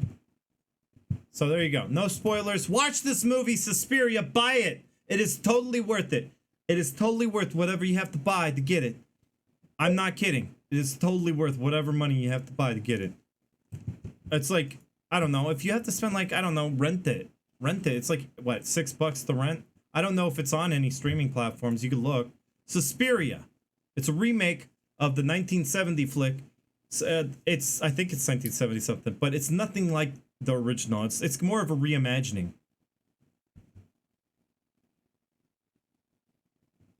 It was on Amazon Prime, but they took it. I think it is. You think it still is? If you have Amazon Prime, and I've been getting a lot of Twitch Prime subs, so there's people out here with it, and I know you got the badge. Zan guy says it's on Amazon, and I say watch it. And Amazon does own the rights to it, so I guess it couldn't be so bad me showing clips from it. Amazon would just be like, oh, okay, he's trying to prove a point. Fair use, right? Amazon would understand fair use, right? Oh my god, is that you from that movie? What's her name? Linda Tilden or something? Oh my god, Linda. You know, I would have totally said that Silent Hill 3 got inspiration from that Suspiria remake, but not possible. That came out in 2018, so I really do think... And Jack's here. Yes, Jack is here. And I really do think that, yeah, they got inspiration from Claudia in Silent Hill. In fact, the movie, it feels like Silent Hill. I'm not kidding. Watch the movie, you will be like, this feels like Silent Hill. It's really good. So that's why I like to shake it. Shake it. Claudia.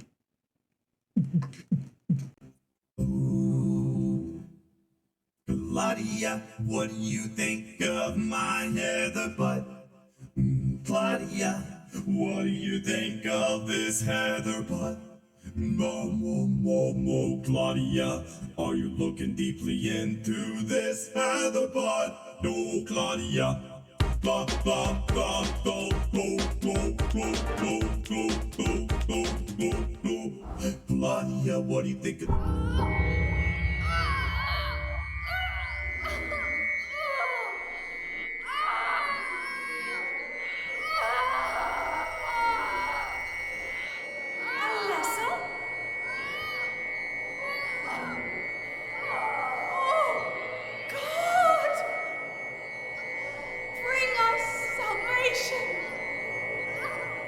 I guess she didn't like it. That's what happens if you just shake your butt in front of her. Yep, that's what happens. She's shaking the butt with hatred. Pretty good. Don't worry, I saved her before that door on purpose.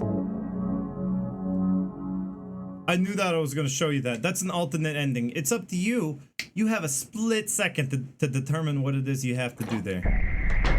A split second. So yeah, a lot of people are gonna die if they can't figure it out. But the hint isn't very clear either. But if you learned what a Galapagos is and how it works, well, you might go through your inventory and see this, and examine this, and talks about a red jewel, never take it off, good luck charm, and it makes her feel sick inside when she looks at it. It's a birth control pill, right? Plan B. Well, if only it were this easy, though. You could just regurgitate it up. Regurgitated up. That doesn't sound too good, actually. Well, let's see what it does if I use it. Huh. Radio. No, the radio's not important right now. It's this.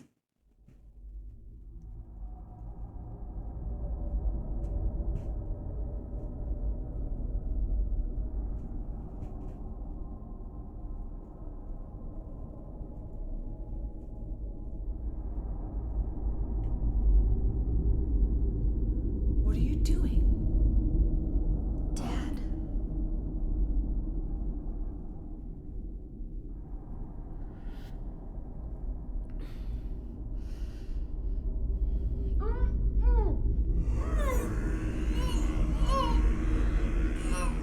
She is nearly here.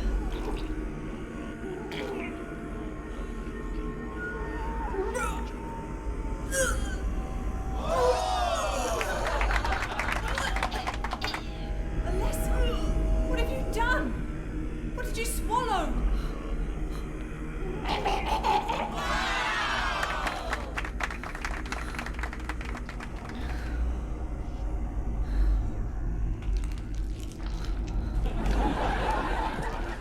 What is this? Mommy, ask if you this please wake up soon. Looks like God didn't make it. Stop! God is...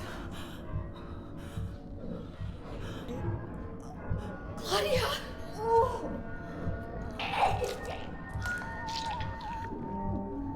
Oh my god. I can never get over this. Lessa, you cannot kill God. I will burn God. If you can't do it, Alessa, I will.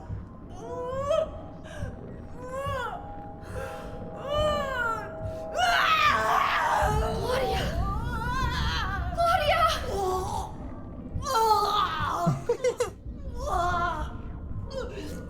It's a blood dreg from the blood bucket. She ate the blood dreg.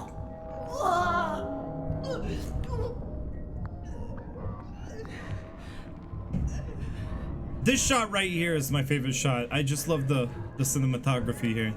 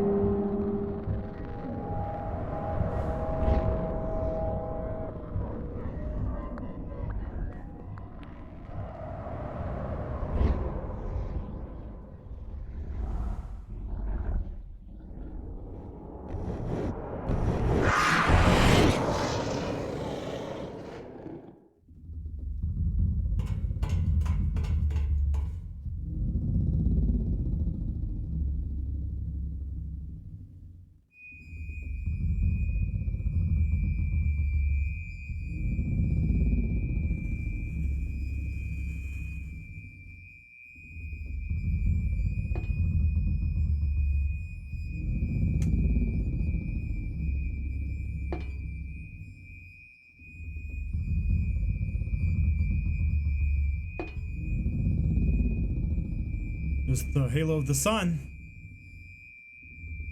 Is it a vagina reference? Kinda. Team Silent said that that it was supposed to represent, you know, the like Japanese toilet. I don't know actually. I think that's what they said. That, you know, it was supposed to be kind of reminiscent of that.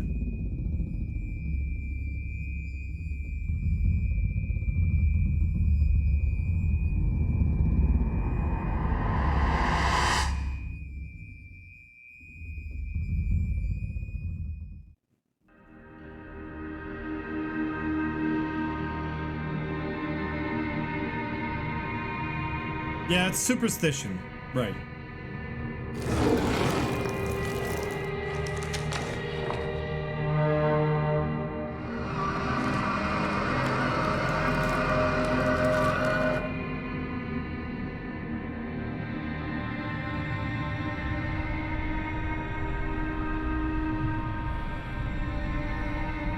one of the greatest boss introductions I have ever seen in a game. So well directed and so eerie and creepy. Can't be dead. I was gonna kill you. But Heather, she's not dead. She's just running around naked somewhere. This is God.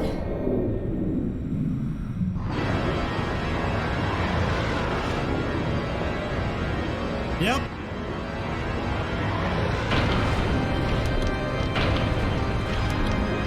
That proves it.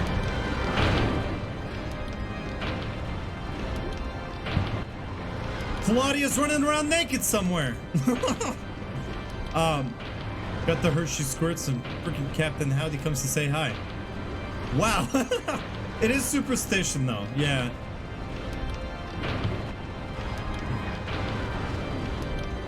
We have to fight God. And look. Oh wow, look at that. It looks like Alessa, don't it? Oops.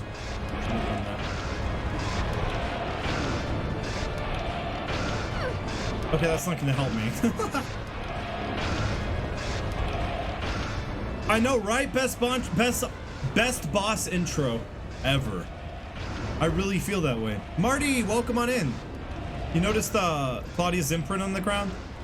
Because, you know, God just like she just mutated into God, I would assume. That's how I've always taken it. That she just outright mutated into God. I'm gonna try the this trick here. Does it work?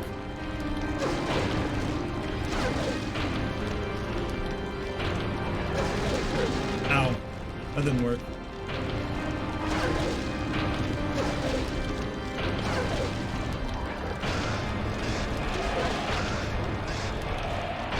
So perhaps it's not gonna work. We're gonna have to fight the boss the legit way. And I have no health. So this will be fun.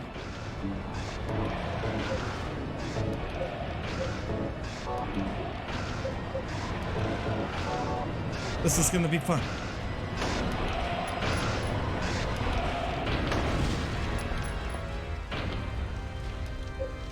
I can't really take any damage.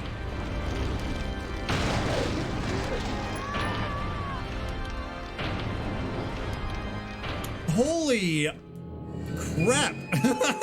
I didn't know her arms reached so far. I've never died that way. That's what it was like. Okay. That was death. Yeah. I'm gonna hit continue and just keep on going. I like that combination of Frank-face emotes there, Marty. Actually, I think the animated one's better to Twitch TV. That's perfect.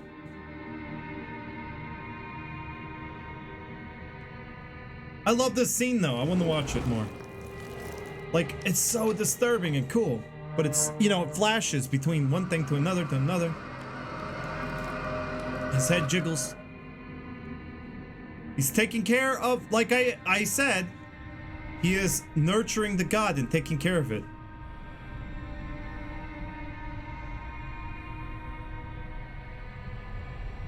So Claudia very much idolizes Alessa to the point where, of course, Alessa is what comes out of her. It's like a combination of the god that, you know, of Samael, the incubus from Silent Hill 1, and Alessa, kind of combined into two. But it looks like an abomination. How are we gonna do this? We gotta get this to work. This has to work. Okay. I'm gonna shoot it. Shoot it down. I'm gonna shoot it down. Let's see if this works. Oh, you do the shaky head thing like I do? Alright. We got this. Let's see if it works. I want to see if it works.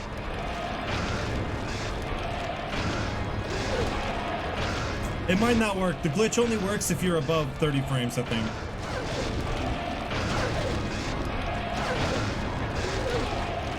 Yeah, my frame rate is... I set it to a steady 30. So the glitch isn't gonna work for me. This is gonna be fun. There's no adaptive difficulty in Silent Hill 3. I just use the handgun and I strafe around. That's really the best way to do this if you don't really have health. But you gotta avoid the fire and flames. It's about as hard as playing through the fire and flames on Guitar Hero 3 on expert difficulty. That's how hard this boss is.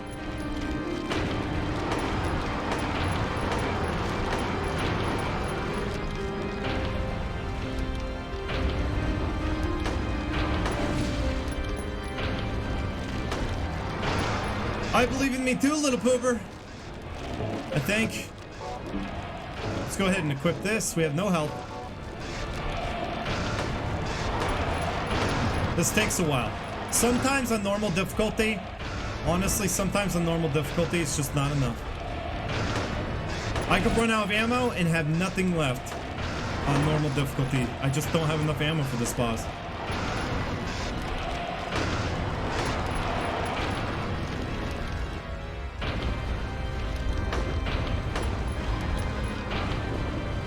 It's like Dark Souls, right? I just gotta summon my Dark Soul energy here. Come on! It's just like Dark Souls, we can do it. I have to reload via these means right here. We got 85 bullets, plus what's in my clip.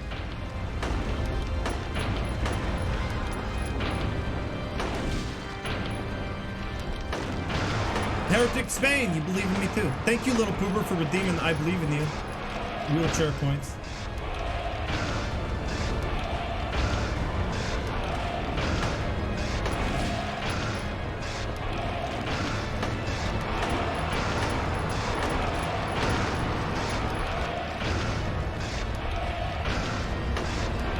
I have angered the god of Alessa. Now this is not Alessa, but you know, it kind of comes to show. Doesn't it kind of come to show that you know, the way I guess the god looks has something to do with the way the person believes it should look. So the Incubus in Silent Hill 1 probably only looked that way because, well, the textbooks that she saw had images of what Baphomet, and that's what she imagined was in her. In Silent Hill 3, she imagined, she kind of idolized Alessa to a point where Alessa kind of became the god. And it's kind of like a messed up looking thing. It looks like birth defects. Because it wasn't born properly, you can imagine, that's why. A Karen cut? Oh, wait, is she not gonna wear a face mask?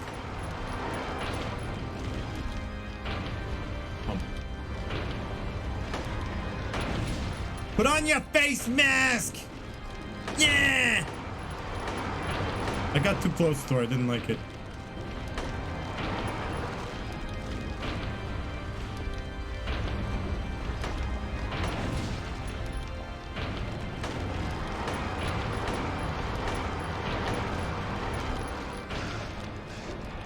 Hey, PK Plays Drunk, how are you doing? It was born from a single family tree. We got 37 bullets plus what's in my clip.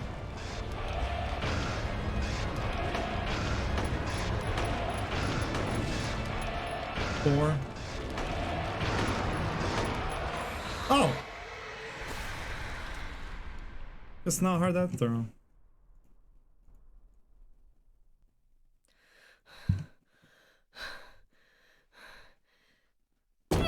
Oh my.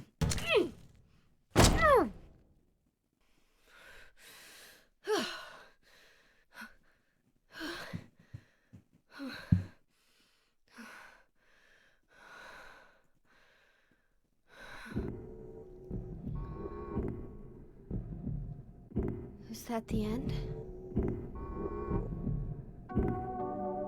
I guess it's time to roll the credits.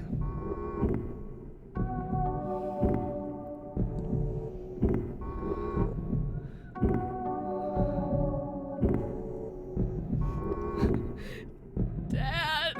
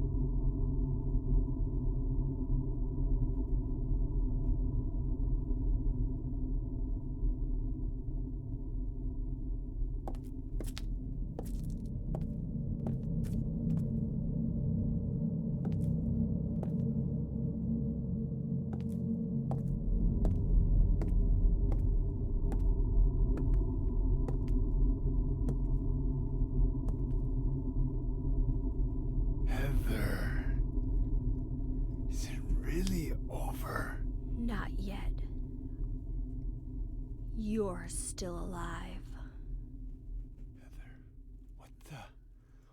Heather. Just a joke. You've got terrible I'm taste. sorry. Heather, did You don't have to call me that. I'm not hiding anymore. You want me to use your real name? What was it again?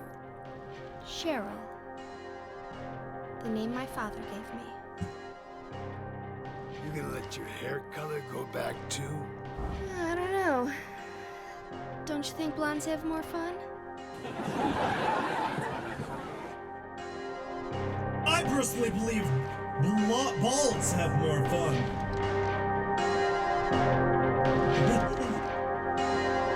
Balds have more fun. And that's not over yet for this lore run. We're gonna try to get a different ending. See if we can do it. I'm gonna speed run it though. It's gonna be quick.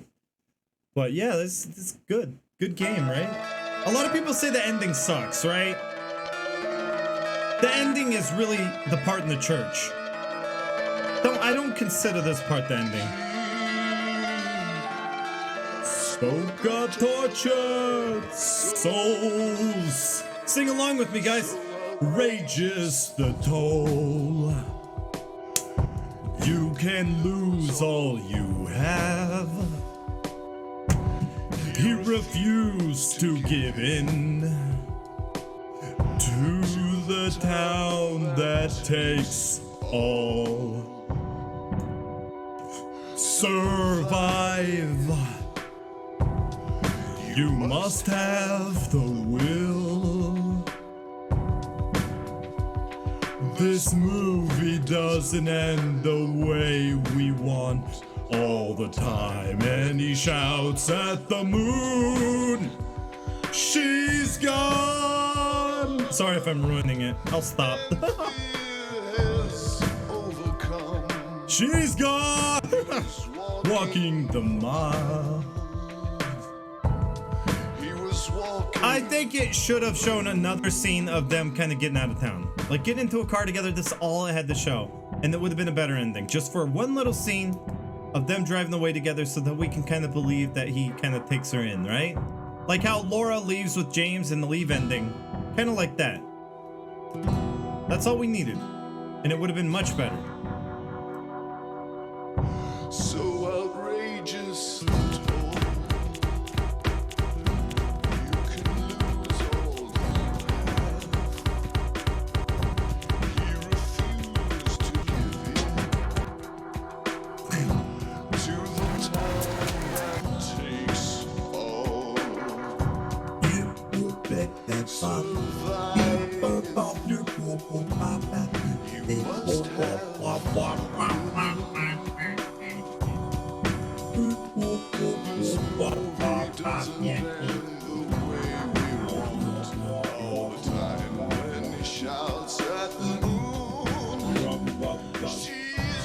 She's gone!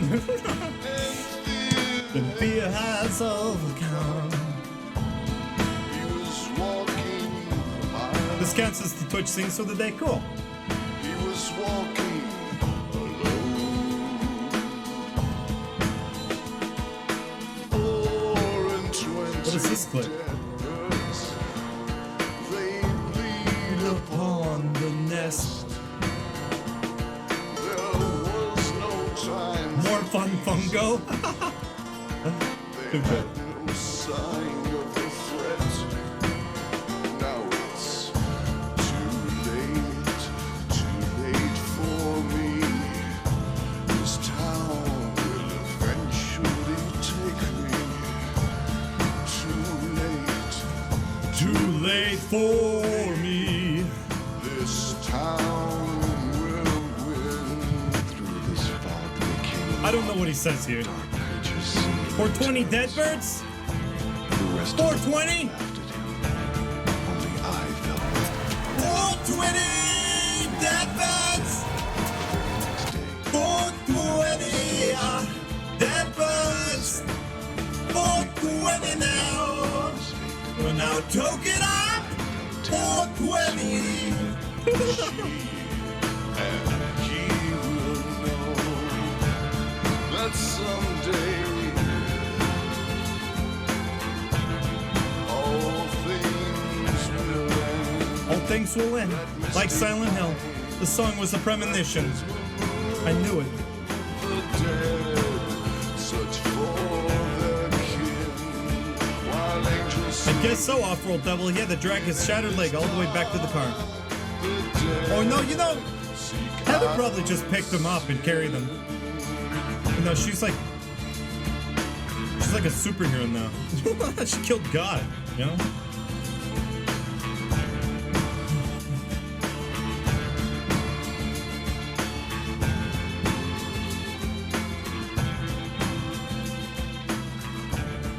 Catchy song, right?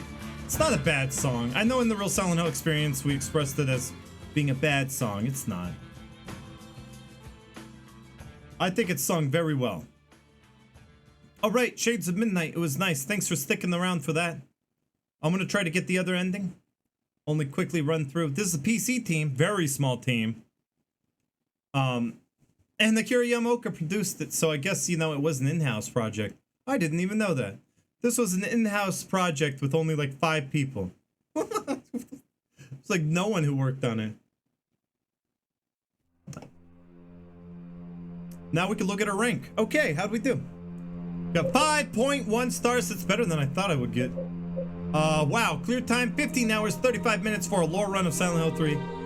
Longer than I expected. In fact, I don't think that really tallies in all the time.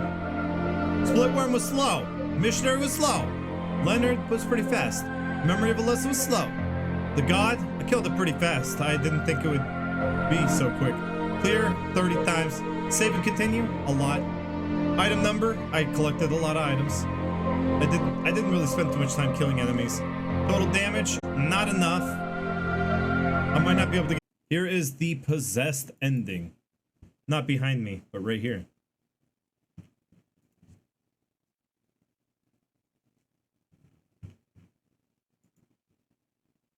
Does it have audio? Oh. It basically just cuts from that quick fade out to this. See, it starts with here, just the start. It's a really short ending, really short. So it starts with blood dripping and a black screen. 1, 2, couple droplets.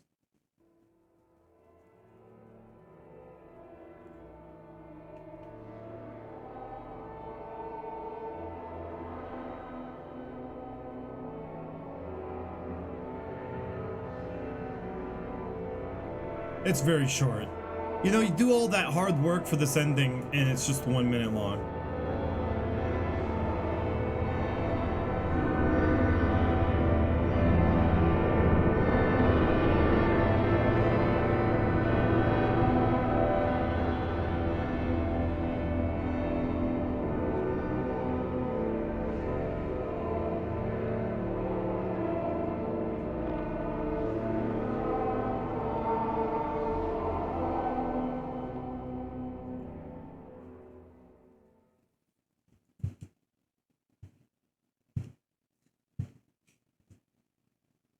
She killed Douglas! She killed Douglas! How could you, Heather? Yeah, UFO ending is totally canon. It's my favorite.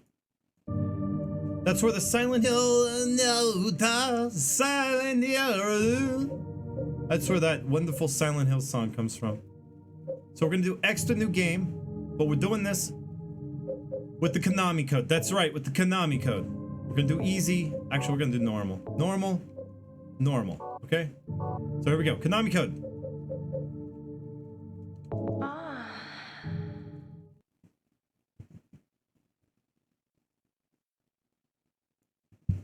Ah.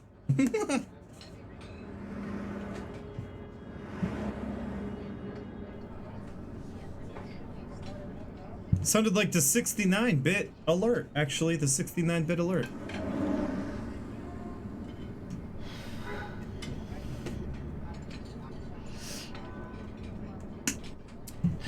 Skipping that.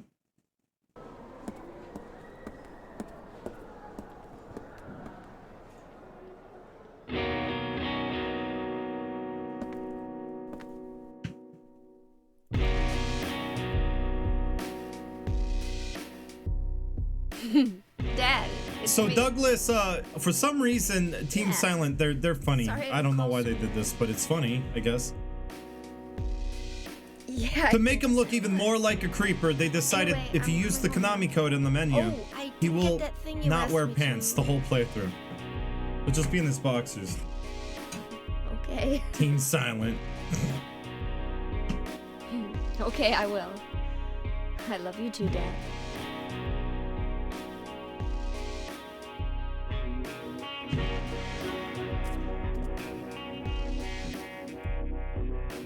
Don't give me that judgment. You're the one without pants, Douglas. Heather, I need to speak with you. My name is Douglas Carland. I'm a detective. A detective? Now you can really understand why she's so creeped out. Well, nice talking to you. Hold on. There's someone that wants to meet you. Just let me have an hour. No, half an hour of your time. My daddy always told me not to talk to strangers. This is very important. It's about your birth. I'm not interested. It's about my girth. I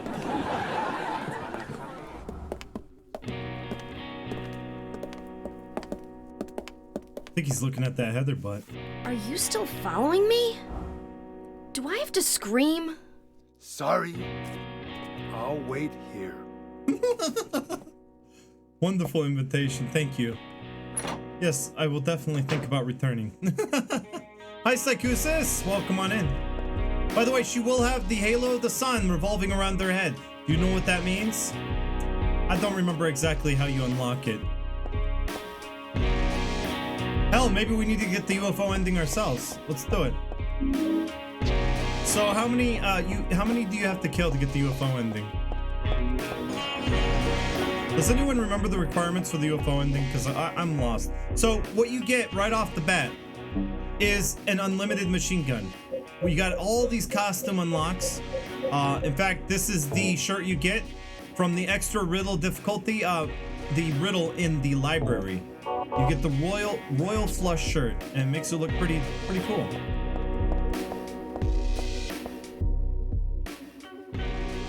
Yeah, the background music's good. See, there's a lot of replayability to this game. I wish more games had this kind of replayability. Silent Hill 3 has the best replayability, I have to say. Golden Rooster, I don't remember how you get that. That's pretty cool looking. A lot of these are in Dead by Daylight. They did think to do that. We got this one, which is kind of like an homage to the paintings in Silent Hill 1 that you use the camera on. This shirt right here has the both paintings. One side, the back side has the one painting, and the other side has the other painting.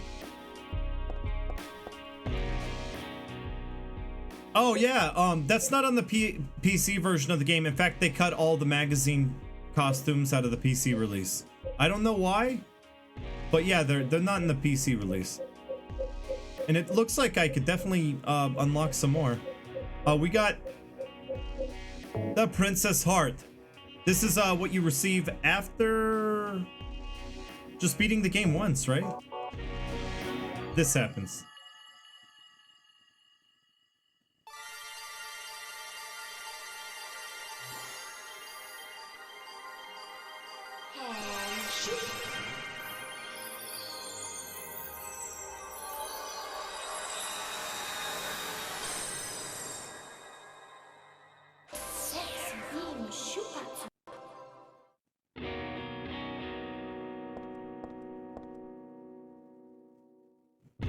So the sexy beam, well, okay, so upgraded to the costume. When you upgrade to the costume, you get sexy beam. But without the costume, you get Heather beam. You'd have two different kinds of attacks. So yeah, you use her mind powers because she is psychic, right? Oh my god, I didn't know it was so loud. Putting it down a little bit more then. Yeah, so this is Haza Beam. Haza Beam. Haza Beam. It relies entirely on stamina. In fact, I do believe, let's look in the options. I think the extra options, there's more of them. So let's take a look at the extra options. Life display, right? Yes.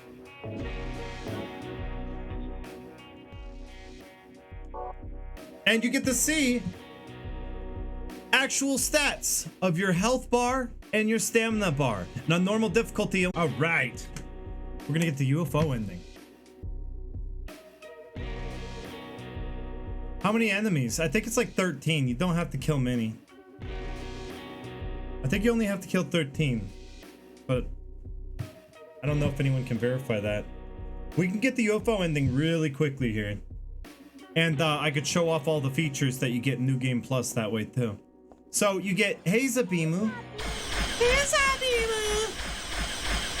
And you see how it drains stamina? And then this, which are like little bubbles that bounce out of your forehead. Boom, boom, boom, boom, boom, boom,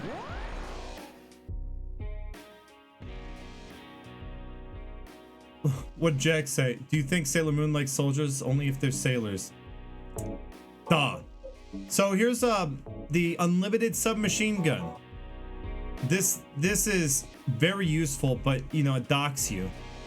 Like you get docked a ranking, like a 1 star, 1 solid star for using any special items like this. But you never run out of bullets, so it's like the best weapon in the game. I used it all the time. You got a Thunder shirt I don't even have unlocked, I don't think. But then if you equip that, back to the cutscene every time, but you can skip it. This is the new Sexy Beam. Sexy beam. You got lasers that come out of your eye, but it consumes more stamina. So you have to wait and let her catch her breath so that you can do it again. You get docked for firing it once. You can equip it just as long as you don't fire it. And this is the other one. It's much more spectacular. In fact, it's more like a trip.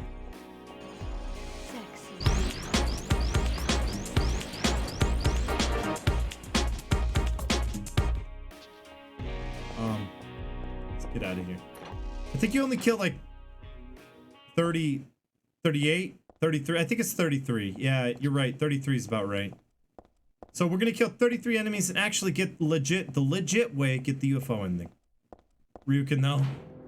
It only takes a second. I mean, like, it's really short. And she looks great in every cutscene with this outfit on. And it is a reference to Sailor Moon. I mean, that much is obvious, right?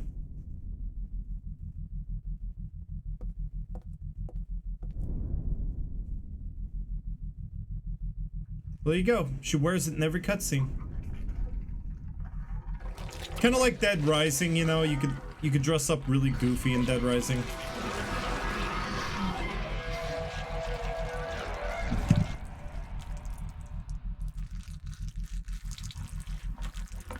Enemies have a habit of not counting as dead. Get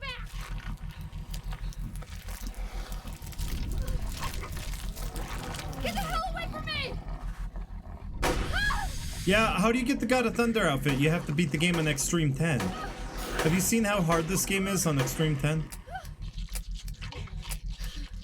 Luckily, I think you can beat... you can use the unlimited submachine gun. I think you can. But after a certain point, it doesn't really seem to do much good. The enemies move so fast that you can't kill them. I know, I barely beat Extreme 2, too. One of these days, I'm gonna start getting through those extreme difficulties. I like being able to see the life bar and the stamina. It really does help. The best thing you could have is ampoules. They will max out your energy and you'll be able to kill more. So we're gonna unequip the stupid handgun because we're not gonna kill enemies. You can't kill enemies via this means. You have to only use mind powers, and you literally cannot kill a single enemy with anything else to get the UFO ending. You have to use just mind powers. Just mind powers. Sexy Beamu! And let's get started.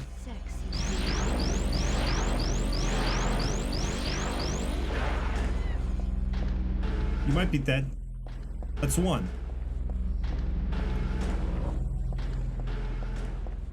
Silent Hill 2 is more grim theme. Silent Hill 3 is more blood theme. Yep. It's kind of going off of the Silent Hill 1. It is a spiritual reimagining, so they are kind of taking into account Silent Hill 1.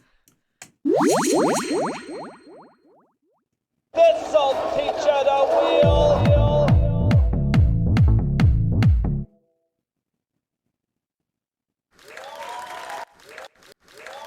Wowie! Ryukin, though, thank you for the 521 gift subs. And so far, a lot in this channel, 124 subs total. Ryukin, though, thank you. Muchos gracias. Well, I saw Grasada, made me think gracias. You got a sub, Grasada, Wick Staffer, Il Pokoira, Negative Divide, and Lilith 111116. Thank you, Ryuki. Though you got us to a wheel, but you get it. You got to stick. Bear with me. No interruptions. But you know, I did turn sounds back on because this is goofing around anyway. This part right here, I allow sounds and stuff, so I turned them back on. Sound effects and all that. Right here, this door handle. What a weird doorknob. I bet I could take it off. Beam Saber. Thank you, Ryukin, though. Beam Saber, another special item you can get, which is obviously a lightsaber. And you actually do increase the length. I know this is crazy. This sounds perverted. You increase the length of the lightsaber by getting higher ranks. So you get a 9-star rank, it'll be really long. You get a 10-star rank, it'll be really, really long. And it glows brighter. So the higher your rank, the longer it ends up being. 60 people. But I can't use it if I'm gonna get the UFO ending. So that's, you know, there's a lot of little fun weapons that they give you right at the beginning of the game to really encourage that replayability, and Silent Hill 3 does a good job with that. Oh, really? Just Gangsta Girl? Oh. And, well, it's bread. It's bread. It's bread. It's bread. It's bread. It's bread. I got a flamethrower. Now we can make it toast. You get it? You get toast. Now it's not bread anymore. It's toast. Okay. What is this image? Oh god. Okay, that's the image I'm gonna have to put up in the... Alright, where did I save it to? I don't even remember where I put it. I think I put it in one of the soundtracks.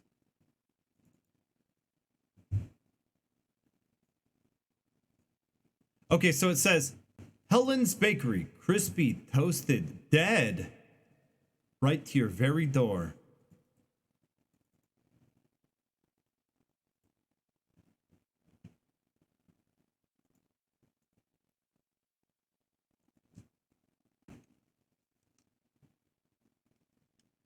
Everything on sale.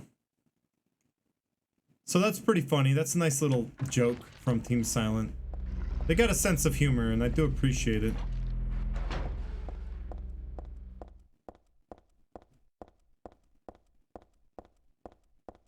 Some emo kid did that. I like crispy toasted dead. Sounds good to me. Hey, Shotgun Man, how are you doing?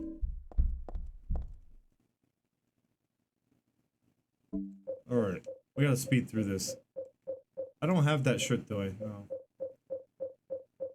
So easy to get lost in your inventory when you have so many custom out, you know, unlocks.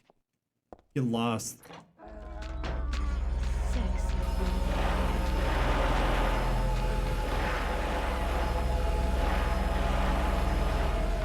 Lost? Take this! And this!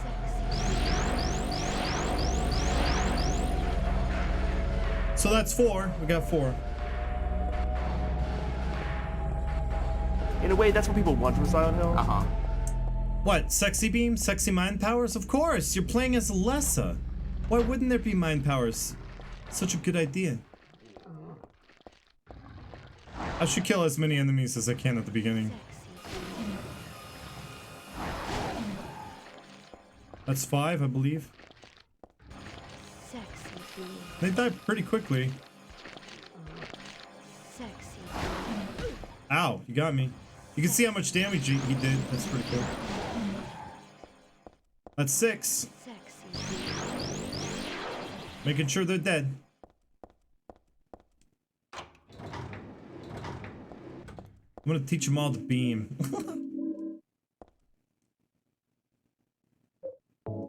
Carrie versus Alessa. That would be a great spin-off, Sigma.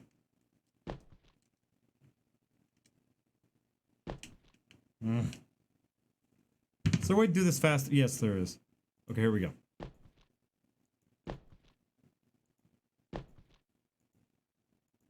Seven. 8. 5. 7, 5, 6, 8.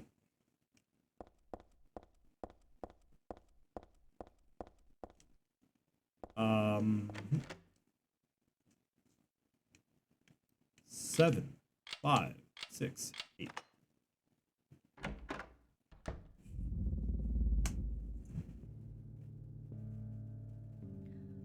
Hey, wait, what's going on? Where is everybody? Those weird monsters? She looks like she just came right out of an anime convention. It's hilarious.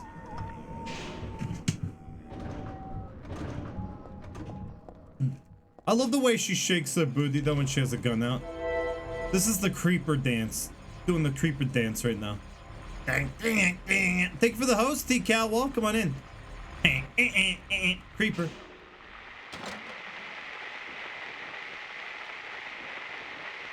Huh, radio. Is that you, Safi? I'd believe it. Let's kill him.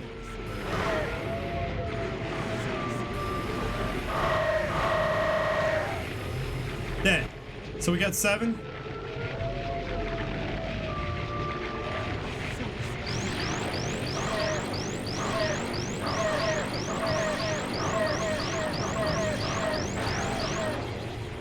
Eight, 9. Hey, Master Oni, how are you doing today? Welcome on in.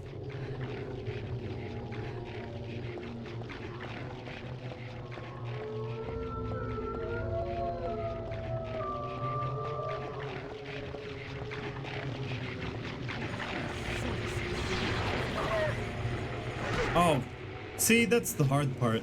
It's keeping your stamina up. Aw, that's nice of you to say. You missed my stream. You could heal to easily replenish some stamina just with a health drink, honestly. Work like health, I guess energy drinks to get your stamina back up.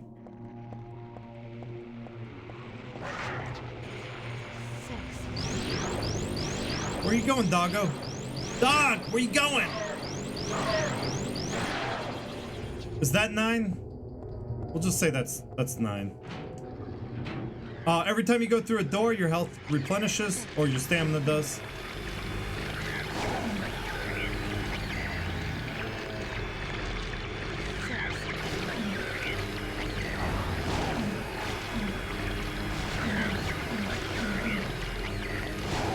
Now we got 12. So we're like pretty close to being done with that. We got 12. I'm gonna equip health drinks so I can get through this faster. I already got a lot of them. See, your stamina goes right up.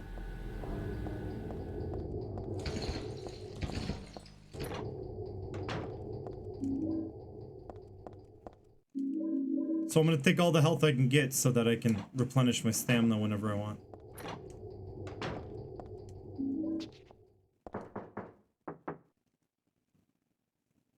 Is someone actually in there?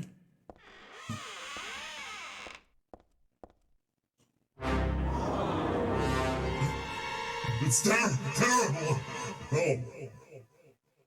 Anyone want blood from this blood bucket? I mean, there's blood in there. Someone exploded in there. Right, exactly. Like it was a microwave stall that they were experimenting with, a microwave toilet stall. Oh no. Heather, don't you dare reach in there, no! Oh, forget it. This is way too gross.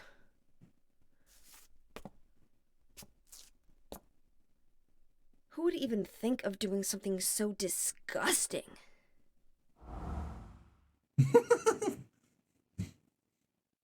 I love it. I love it. Okay, so that's done. Now we got 12, so we gotta kill a lot more. What's that, XA or B? Oh, it's not Homecoming. Is that what you're referring to? When you grab the Robbie in the hole? Alright.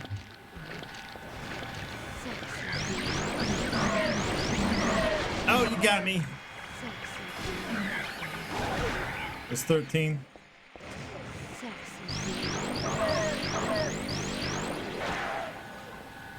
14.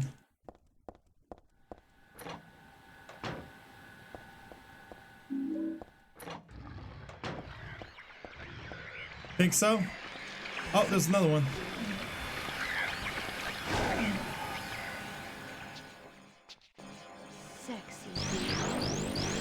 We got 15, right? I don't know. I'm not even keeping track, am I? Yeah, 15.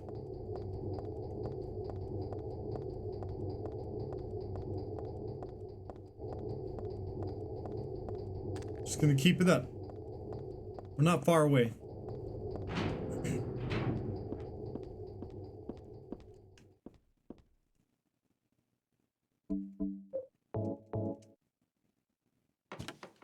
I know, right? They're so shiny.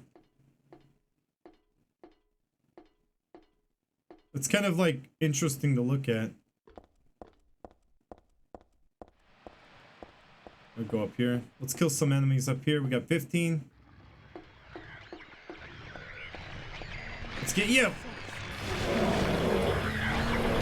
Ah, you got me.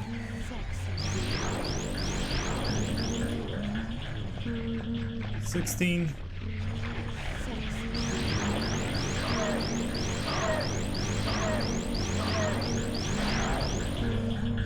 17. Hi, Sam. Welcome. How are you doing? It's good to see you, Sam. Oh, you know what? There's health in here, and I want to take all the health I can get to make this go faster. Oh, it's starting to lag on me. I don't know why.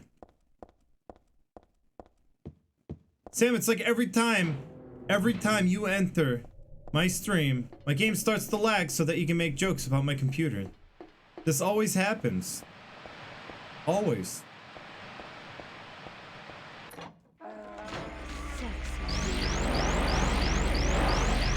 Too many effects, man. I don't have ray tracing. That's what it is.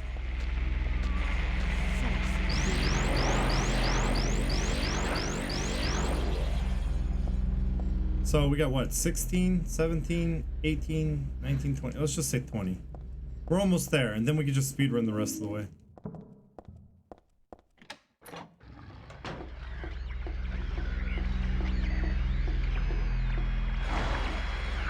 $21.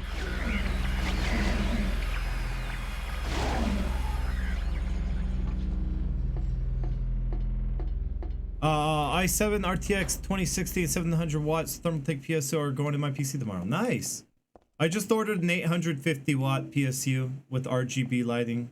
I just ordered well, I'm gonna order the RTX. I think I'm gonna get the 2060 too, but there's a 2070 that I'm eyeing too. So I haven't really decided yet what I'm gonna do for the new streaming PC, but I was thinking about 2070. What? Don't. Why not? I already ordered it. What's wrong with getting a higher wattage? Oh, you're talking about waiting, it might be too expensive. The 2080 Super is awesome. Maybe I'll look into that then.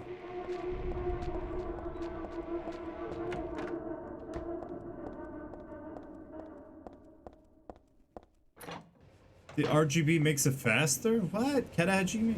No, the RGB makes it look cooler. Okay, I have to turn off the fans. Wait, do I necessarily need to turn off the fan? Let's see. Oh, sorry, I was too used to playing on easy. I didn't pick up the item. 3800X Ryzen, I'm very happy about it. Oh, just call me Freeman. Welcome to the stream, by the way. So the 2080 Super. Okay, I'll definitely look into that. Because I'm going to get a X3900 Ryzen. That's my plan. I'm just saying, welcome. Okay, yeah, it does say you have to turn off the fan.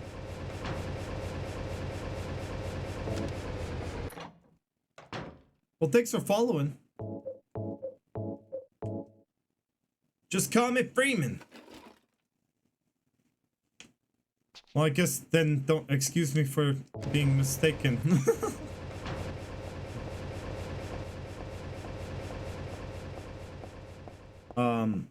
GTX 1070 will be fine until the RTX 3060. I'm not gonna wait. I'm gonna get the 2080 probably. I was looking at the 2070, but how much is the 2080 versus that? The 2080 Super versus the 2070. And I don't know, I'm just looking at some $400 cards. I don't want to spend too much.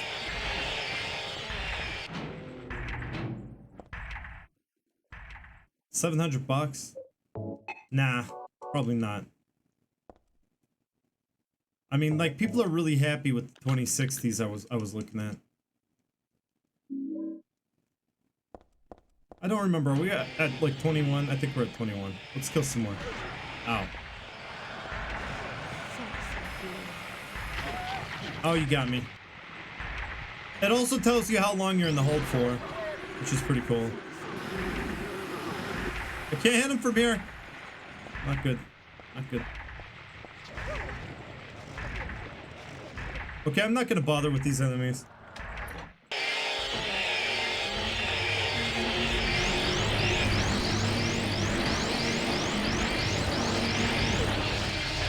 Yeah, people don't complain about the 2060s. The ones I've been looking at, they got like perfect reviews. So we're looking at 23. Just gonna make sure they're dead. Okay, I ran out. 23. 24 possibly. Making sure it's dead. 24.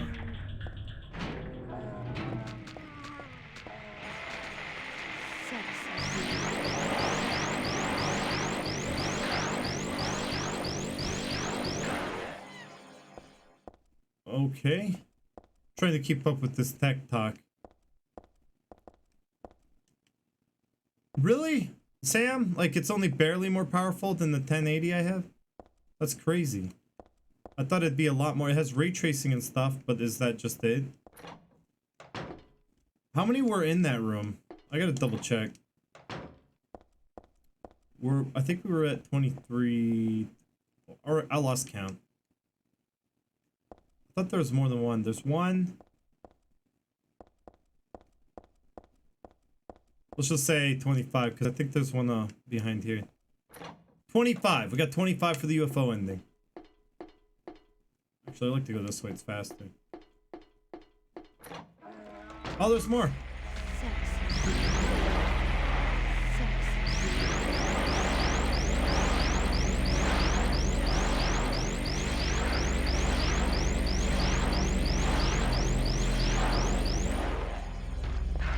There's one. So 25, 26, 27, 28. We'll say 28. So we almost got all the enemies we need. Yeah, I'm reading your chat. I'm taking it in, for sure.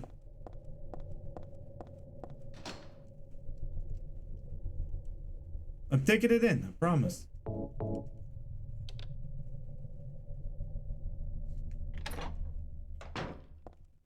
Yeah, I have 8 gigs right now. No, 2060 I was looking at it has 8 gigs of RAM. Wow, can you imagine if I fell there? Like, that would be so stupid.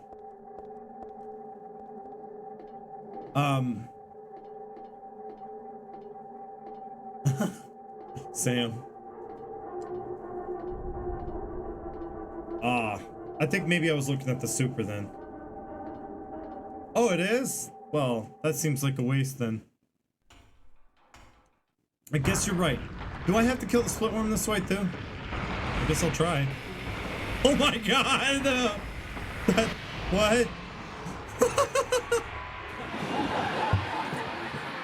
Okay, I've never ever seen the split worm die that way.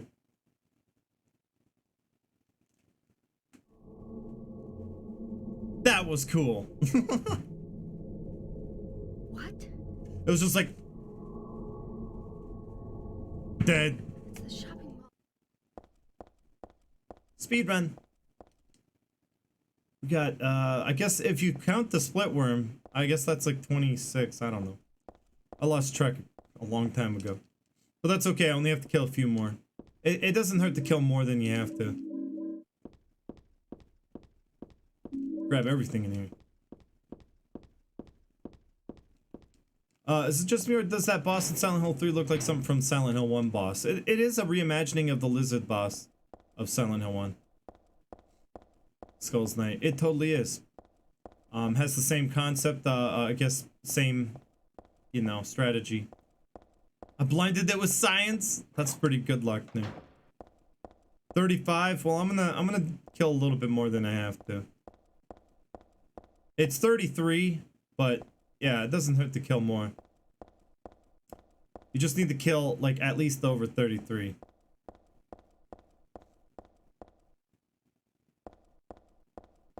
So I'm gonna probably kill about 10 more. Ah.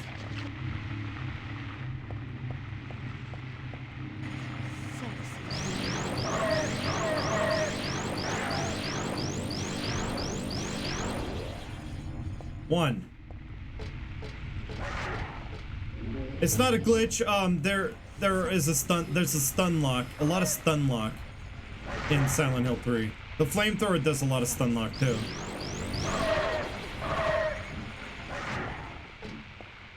I need stamina.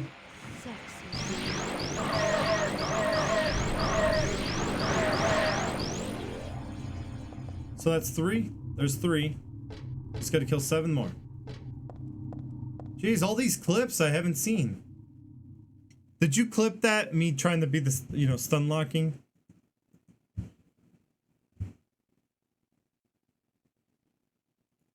Just download them to have them. There we go. Got him.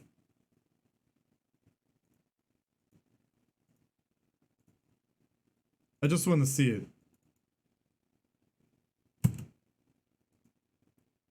Just real quick. So I could watch your fabulous clips here.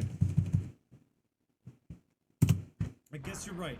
Do I have to kill the split worm this way too? I guess I'll try. Oh my god! What? Okay, that was pretty cool. Do I have to kill the split worm this way too? Why is it showing the same one over and over? Do I have to kill the split worm this way too? Are they both the same? I guess I'll try. I guess you're right. You guys clipped the same thing. 2 clips by 2 different people of the same thing. Okay. We got 3. Now we need 7. That's pretty cool you did. Well, it was a really funny looking boss fight. Only took a second. Alright. Die, doggo!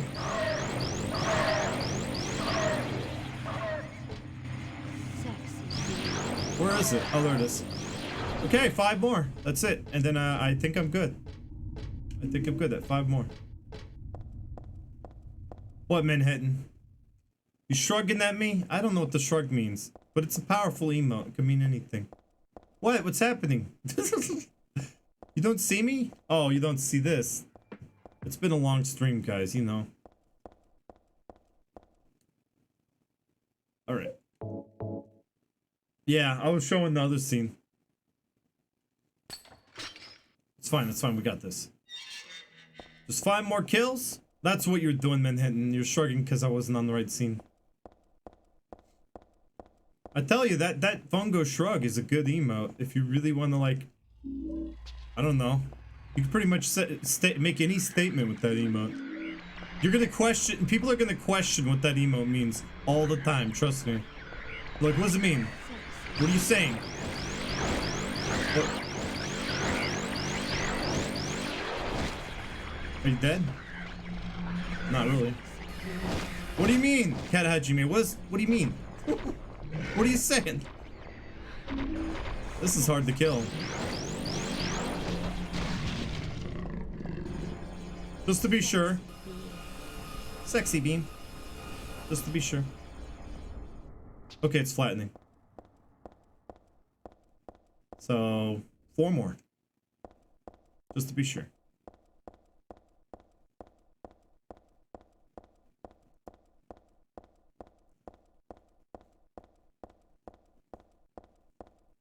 This is like the quickest game to speedrun, I swear. I do prefer speedrunning Silent Hill 3 over like 4 because, you know, it's less stressful, for one. For 2, it's much shorter, so you can get through speedruns faster. It's more rewarding.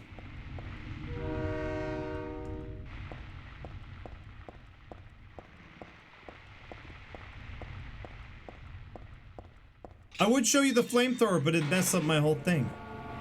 I could save and then do it. Yeah, Eileen ruins everything, and you know, when it's stuff you can't control, it really just aggravates. I play Silent Hill 4 all the time. I mean, I speedrun it mostly. I gotta do like a casual or lore run of Silent Hill 4. I'll get to it. I want to get the health drinks. Then I can get my the rest of my kills this way, right? If we need like 4 more.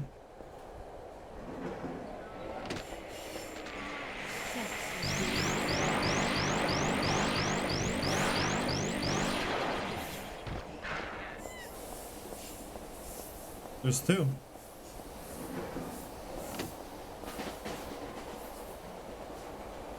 Yeah, I could use commands. It was unmuted this whole time. Just no one's using them.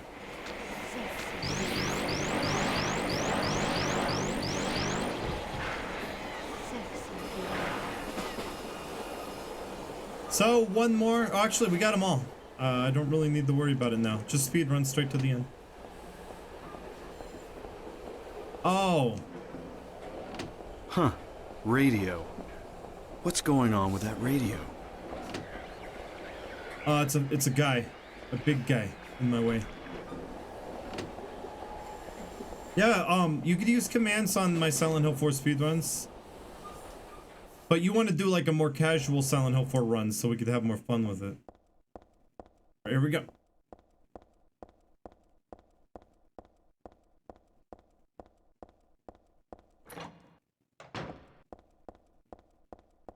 We should definitely do the out of bounds, you know, just to skip through it faster. Faster we can get through it, the better. Oh, by the way, here's something new. On New Game Plus, this area turns into like a bloody red animated texture. There's other areas that do this, but on New Game Plus, it does actually suck your health away.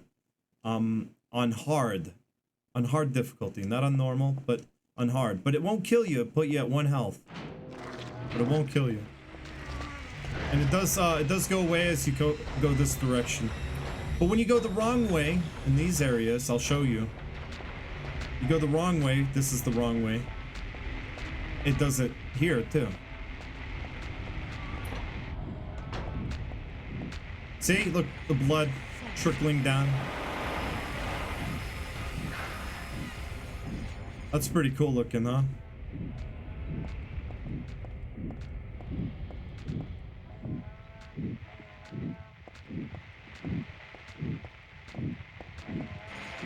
It drains pretty fast. If you're on extreme 10, good luck. You're gonna have to heal like 2 or 3 times just getting through that first hallway.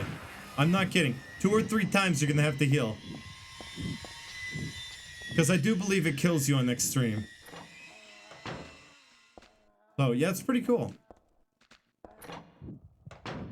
I especially like the blood in this room. Red rum! Red rum!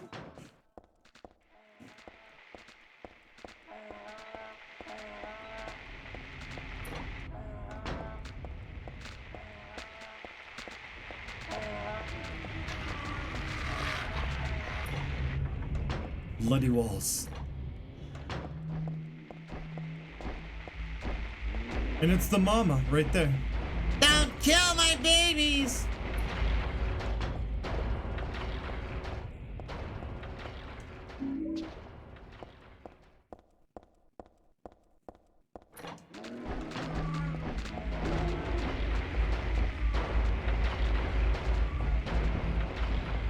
Hey, Connor the Great! Long time no see. I'm seeing a lot of people that I haven't seen in a while. Last few streams. How are you doing?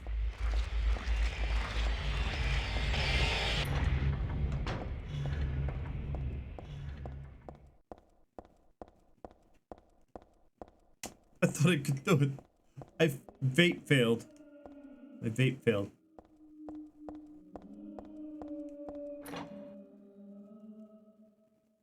I'm gonna try the out of bounds, but I don't know how it's gonna go.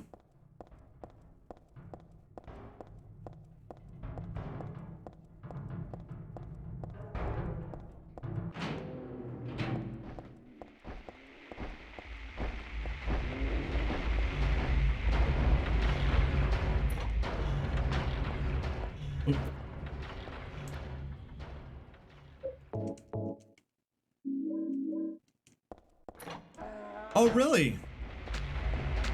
Yeah, that's a glitch that's been happening to me. I think that has been a problem. I noticed that when I go live, it seems like a lot of people don't get notifications now.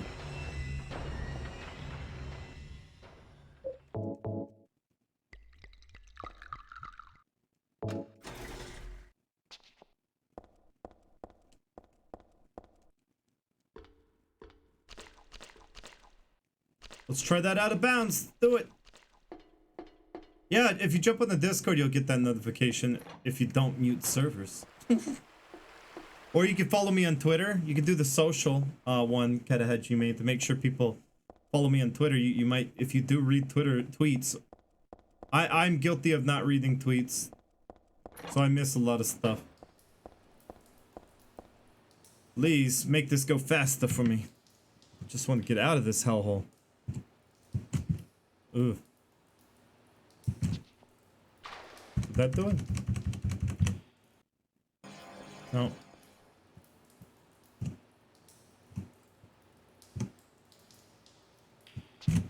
No. Oh. No. I think that might have been it. Let's try. It's a very narrow window.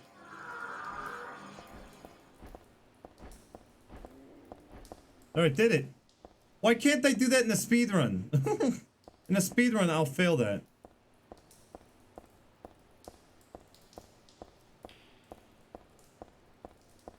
But I got it on like my, I guess you could say my 3rd try. But last speedrun, I failed it like 5-6 times. So that skips the whole last part of the sewers. You don't have to use the hairdryer. You don't have to run all this. You have to run all throughout the sewers. It's kind of annoying. So you get through all that. No problem. Kinda makes this go faster. Hey, got a follow. Yonko KC, thank you for the follow.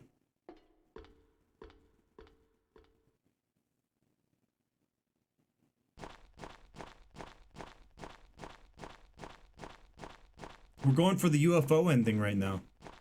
Might as well, you know, I could just load up a video, but why do that? Why load up a video when we can get it ourselves and feel more rewarded that way? And I do want to show off, you know, like the weapons and stuff. So when I get to the office buildings, I'm gonna save and then kind of show you the flamethrower and its amazing stun lock, which I'm sure a lot of you have seen, but if you haven't, then you'll be amazed by the stun lock. Yeah, it's been about 10 hours, long run, but that's normal for me. Right here is the secret item, but we did talk about that in the lore run.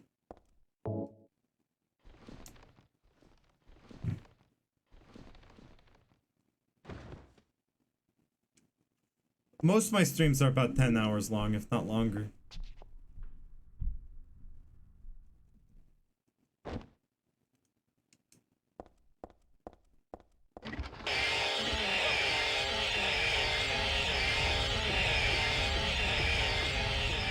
Gotta be careful with those ledges. She will wooden plank down.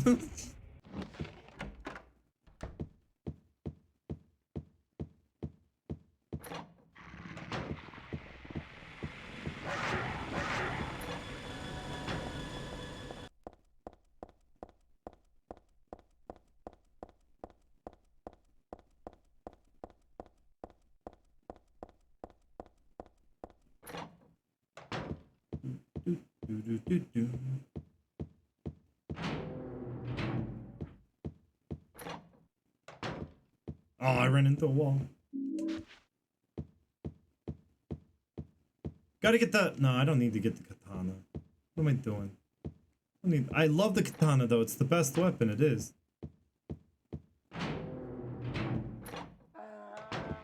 I'll kill these. You know, just have some extra ones.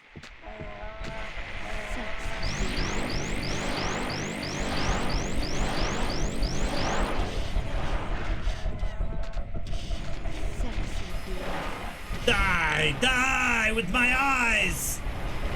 My eyes! Look into my eyes, you filthy numbody! I will them to dead. Because my eyes will it.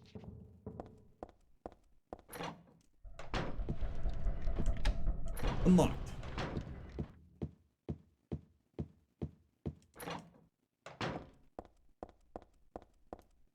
So yeah, on normal difficulty, this is not something we normally do because we always play this on easy, which is any percent.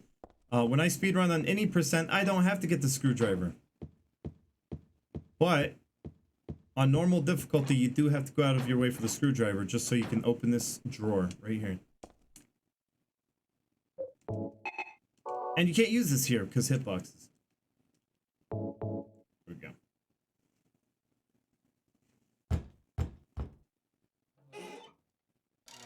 Very good, Heather. You did it.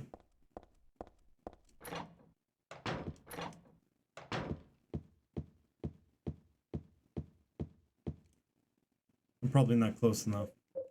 Wrong way. Ooh, it worked.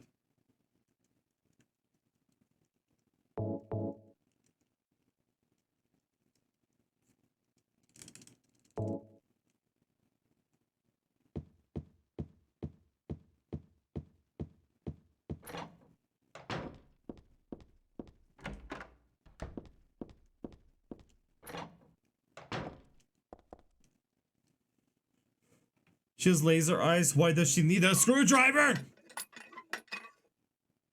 I mean, she is like Superman, right? Just use her X-ray laser eyes to melt the drawer. I mean, you gotta be more destructive with your superpowers, Heather. Superman is. Remember to save before the ending door. Why is that, Greaser? Just in case. Oh, just in case we might have messed up. Yeah. I'll do that. I guess before I say two Fui Ego Eris, I should save. To make sure that there's still monsters I can kill. It's being invaded by the other world. By a world of someone's nightmarish delusions come to life.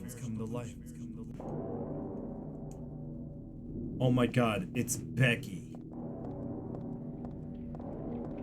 Just keep on walking. Don't acknowledge her. Don't acknowledge. God, don't acknowledge her. Oh my god. We're acknowledging her.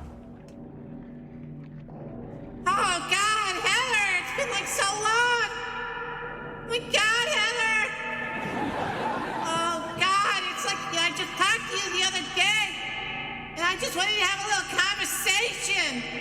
Oh, you want to go get coffee later? Oh, how about some coffee? Look at my ears. Oh, I got some cosmetic surgery. Oh, I'm so happy. I'm happy, God, girl. You know how happy I am? Oh!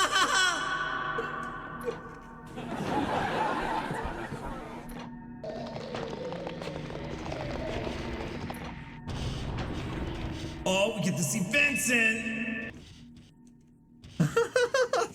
Looks so good. You just came out of an anime con.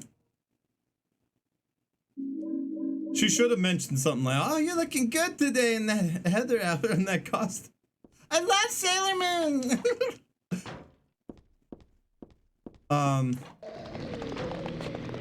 And slurpers suck. You have to get around those things. Eesh.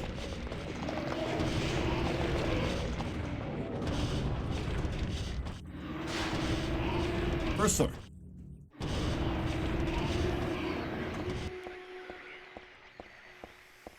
And oh, by the way, I want to show you something.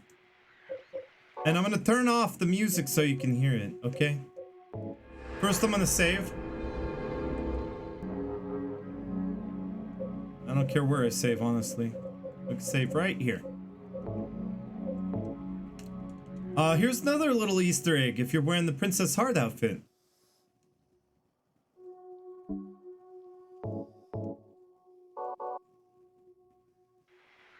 Let's go ahead and turn off sounds, I think. Is it background music or sounds? I think it's background music. We'll turn off. Turn this up.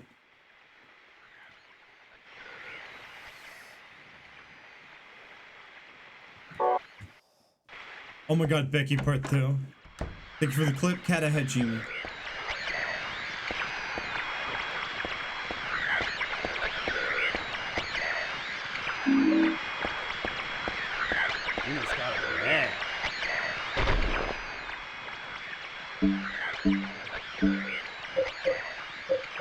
Did you hear that? In the scarane. Turn that off.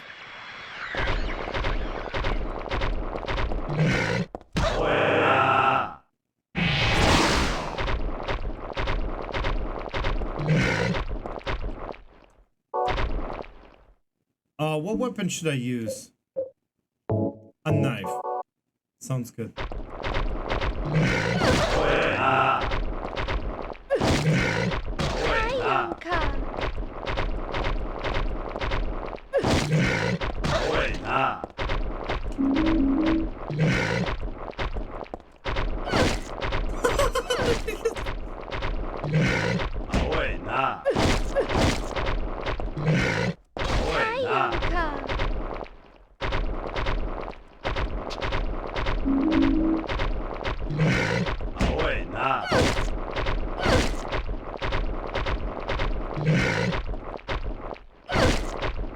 I'm gonna kill you.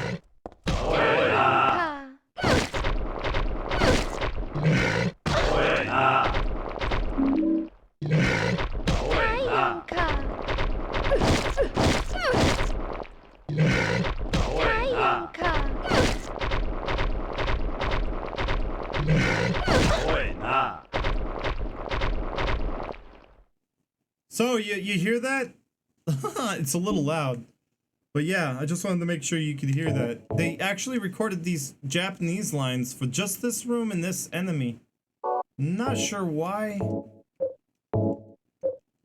And I don't know the translation, but I think it says something like, "Does it hurt?"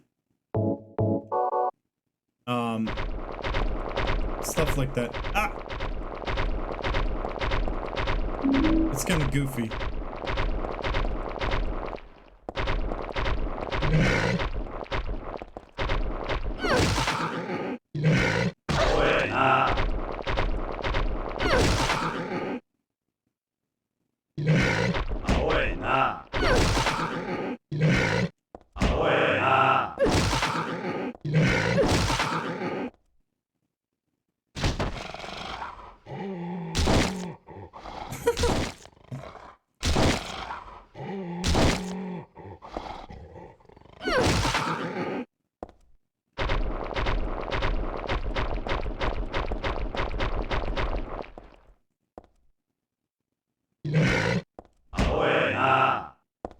Hey, Marky 2! Long time no see. Oh my god. Ahoy, nah. Ahoy, nah. Ahoy, nah.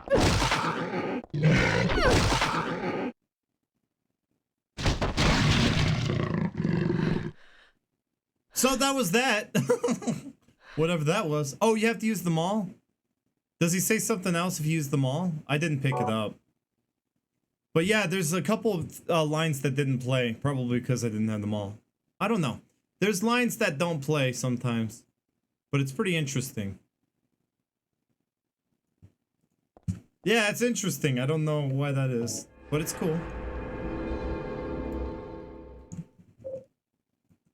This, I teach the butt, you clipped me stabbing him in the ass. Okay, of course you did. I was gonna mention something about that, but I was too caught up in everything. Thank you for clipping that. This is one hell of a stream. Oh, I was supposed to load. Load. Load. Not save. Load. We're gonna load the one we just saved. Where is it?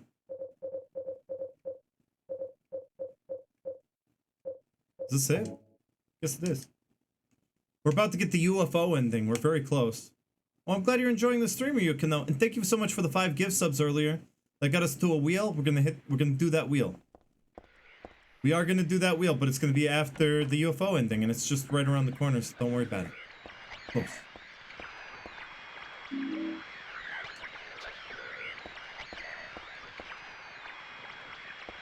Heather makes a war cry when you use them all. Aw, too bad I didn't pick it up. We could have shown that off.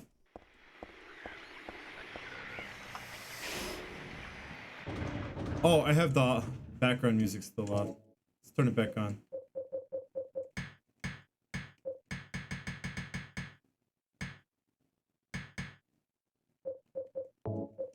Oops.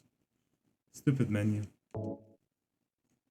Heather and Pyramid Head and Dead by Daylight. It was a great time for Silent Hill. I don't know if you're being serious or sarcastic. I don't know. But it actually did. It was enjoyable. I do agree. Almost sounds like there's no kappa, so I guess you were being serious. But I can understand some people being like sarcastic and saying that. 1, 2, 3. Okay, so we got to get the matches now. Yeah, it's not bad. I enjoyed it. What I played of it, I thought it was pretty cool. I mean, there's some things that I guess some Silent Hill fans were like, you know, what? You know, why not James? Why does it have to be Heather, you know? It would make more sense to have Pyramid Head and James instead of Heather. But I guess they figured with Heather they could do more, like, skins and stuff. Oh my god, it's a wheelchair!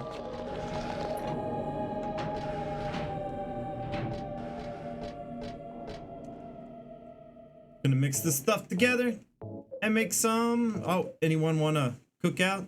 We're gonna have some pork. It's gonna be delicious. And oh no. Oh my god, hi!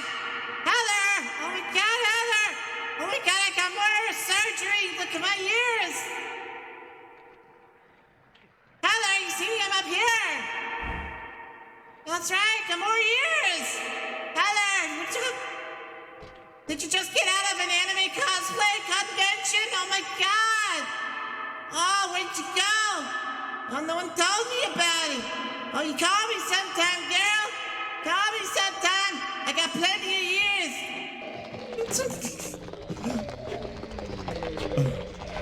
Ah! The slurper hallway.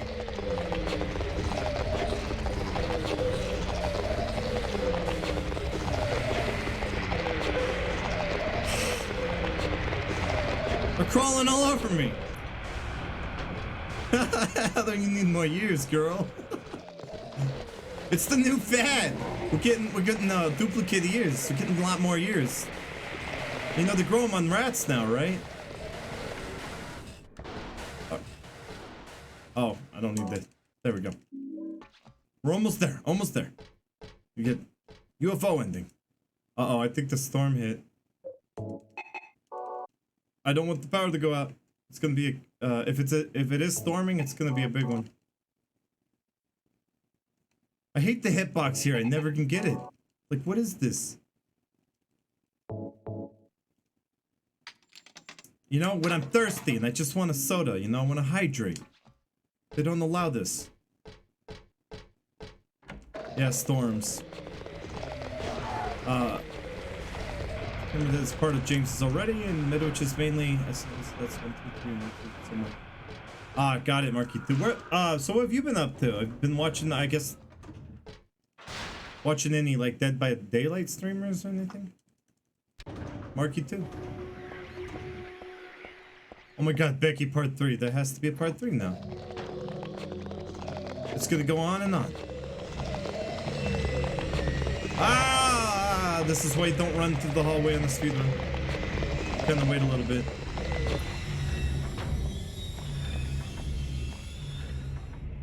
Thank you for the clip, Cat at Gmail. I'm gonna download that and listen to it later and be like, man, I was tired. I was at my wit's end at the end of that stream. All right. Oh, okay. It's been crazy. Yeah, a lot of people, you know, have been busy. Like, you know, they stop in and say, I'm busy, but I understand a lot of people are very busy.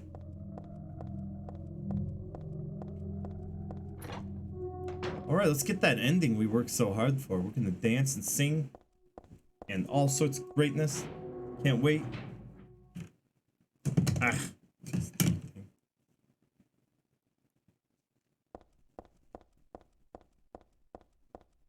Life is hectic, right? And I'm thinking about moving here pretty soon, too. I did apply for an apartment about 2.5 hours away in the Quad Cities. I just know one thing. When I went there, a lot of my health issues went away, and I felt... Hey, Skelepov, I didn't even greet you, I don't think, but hello. I just noticed a lot of my health issues kind of diminish and go away. And I was like, yeah, I think I'm gonna be moving away from this town. I don't think this town's very good for me. Let's see, does she comment on this? We didn't get this Easter egg. The mailbox is empty. There's no letter. From a dead wife or otherwise.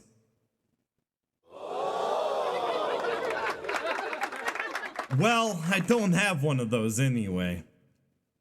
It's confirmed! Heather is lesbo! Or thinking about it anyway. She wants a wife. I'm gonna save here. Oh, you've been lurking during this stream. So I greeted you earlier. Long enough for me to forget. Don't want to save over that one, but I will probably save this. Yeah, this one right here. Heather always making fun of James, right? Yeah, I love it. It's what happens is it detects a save from Silent Hill 2 on your memory card. If it detects a save on your memory card of Silent Hill 2, it automatically unlocks those. Because they want you to get the jokes, right? You're not gonna get the jokes if you don't have a save of Silent Hill 2. That means you probably didn't even play it. Oh, I hope we got it. Can't wait. Yes! I'm home, Dad. Listen, something crazy is going on. Cheryl, you're back. What happened? Well, it's like this. And that's about it. Oh, my poor little Cheryl. There's James around the corner. I can't believe that. I'm going to Silent Hill, and I'm gonna bust some heads. Oh, Dad, you're the coolest!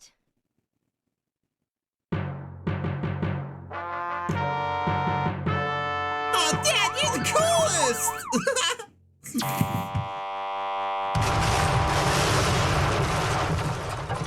This is what happened to Silent Hill. That's why we never... That's why the series was destroyed. It went up, and now it looks like this wasteland. Alright,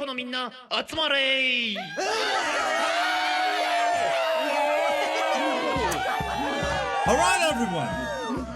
Time to gather around! Aren't you sick and tired of that old UFO ending? よーし That's right, be honest. 素直だ。素直が一番。 Honesty helps you grow big 成 and 長する strong. ぞ。 Yes, get ready to sing. それじゃあ、そんな Okay, you 成 fine 長期のみんな youngsters, で let's all sing サイレントヒルの the 歌を Silent 歌 Hill おうかな。 song. よーし。 Ready? いくよ。 And the 1, 2, a 1, 2, 5, 7. Shake it. Yo, man. Yo, man. Yo. Yo. Yo. Yo. Yo, Yo, shake shake. Shake it, Shake it, shake. Yo. Yo. Silent hero no uda. Silent hero do. Minna de utiyamasu. じゃあまずはクローディアの歌ね。 We'll start with みんなは Claudia. 歌わなくていい You よ。 don't all have to sing. クローディ Claudia, Claudia. So, Sasha Yashi, Yamatanda. お菓子と choose to take it and crash. Or to should have been だけどだがね。ね、怒ると怖いや。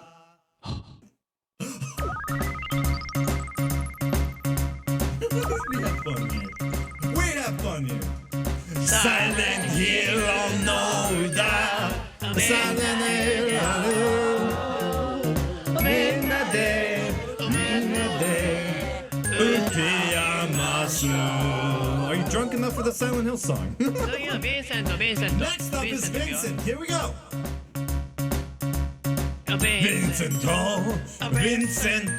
ト。 Vincent. 本当はやししおやまよい。どれで踊するのだゆりとれし。だけどね。だけどね。わがままなんだよ。でも偉いじゃん、おばあちゃん弾いたんだ。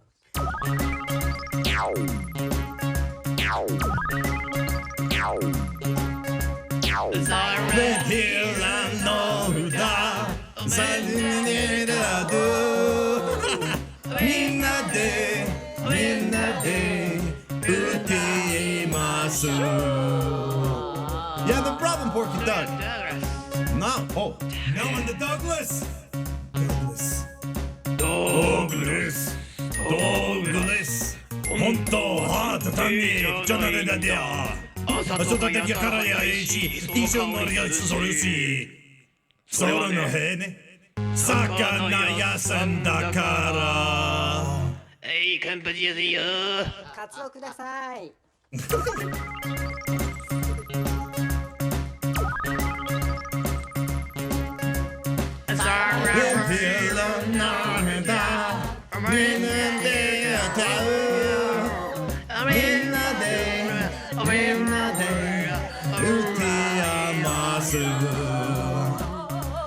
じゃあ最後にヘザーね。 Last but not least, Heather. Hey, sa. Don't have a sushi to the ha. It's a dark ticket, but the mother doing to kanji. だってさ、だけどさ、嫌なままだから。なめんなやって感じ Oh, I can't read kanji. Silent hill I know that. みんなでやる。みんなで打っています。Thank you for the follow. Hill no歌。Lilith 1116 and you got the yeah you gotta give some. みんなで打っています。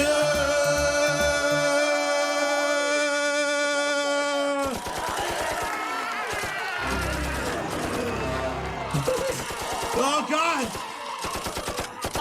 What is happening?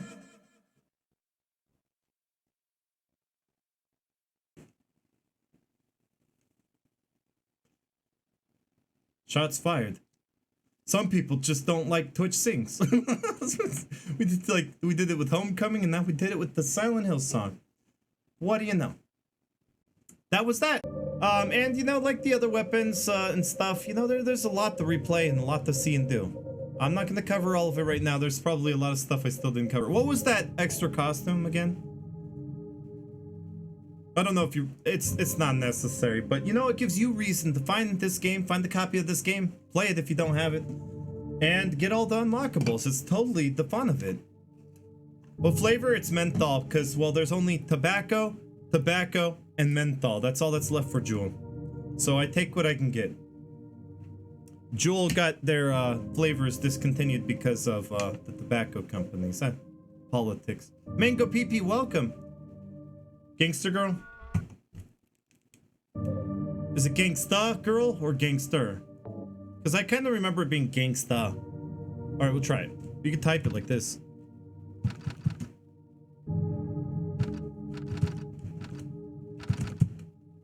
You already got this costume. Apparently I already had it. Maybe I just didn't see it there. Let's load. We'll just double check. Well, I'm not gonna have that kind of world record. That's kind of fast. I don't know if I can get to the game that fast. Take me some practice. All right, let's take a look at the menu real quick. It was in there the whole time. All right, Gangsta Girl. Which one is the Gangsta Girl one? God of Thunder. There it is. I don't know how I didn't see it. Yeah, she turns into a goth kinda. It's kind of a really cool. I guess I could see it better here. So, yes. She has this really cool outfit, and, like, her skin is a different color. She's got, like, tattoos, I guess. I'm not really sure. It is awesome. I like this one a lot. Let's look at the costumes since we're here. We can always look at the costumes. So, let's take a look at them. The ones I have. I don't have all of them. So, this is the... I've always wanted this shirt. They actually did make shirts with this. They did make shirts like this. And they did sell them. And I really wanted one. But it has Robbie hovering over another Robbie that he killed. This one's the transient shirt. Transients. A lot of these shirts they did make for promotional reasons. They did make a lot of them. So they ended up putting them in the game. Onsen. This is Onsen. And her... Do take notice, her wristbands do change to match the theme. I guess the color coordination to match the color. So her wristbands are yellow. And her blue jeans, they sometimes vary in color. Sometimes they're black, sometimes they're darker blue. Here's Don't Touch. No Minmo shirt. No, that wasn't a meme, or they didn't think it would become one. Don't touch. You can't touch her breasts, I guess. That's where it says don't touch. There's Heather. I mean, you've seen probably these. These were real shirts that they made. There's Zipper, which gives her blue wristbands. What's on the back of it, though? Let's take a look. Nothing, really. Silent Hill 3 logo, I think. We'll look at this one. We saw that one, but we didn't see it like this, so we'll look at it.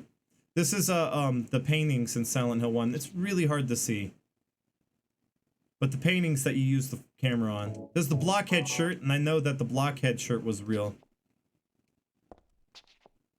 So there's some cool... There's lots of replay value, and, you know, Heather looks good in every one of these, so... Royal Flush. Pretty cool. Then there's the Golden Rooster. I don't know which one's my favorite, but I'd say the Golden Rooster, I think. I like the Golden Rooster a lot. God of Thunder's really good, too. So there you go. Those are all the shirts. I think that pretty much covered that. That was a long lore run. I don't know if I'm going to keep that last part in the upload. That last UFO run. I might just keep the ending, but not all the stuff in between. La la la la la la la.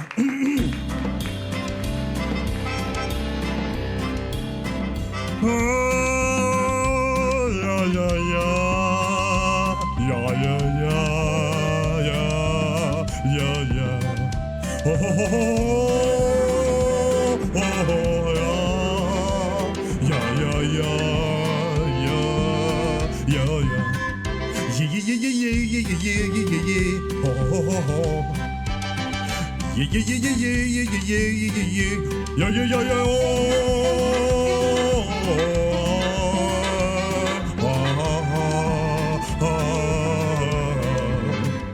na na na na na na na na na na na na na na na. Na na na na na na na na na na na na na na. Na na na na na. Na na na. Na na na na na na. Lo lo lo lo lo. Lo lo lo. La la la. La la la. Oh ho ho ho ho ho ho. No ho ho ho. Oh ho ho ho ho ho. Lo lo lo lo lo. Oh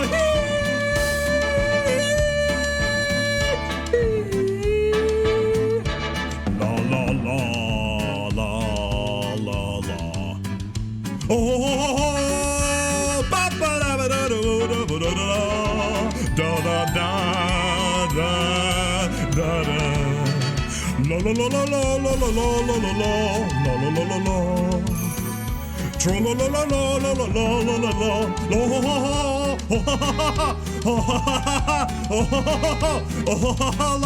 la la la la la la la la la la la. La la la la la la la la la. Oh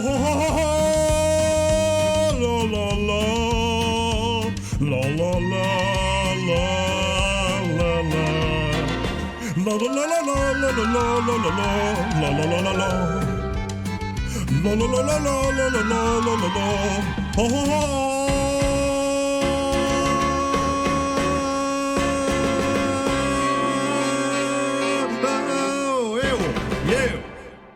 Yeah, baby. Yahoo! Yeah. We did it. Thank you, everybody. Thank you. No, don't. No. That's too much. How'd we do? Crazy fan. Really, Marky. That was just. Thank you, guys. You're awesome. Barrel roll. We're going to raid the Enigma right now. Get in the raid.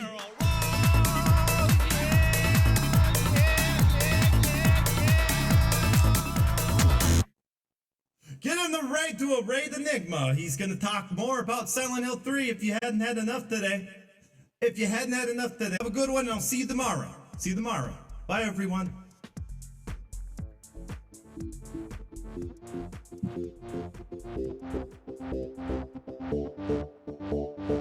Wii version, that was the main version. That version's not rare at all. That version is not rare at all. Oh my god, and another raid! First waifu and Alexandria called it.